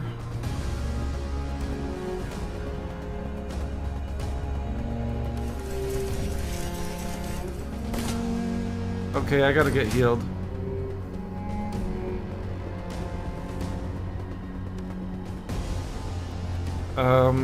How much? I've got 2. I need to get hasted or healed. So let's look at what our mage can do. Can't heal, can haste.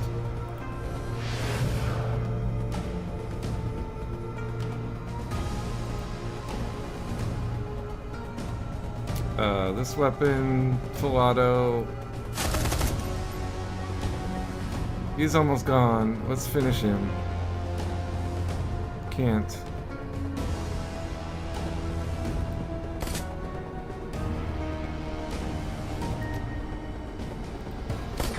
Oh my god, it's always that misses.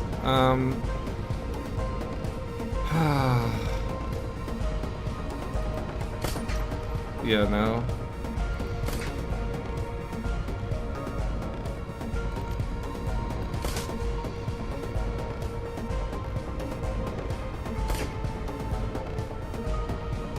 He ran the fuck away. Okay, we'll finish him off with, let's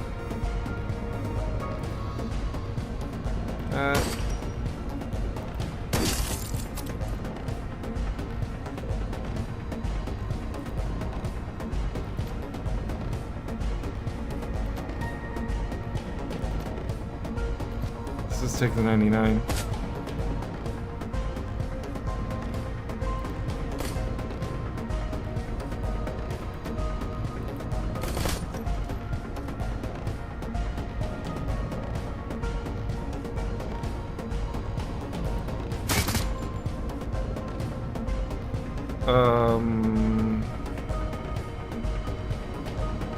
Does this work on... Does it work on him? Oh, he's immune. Oh, wait.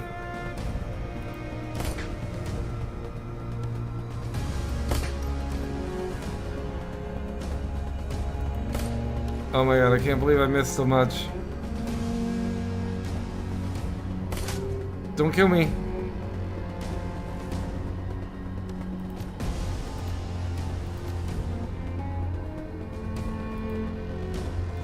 Okay, let's reload this. And go full.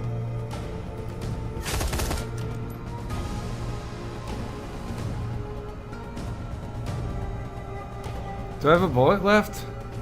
How am I gonna shoot you? Oh, I've got a grenade launcher. Nice. No karma? Let's check their PDA. Small PDA sits on the table, the glow of the screen illuminating the surface around it. It does not appear to be locked. Check recent email. Nadir OS 311 email client, please select. New location in garage.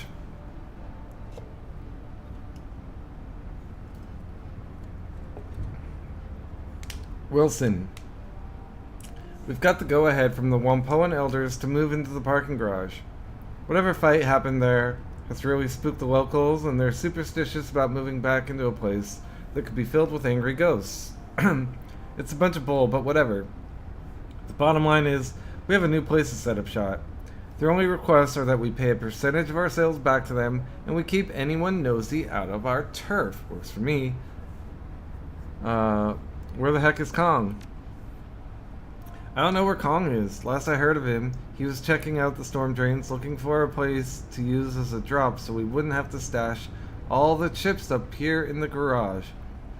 When he came back up, he said something about seeing a monster down there. He described it as man-sized, but covered in gore and speaking some kind of monster language. What language would the ghoul speak? I don't know.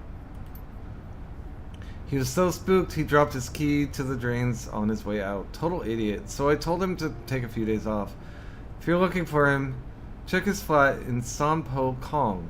He's probably drunk off his ass or something. Unfortunately, that means we don't have any more keys to the storm drains.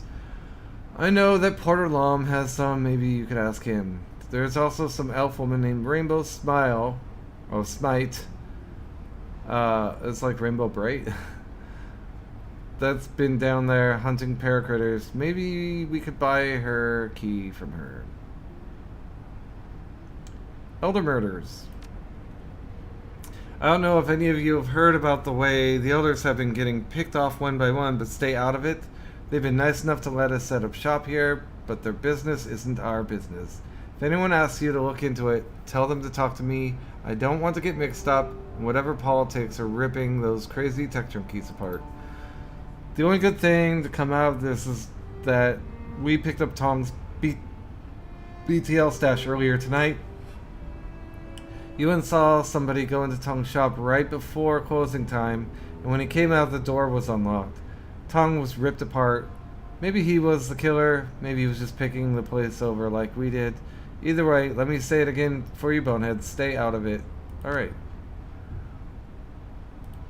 And over here, what we wanted to investigate to begin with. Bloodstains. Dried blood and bullet holes pockmark the floor, pillars and walls of the parking garage. Judging by the amount of blood staining the floor, multiple people died here. To call the scene bloody would be to do it a disservice. This was a massacre of tremendous proportions. Look at this, Pale Moon. Rector points at several scratches on the floor and in the pillar. These scratches look like they're from a long-bladed weapon, like a sword or machete. The that matches the wound on Tong's neck. Our killer must have fought the HKPF in here and cut them apart. With a number of bullet holes in the walls and the cars around here, they must have just been spraying wildly. I don't relish the idea of fighting this killer in cramped quarters. Okay. Bloody drain. Dried blood clots clog the drain. As you look closer, however, something catches your eye. An off-red color that doesn't match the hues of the gore around the drain. Bending closer, it appears to be a small nugget of some kind. Fish the item out. The nugget, upon closer inspection, is a chunk of some kind of synthetic ferroplastic. It's got ragged edges, as if it was broken off a larger object. A number of small markings are partially obscured by scratches. Academic again. Markings more closely, brushing away some of the dust. You peer at the fragmentary bit of ferroplastic. Scratches and marking nugget look like Chinese, but pick how closely you look, can't decipher their meaning. After a moment, you realize the reason. Not only are the markings fragmentary, the language is actually Japanese. The characters are close enough to be familiar, but too different for you to read. Maybe an expert in armor or foreign languages could help. You know, I'm not sure who in Whampoa Garden speaks Japanese, but Wing Kai Kwok has a shop down in the Whampoa itself. By where we met the elders, if anyone around here would know about this armor, it'd be her. Okay, let's go look at that. Japanese armor. We don't get the chips, we don't get nothing. We did murder some idiots, so that's cool. Let's go talk to her. Maybe he can tell me. He won't do readings of items, will he? Whatever thought the police in the garage did it at close range with a blade. That's definitely unusual. There are a lot of people in Hong Kong who can fight with a blade, but not many of them would take on 4 police officers and win. That's a losing fight even for the best gangers out there. Whoever you're looking for, they're no common killer. Sounds like your killer is the same one the police fought. That's certain. There's nobody around here that could go toe-to-toe with HKPF heavies at close range and come out on top. At least not any with a penchant for blades. You find whatever's good with a sword and has a grudge against the elders, you've got your killer. See you later.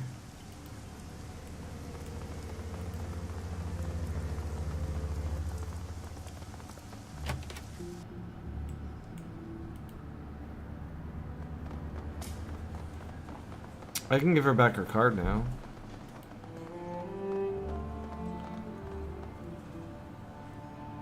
Do you know what kind of armor this piece is from? Perhaps, let me see it. I'll tell you what I can find out. Wing Kai holds the armor piece up to her eye, taking out a jeweler's loop to look at it more closely. Japanese markings. I don't recognize all of them, but the first one is Renraku, fairly recognizable to anyone who's used to seeing the name in Hansa. The composition appears to be high-density ferroceramics, probably boron carbide with an interwoven bioaramid mesh. The staining on the edges suggests it contains pockets of silica suspended in polyethylene glycol. Similar to the commercially sold gel pack technology, this armor could have withstood a significant amount of impact force. Even a standard 7.62mm rounds wouldn't have had much of a chance of penetrating it. What could penetrate it? but it's still broken. High velocity rounds with a tungsten carbide penetrator would be the most common. This is the kind of thing armor piercing discarding sabot rounds were designed to defeat.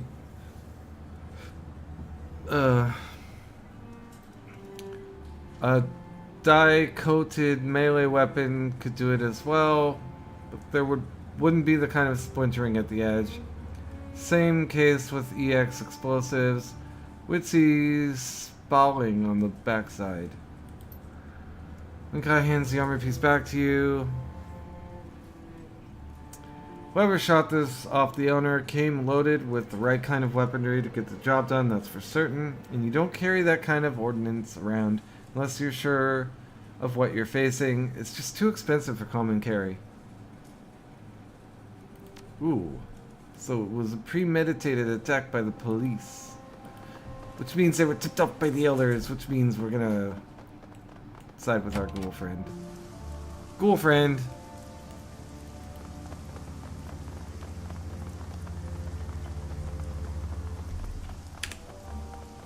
Alright, save once more. Go in. Don't eat the meat.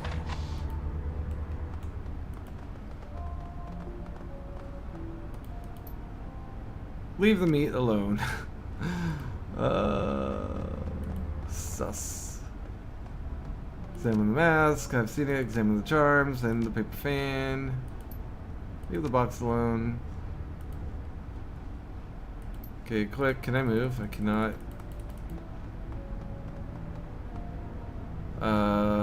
This is a ghoul. You don't seem interested in eating me.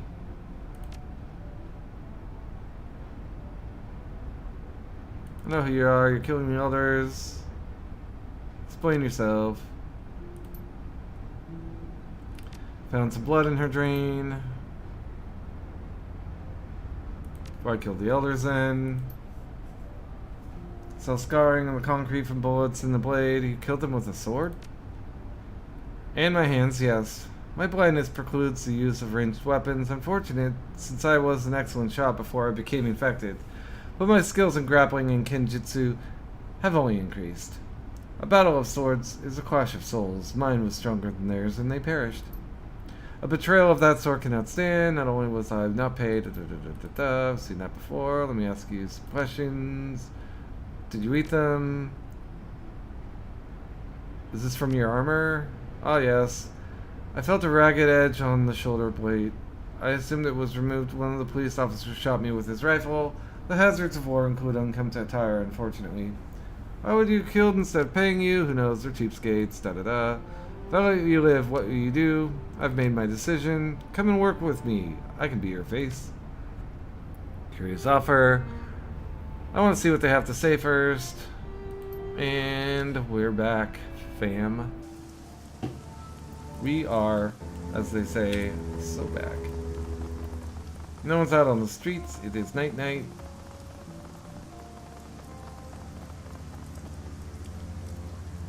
Oh, one more save won't hurt.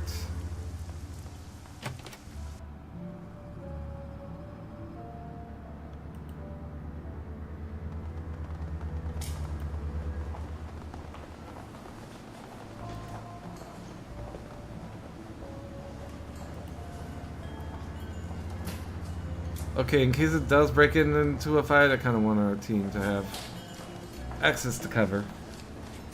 Alright, one more save. Just because I don't know what's going to happen. As you approach... Oh, I had a view. Thank you, whoever viewed me. I get drawn into the game and I just don't look at my second monitor. I've been going 4 hours. Someone viewed me at some point. Thanks. Okay, as you approach, Hildering's eyes widen. Her mouth falls open and the veins on her neck bulge. What are you doing? You've brought this thing into our home. Quick, kill it before it kills us. Porter Lom. Porter hefts his pistol warily, but does not aim at it at anyone. Yeah, I have to say, this isn't a good idea. What the hell is a ghoul in here, and why is it wearing armor? Calm yourselves, I'm not in it, and your elders know this intimately. Gaichu bares his teeth in a rictus grin as he turns to Elder Ung. Good evening, Elder Ung. I can smell your fear, and I'm glad of this. It means you are learning the price of betrayal. Whoa, whoa. What the hell is going on here? Can someone explain to me why this ghoul is talking?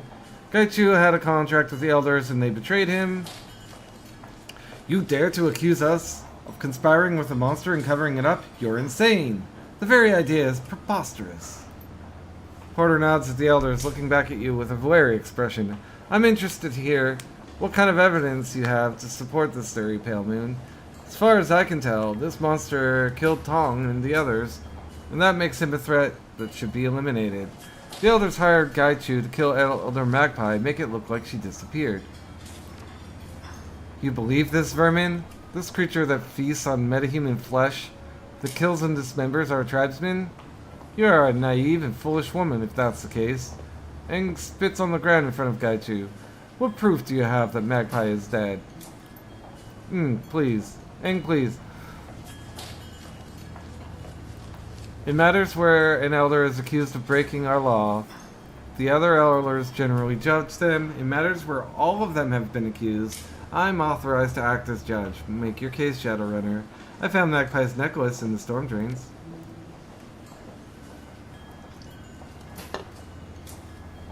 Porter takes a moment to examine the necklace. He nods at you. This is definitely Elder Magpie's.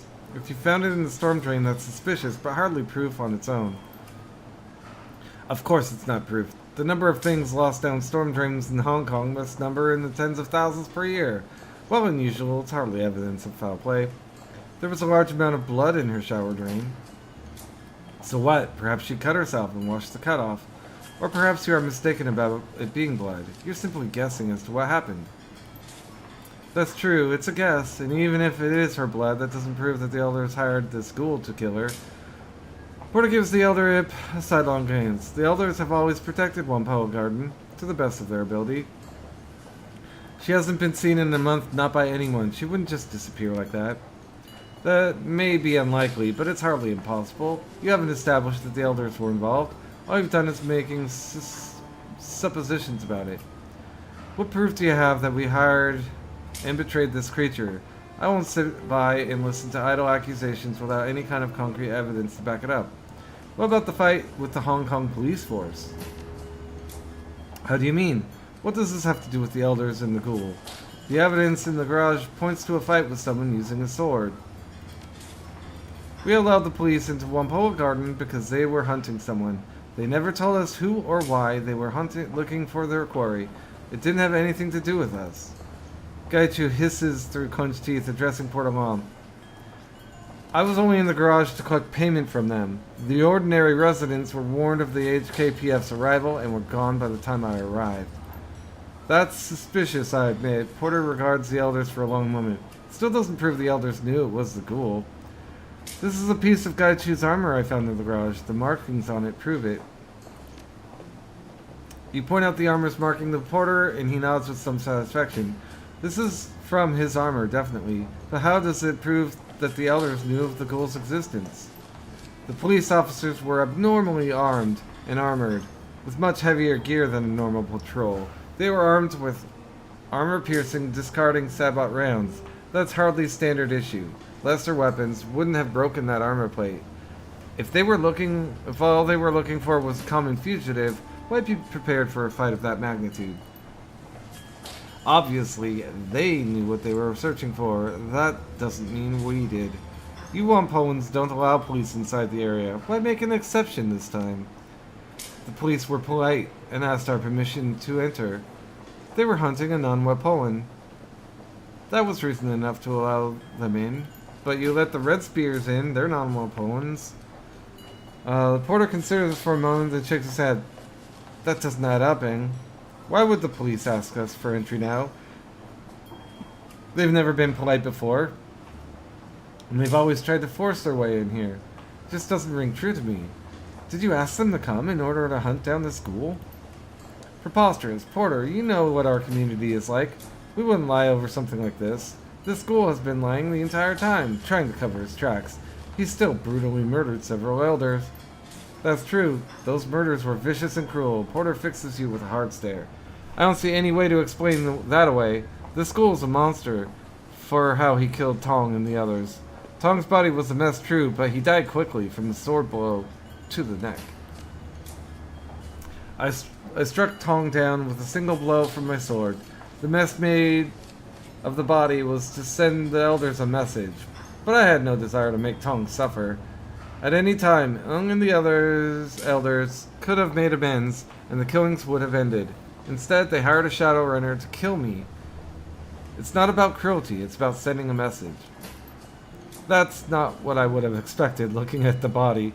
You killed him before you dismembered him? That's right, and I killed the other elders in a similar fashion. There was no cause to prolong their suffering.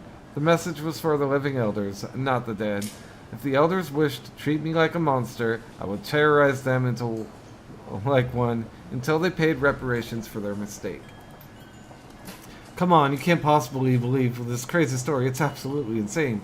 Tong wasn't tortured. There was no astral residue of pain or fear. He didn't even feel the blow.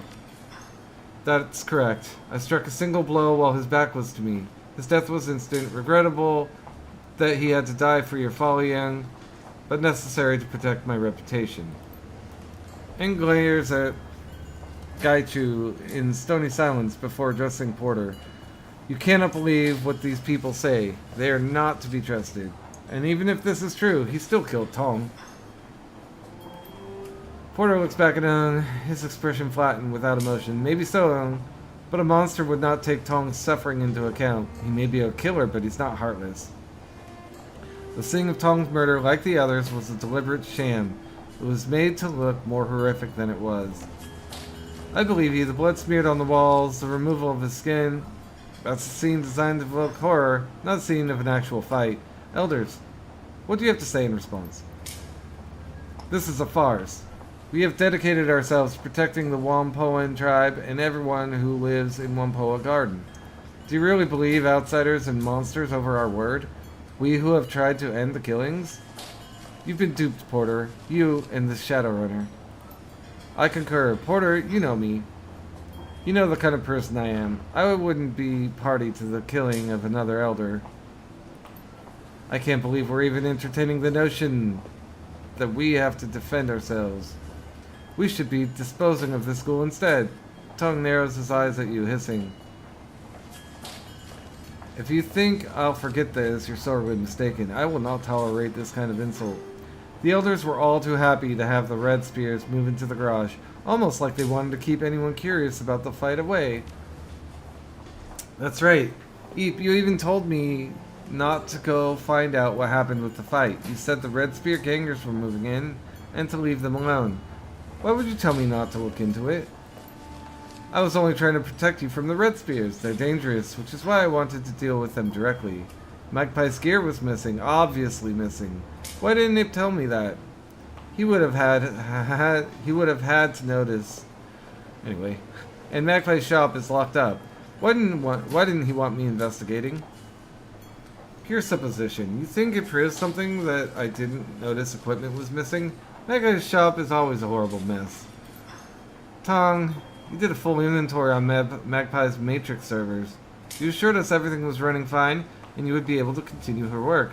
I find it hard to believe you missed something as obvious as missing equipment, especially while searching her stock. That's all I've got. Alright, I think I have some idea of what's going on here.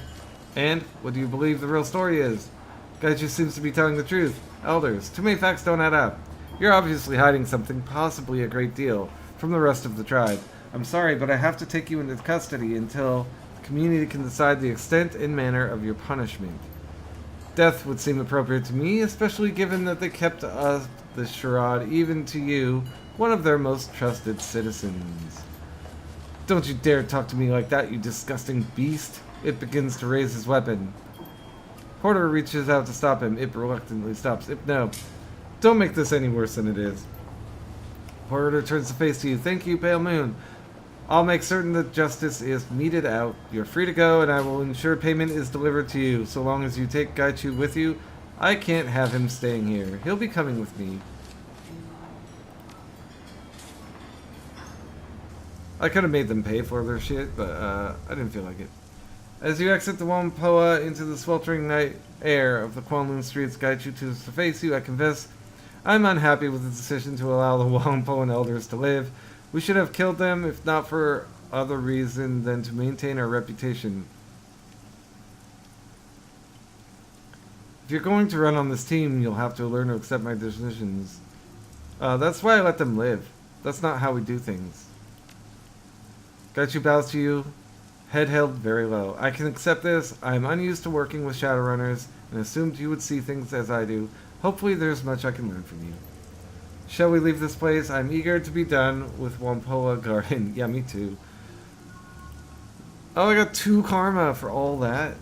That's actually enough though, isn't it? No, I wanted to get to 5. Or I could do charisma, or I could do intelligence.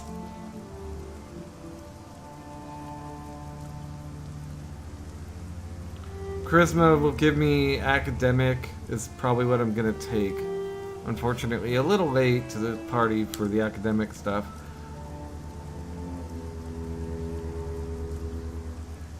Alright, let's do a quick save. Well, no. Let's go back and see if I get more combat for anything else.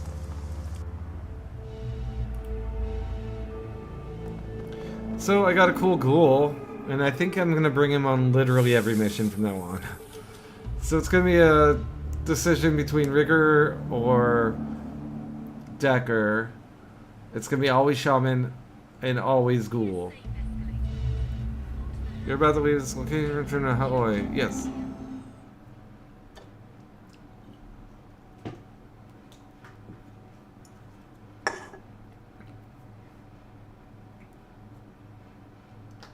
That did feel like the perfect team.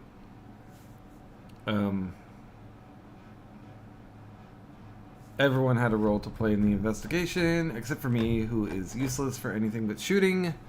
But I did most of the killing in the gang fight, so there we go. Even the Rigger was pretty bad.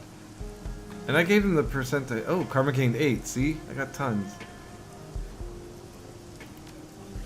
Now I can, basically do it. I got 12 total. I can do whatever I want. I think I can try to get rifle up to 5. See if that works. Oh, quickness is 5? Yeah. So is rifle bounded by range combat? And the answer is yes, it is. Okay.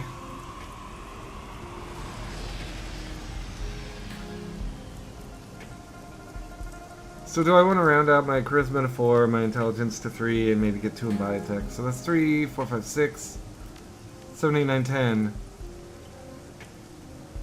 And what would I be getting out of it? Social stuff, seeing enemy hit points, probably some investigation checks.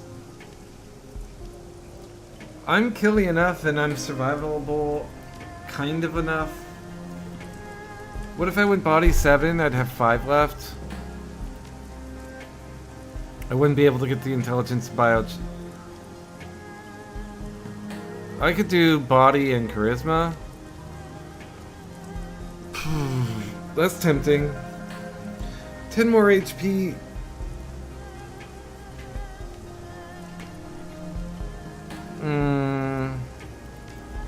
Or I could do intelligence and charisma.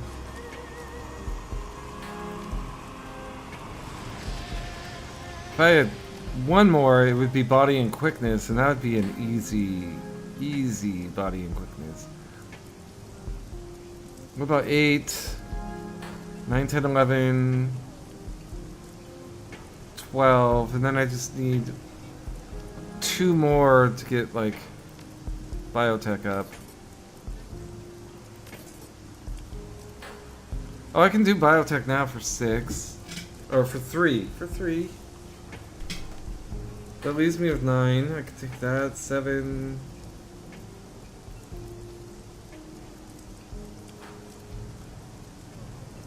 So I don't need to get into 3.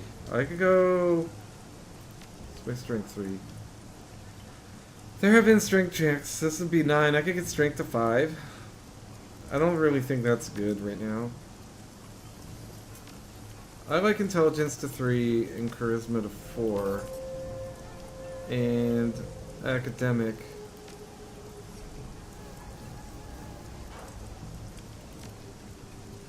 And then I need 2 more points to get my... No, I don't want intelligence to 4. I want it just to 3.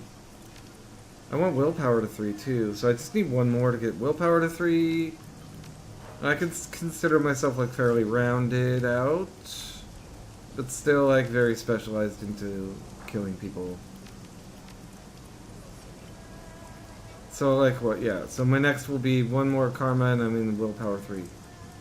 And then I'm just gonna go body, quickness, ranged rifle kind of stuff.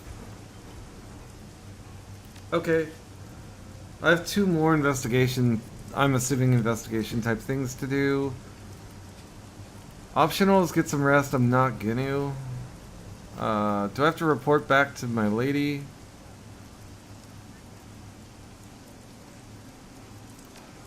No. So let's go into my computer and get another mission. Let's go straight back into that.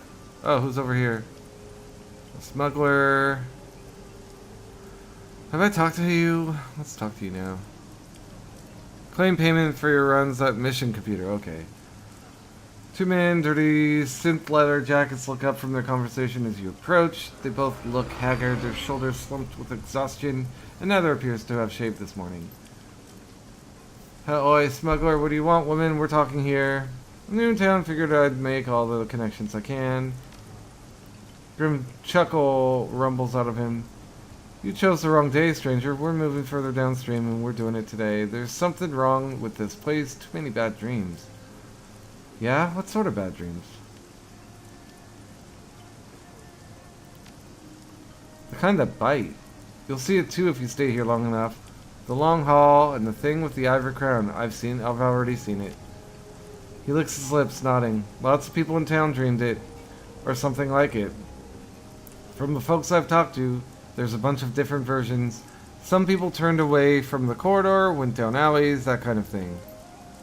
I've never even set foot in the walled city before, stranger. So tell me, why the hell am I dreaming about it all of a sudden? I don't even know what the damn thing looks like on the inside. Oh man. And we couldn't even fix the feng shui, so like something evil is lurking there, right?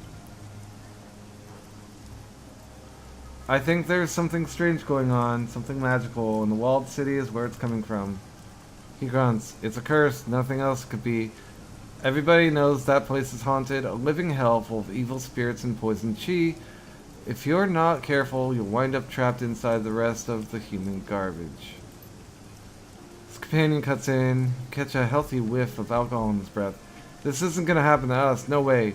Only the lowest of the low wind up in the walled city. So like you said, we're going further downstream. Soon as our things are packed, we're out of here. Damn right. This place is a dump anyway. Let's try our luck in Macau. To hell with this place. Best of luck then. Bye, gentlemen. We could say the same to you. You're staying here in Hawaii after all. Of the 3 of us, you're the one who's most likely to need it. Okay, so it's not just me. Good to know. Oh, can my party go up level? They cannot. Can't even make it. Oh. I can pick for him. Red Samurai. Active defense. A defensive ability. 2 armor and 1 dodge. For 1 AP. 5 cooldown. Cool. Rip. Got King's new ability. Rip. Does an additional 2 damage and 2 bleeding damage for 2 rounds. 1 AP. Cooldown 2. But it's not a sword attack, right? They both kind of suck. I could see maybe the defense being necessary when you have an AP to burn and you want to go into Overwatch undercover. I could see a use case. Cool, I'd just rather hit with my sword. Hit with the best sword I have. This seems to be a thing of its own. So you're gonna lose your base stats, I think. It's not really clear, but that's my guess. Let's go here. Let's not rest. Your workstation, mission computer. Let's check this real quick. Please shoot out in Victoria Harbor. Posy Bash? I thought it was Poetry Bash. Alright folks, trying again this time under a super secret code name. There's no telling how long this will last, so let the bashing begin. Matrix Bard. Super secret code name? You just ran the words Poetry Slam through a thesaurus. Poetry, people, not complaints. A thief on the run. A silencer in the dark. The rat shaman lurks. Jivebert. Do you think he's got a crush on... what's her name? On my crew? Oh, let me remember her name. It was like I liked her name. What was it?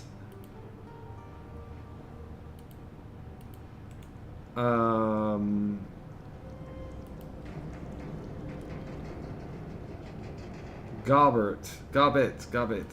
I had to look it up on the wiki. Gobbet. Jivebert has a crush on Gobbet, I know it.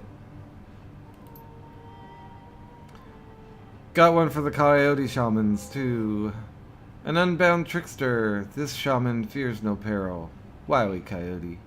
Jivebert. Okay, maybe he just likes shaman. On a roll, Jivey. Snozbert. Here's another one. If Matt can stand it.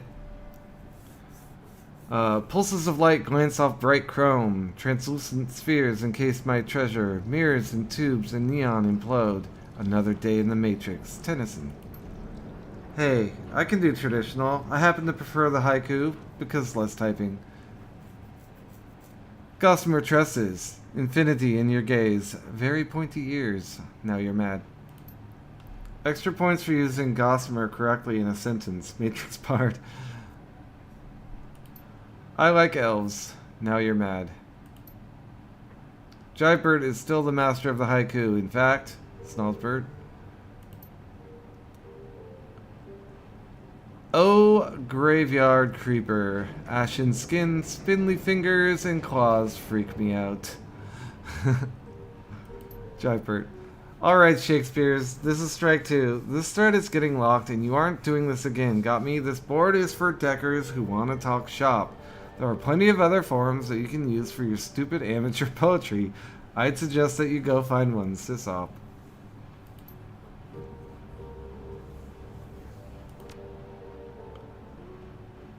I know a lot of you are interested in that 50,000 new yen the HKPF is promising in connection with the terrorist cell they're hunting, so I've been digging around for some better information. I think I've got some stuff of value.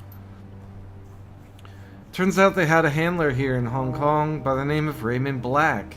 The HKPF tried to take him into custody the day before, but were forced to kill him in a shootout. Looks like Black and the terrorists are members of the White Star group out of Henan.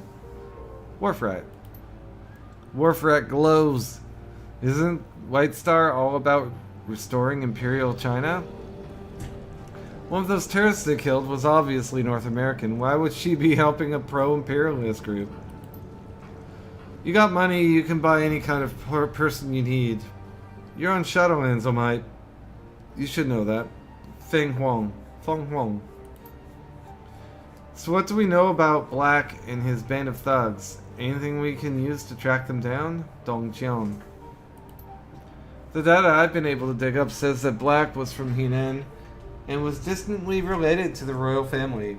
He spent a couple of decades in Seattle making connections in the shadows in preparation for an attack on the Free Enterprise Zone.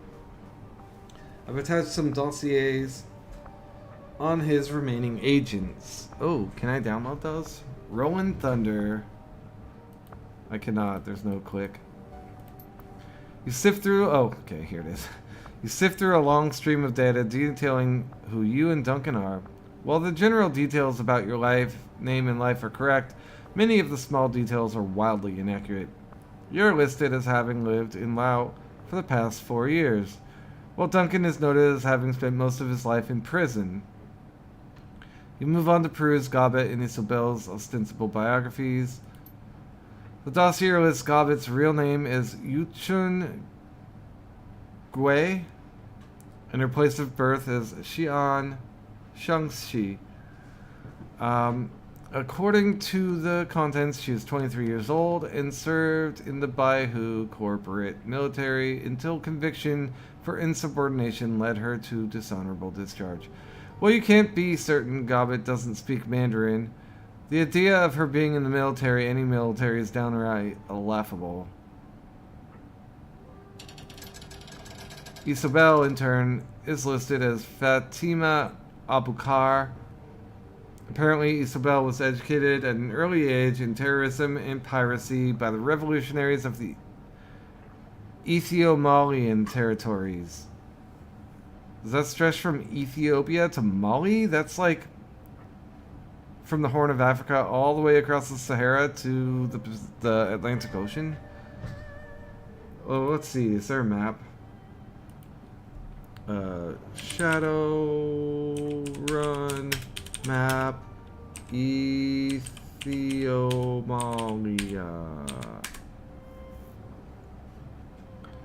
In Shadowrun 6 World, Ethiopia, known as the Ethio-Malian territories, is a nation in East Africa comprising Ethiopia, Somalia, and Eritrea. Okay, so it's just the Horn of Africa.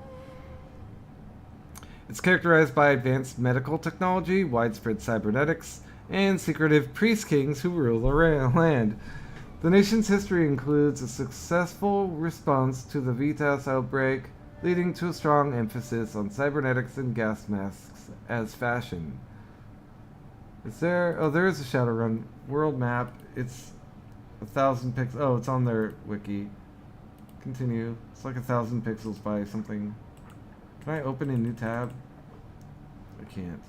2072, so kind of in the future. Okay, open image in new tab. Can I do that? Yes. And then zoom in. Control. Yeah. Get it to 200%. So Ethiopia. Yeah, seems to be just like the actual Horn of Africa. Egypt's going like all of Sudan, Egypt, and half of North Africa to like Libya, it looks like. Anyway, kind of cool. I wish I had a better resolution map to look at.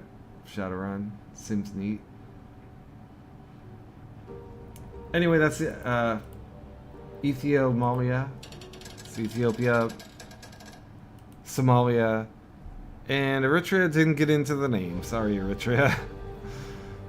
So okay.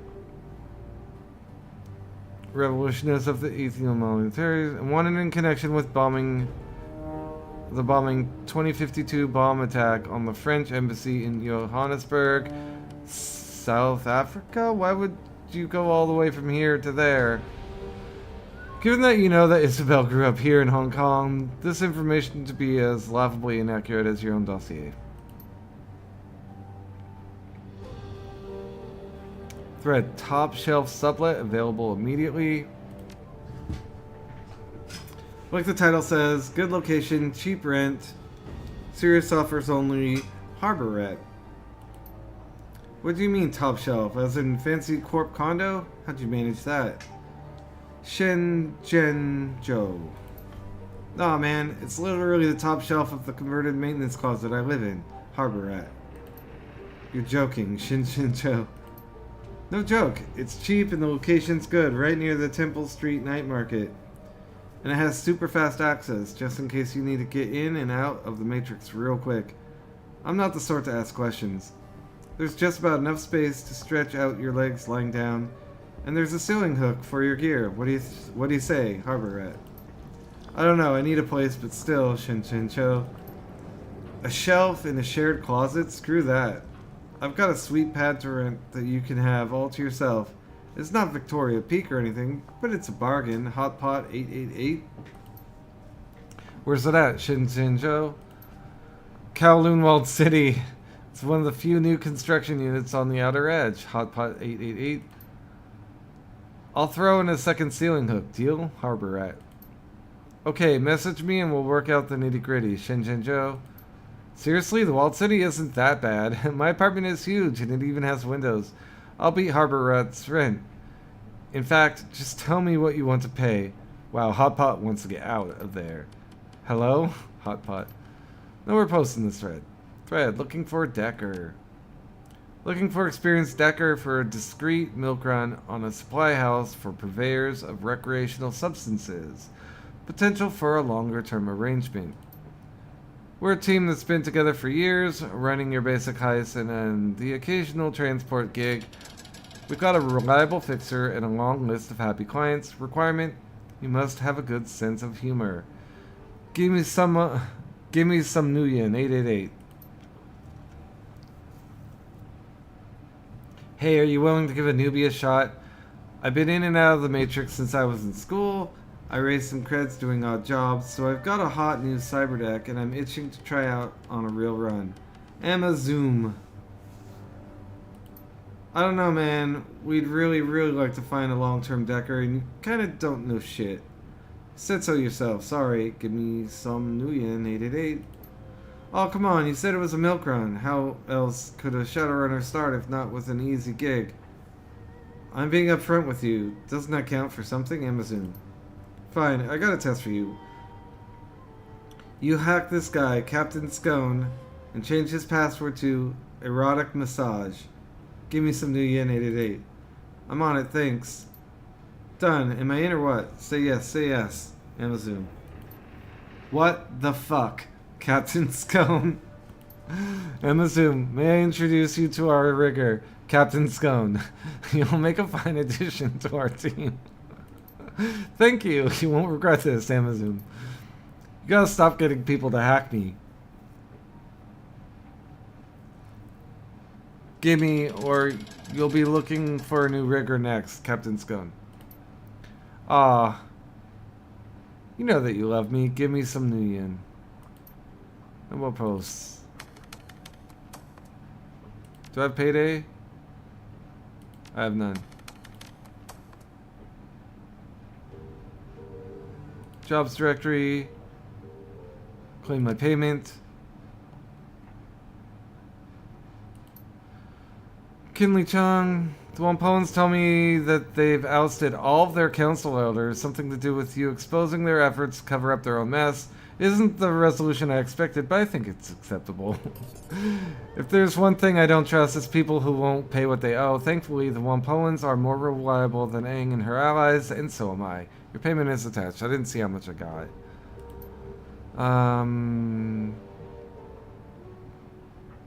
View all pending jobs. Let's do the geomantic sabotage. I want to take my ghoul out for a ride. Okay.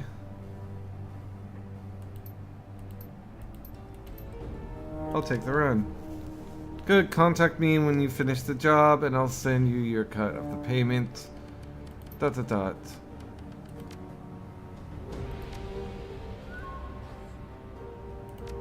much money do I have now? 1504. I must have gotten a decent amount. Travel to the Sky Tower. Let's see, what gear do I need? Oh, let's look at the inventory, I guess. Okay, I can get the next gun. It is, I have the cyber for it. And if I don't want the next gun... Oh, spider. Why do I know that name? Despite the wind and rain pelting Helloy, the proprietor of this stall, a monk, judging by their outfit, is unconcerned. The monk's expression is indifferent, though hardly placid or serene. Muscles show as tightly wound metal bands beneath the skin, ready to snap in any direction without warning. What's more, the monk's robes are anything but ordinary. Certainly, silk makes up the base outfit, but it's paired with high-impact ballistic armor, heavy-duty boots, and a bandolier of throwing knives. The table in front of you is arrayed with a wide variety of melee weapons, charms, jade pendants, and other mystical accoutrements. Beneath an awning in the rear are rows upon rows of cages, each housing some variety of exotic reptile or insect. These in turn are flanked by jars and boxes of Chinese herbs, incense, powders, and inks. The monk spares you only the shortest of glances as you approach. I am Monk Shen. Okay, that's kind of cool. Most people in Hawaii call me Spider Shen on account of the spiders back there. You're not local, not by a long shot. It's definitely a statement, not a question. Yeah, what about it? Shen shrugs, swings open palms across the table in front of you. So you probably have more reason to buy something than my neighbors. And I'm here to sell, so that's good. Swords, knives, clubs, I sell it all. I make most of these, but if I can't, I've got friends who can. If you need incense or salves or for meditation, I make and sell those too. For your joint's sake, I can give you acupuncture. Shun places both palms on the table, leaning over it toward you with a wicked grin. So what can I show you? Let me show you. You're a monk and a weapons dealer? You sell the snakes and spiders too? Shun shakes a finger at you, eyes narrowed. No, they're mine. I can sell you the things I craft with my hands, or the things I can do, but the medicines and poisons I make are my secret. You want those? You apprentice to me. 5 years, maybe I show you how to make a poultice, eh? Okay, sheesh. No need to get upset. You want to learn, you need patience. If you try to learn without patience, all you do is ape the masters. Shun snaps 2 fingers and points to the cages. You have to understand them to truly learn my art, otherwise you never become a master. Might as well get a skill soft. Let me take a look at your wares. Alright, so melee weapons and throwing. I might want that for my ghoul. It's only 250 bucks, but it's 250 bucks. And a katana. Wax it.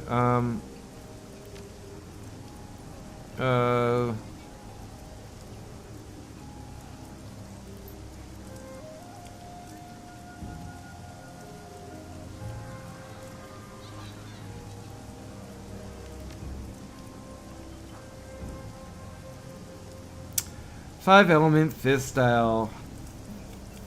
Water grows from wood, which burns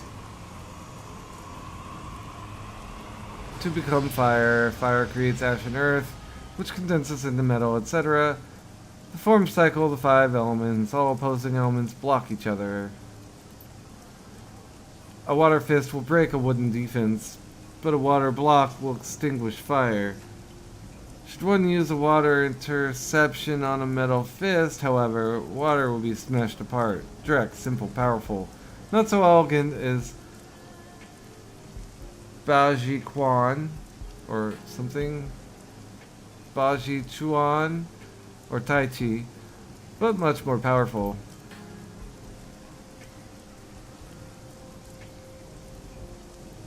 Fire weapon special.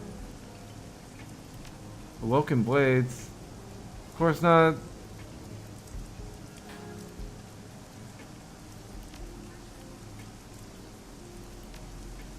Okay, just some bullshit. Doesn't seem like I can get anything from him.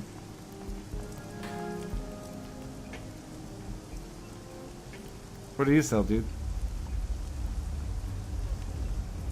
The shovel man, fifthly rags, teeters on the sidewalk, wobbling on unsteady legs. His bloodshot eyes start about desperately, and the acrid, sweet odor that wafts off him buzzes unpleasantly in your nostrils. You okay, man? You have to help me, my man. His teeth grind as his grip tightens. His hands feels like a vice. I need your help. Okay. Say the magic word first. Man, he inks you closer. Your eyes are watering from this pungent proximity. Still, you notice that his tighter clothing bears designer logos. Please, please, take handsomely a message from me. Never heard of him. Now, who are you and why are you touching me? I'm Steven Dynamite. He nods eagerly, a desperation in his eyes. A sluggish tongue wipes itself over the cracked skin of his lips. Look, you've got to help me. I've been poisoned. That crap Lee sold me put bad things in my head. Whenever I close my eyes, I see dark, narrow tunnels, so many, hands-grabbing, razor-sharp teeth gnawing. And the children. Bad things in your head. Are you talking about hallucinations? Junkie stares into space, faint trickle of saliva Mixed way to his chin. No, not exactly. More nightmares. They feel real, very real. Teeth biting. Faces. I knew. His trembling voice trails off. You know the whole nightmare thing has been going around. It isn't just you. No, this isn't that. I'm telling you, I was poisoned. I know it. You'll help me, won't you? Alright, I'll do what I can. Then tell Lee what he's done to me, and I need relief. Tell him that I want his sentence trails off. You've been a little vague about that, Steve. Need something in particular? I want my money back. His voice, poison, nightmares, money back, got it. Anything else? Just please come back and please hurry. Okay. Maybe this guy knows?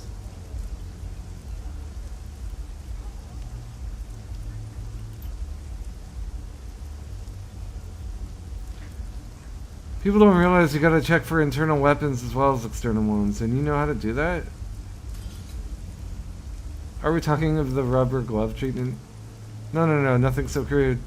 You just need the right technique. Matter of fact, I caught a guy just last week with a phosphorus grenade in his leg compartment.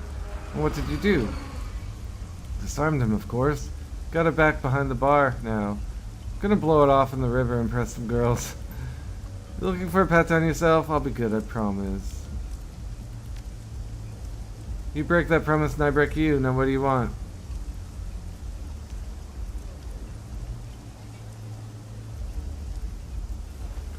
Are you running any business on the side? Nah, I may take the occasional payment to look the other way or be in the can when the fight breaks out, but I have enough on my plate that I can't really take on much else. Training, you see, love what I do, but you gotta work hard and stay in peak condition. I've also got some next steps in mind, so I'm working even harder toward that. Big plans, you just wait and see. I also play the drums. I'll leave you be.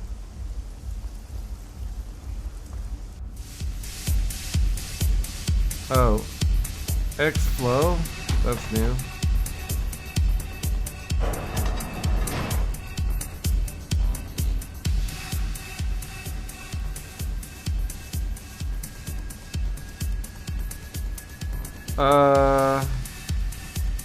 Back again, I see you didn't get your name. I'm Pale Moon.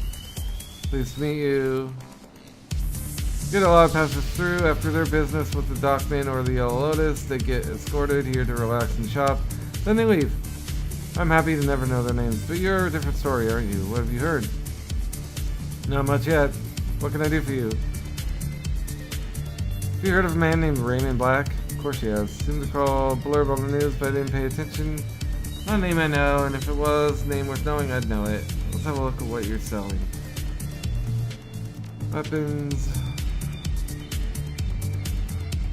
Shotguns. I can't afford the smart link yet. Oh, damn it. 0.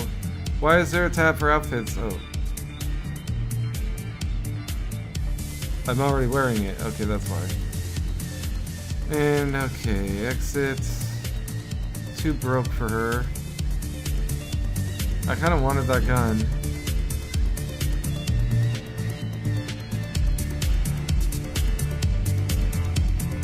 X-Flow.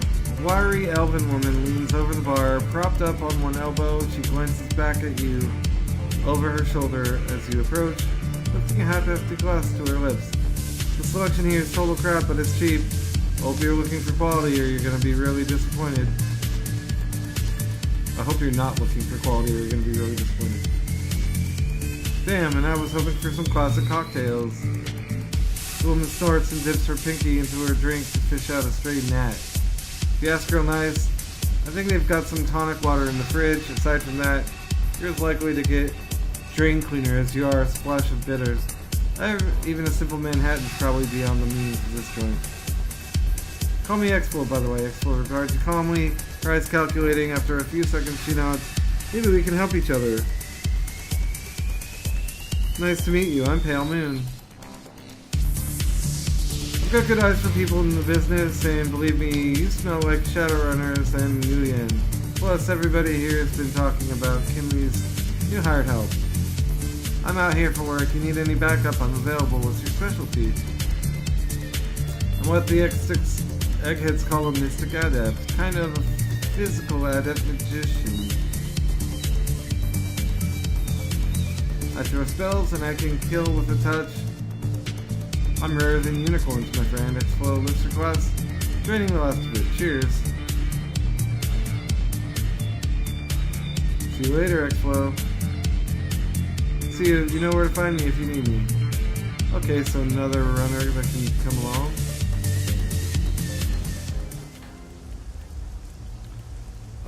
I don't think I want to buy any more cyberware.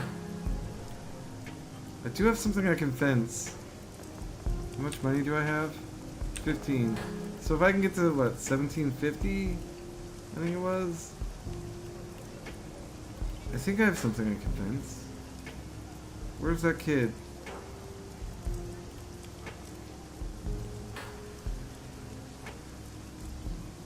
Where are you? Jin?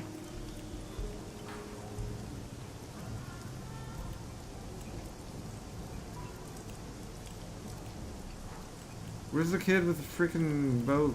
The fucking fenced for me before.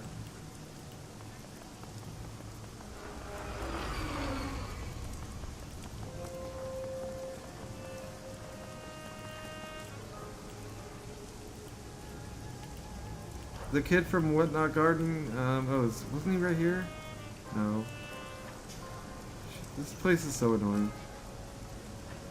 Oh, that's the Mahjong parlor. Here's my place. Was he up here? Oh, this is him.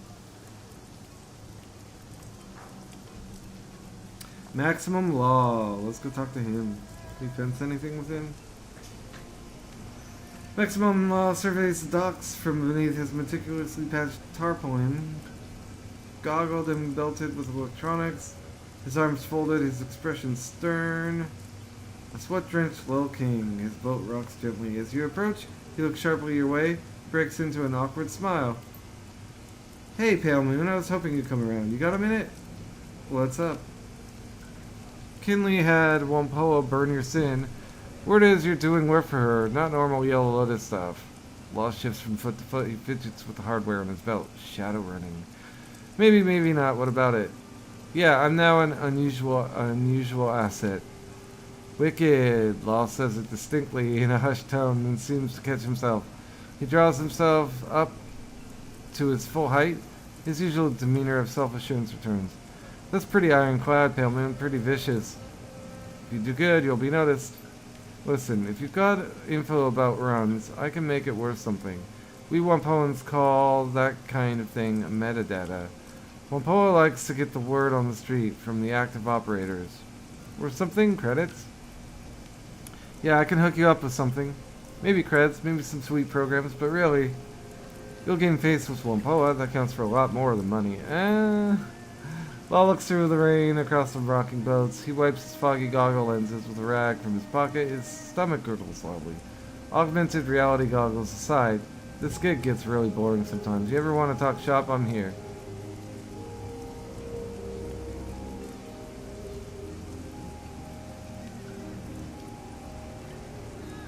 Your elders hired a ghoul assassin to... I know. Those piss-drinking, pig-sucking... Law erupts into a sort of livid, awkward profanity. Some sort of pidgin of Cantonese and tech speak. He catches himself short, pulls himself back together, and clenches his fist. You know whose fault this is? She always had it in for Magpie, because Magpie was a genius. That turbo-snorting woo-woo idiot and her lackeys almost destroyed the Wampoa network.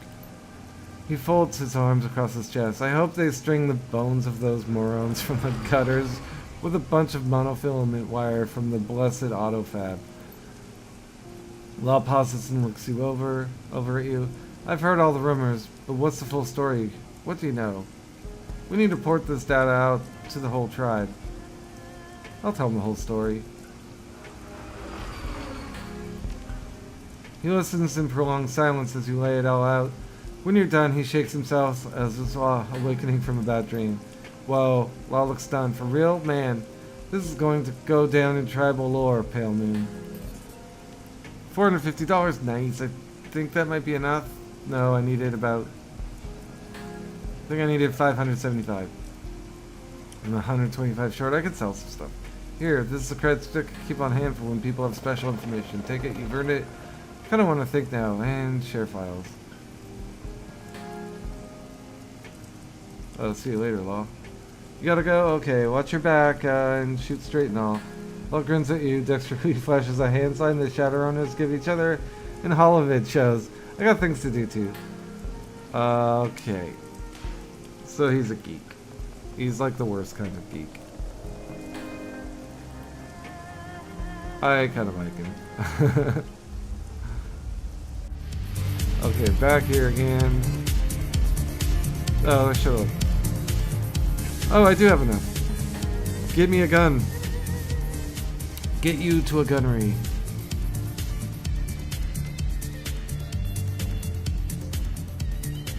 Oh, 2 rifles that I don't own. Smart linked 1. Damage 9, range long, cap 30. Oh. And wait, no. One above that even. 1750, yeah. Smart link. 16 damage. Stock sniper rifle, easily found on the black market. Wow. It's new to me. Confirm.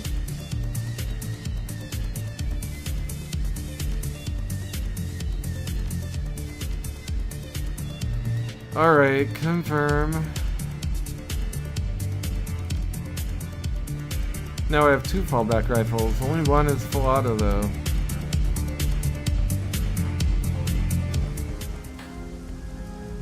Alright, let's get going.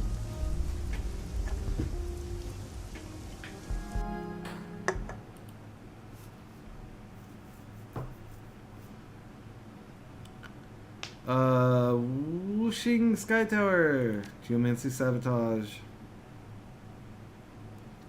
So first of all, we definitely want our shaman. And we definitely want our red samurai. Now, do I want a rigger?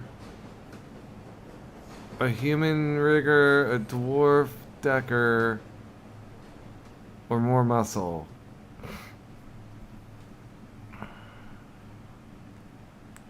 I really am feeling the decker.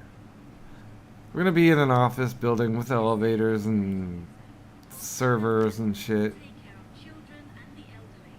Take care of children and the elderly. And she's got that, which is cool. Alright. It's like, deckers are just rogues. You just actually need one for every mission.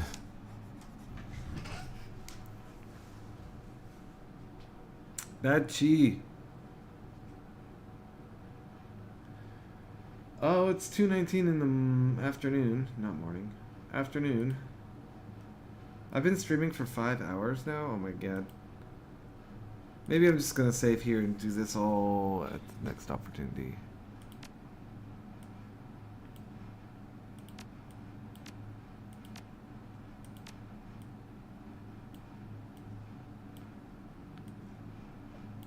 Okay, confirm.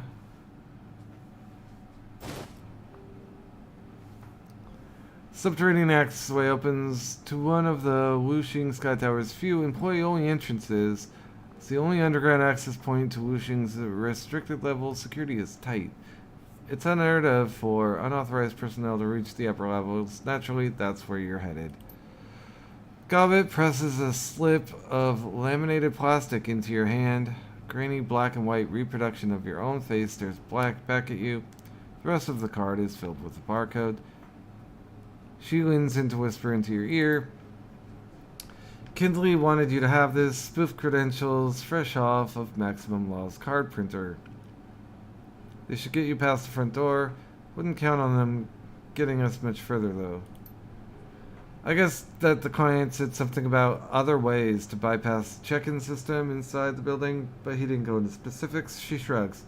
Kinley had some choice words about that, but whatever. We'll find a way past security. Almost on cue, a sturdy whooshing security officer peers up at you from behind the desk console. Evening man, swipe yourself in. He gestures at the ID scanner in front of him. Or you just start killing. Ooh, I got my charisma. Oh, actually, it started at 3. He looks at the console, then back at you. His eyebrows rise as he observes your company. You realize your credentials only allow you access to floor 10, right? Of course, I have new credentials with guest privileges waiting for me inside. That's why I'm here to pick them up. The officer nods curtly. Right, go ahead and grab your new creds at the check-in terminal. Have a good night, ma'am. Easy, just lie. Gonna take a break probably. It's 2:22. Either I stream until like 5:30 and call it there, or take a break and start at 5:30ish and go until like 7:30, or just don't come back today. Yeah, maybe I just like I've streamed long enough for one day. Can't play video games all day. I think I'm going to call it when we come back next. What, tomorrow after work, I guess, probably. We'll be causing trouble at these people's work. So, look forward to that. If you watched all 5 hours of the stream, and you are hearing me right now, then please accept my thanks. There's no menu here for me to exit. Oh. Things are popping up when I mouse over them. Okay. Please accept my thank you. And bye.